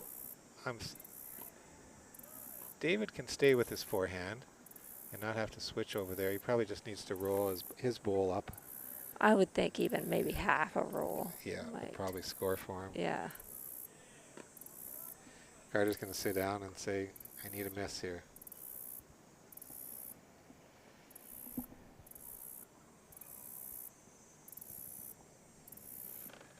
He's going to play his backhand, and it's we've seen. I'm surprised he's going that way. Yeah, there goes Katie. Yeah.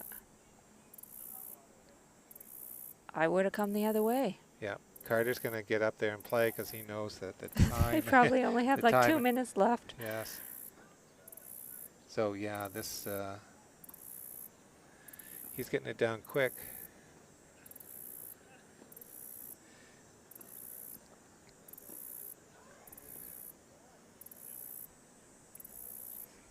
This could be the end that decides it. The jack is rolled. Yep, you know it all.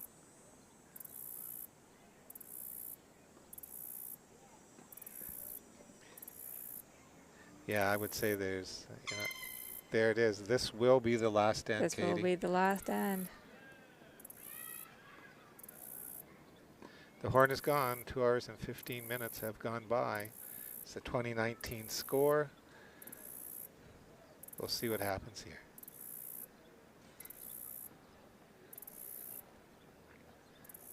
I think he's light with this one. Yeah.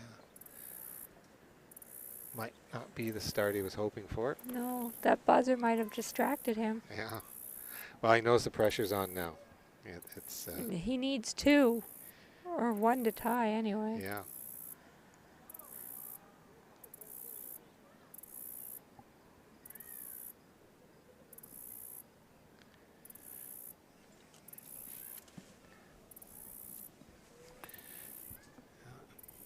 David says, I'm not going to let you tie me in this. I'm going to.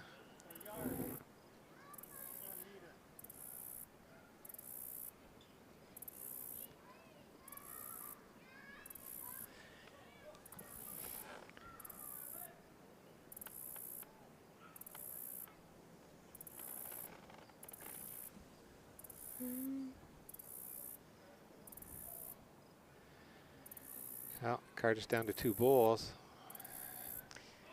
You better make them a good 2 bowls. Yeah, David's in a good spot here. He can, you know, play a nice position bowl. That's going to So- be a back bowl. Yeah.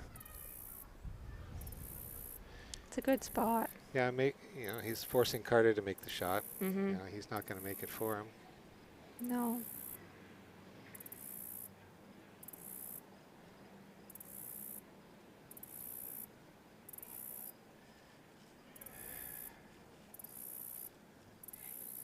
This is close. This is This close. is close. Lovely bowl. He's shot, so yeah, he's holding a tie Yeah. at the moment.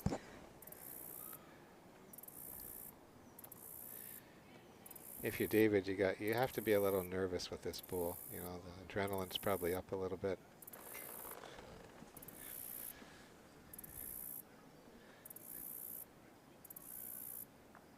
Oh, I thought he was bumping that one forward. yeah. Oh, So now, Katie, what do? You're sitting a tie. We know they're not going to play another end. I would What do he- what he just did. Come the same way inside his front one and draw to the jack. Yeah, I mean, even if he gets a little outside, he pushes his up. Yeah, and he even if could get the you're win. onto your own, Yeah. bump it forward or wick off of it. A tie's nice, a win is better. Yeah, he will be out of bowls, so this is his last chance. We'll see what happens here. the weight is good on this one. It's a nice looking weight. Lovely bowl. I think it's going to fall in for a shot, Katie. So it might be second shot. Might be second shot. He could be lying game there. Yeah. See, he did exactly what I told him to.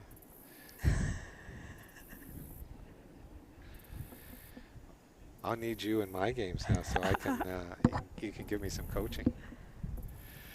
So it comes down to we're calling it as Saskatchewan is lying game here.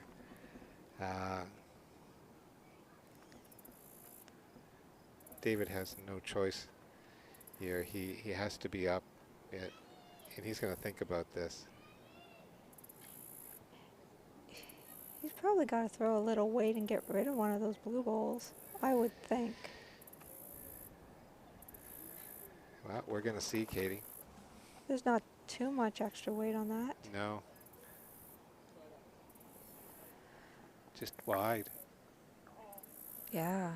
It's going to be 2 for the win for Saskatchewan. so what a comeback there, Katie. That Yeah, was that by was Carter quite- to get that to go 3-0. That was quite a Yes. comeback. That was a good game to watch.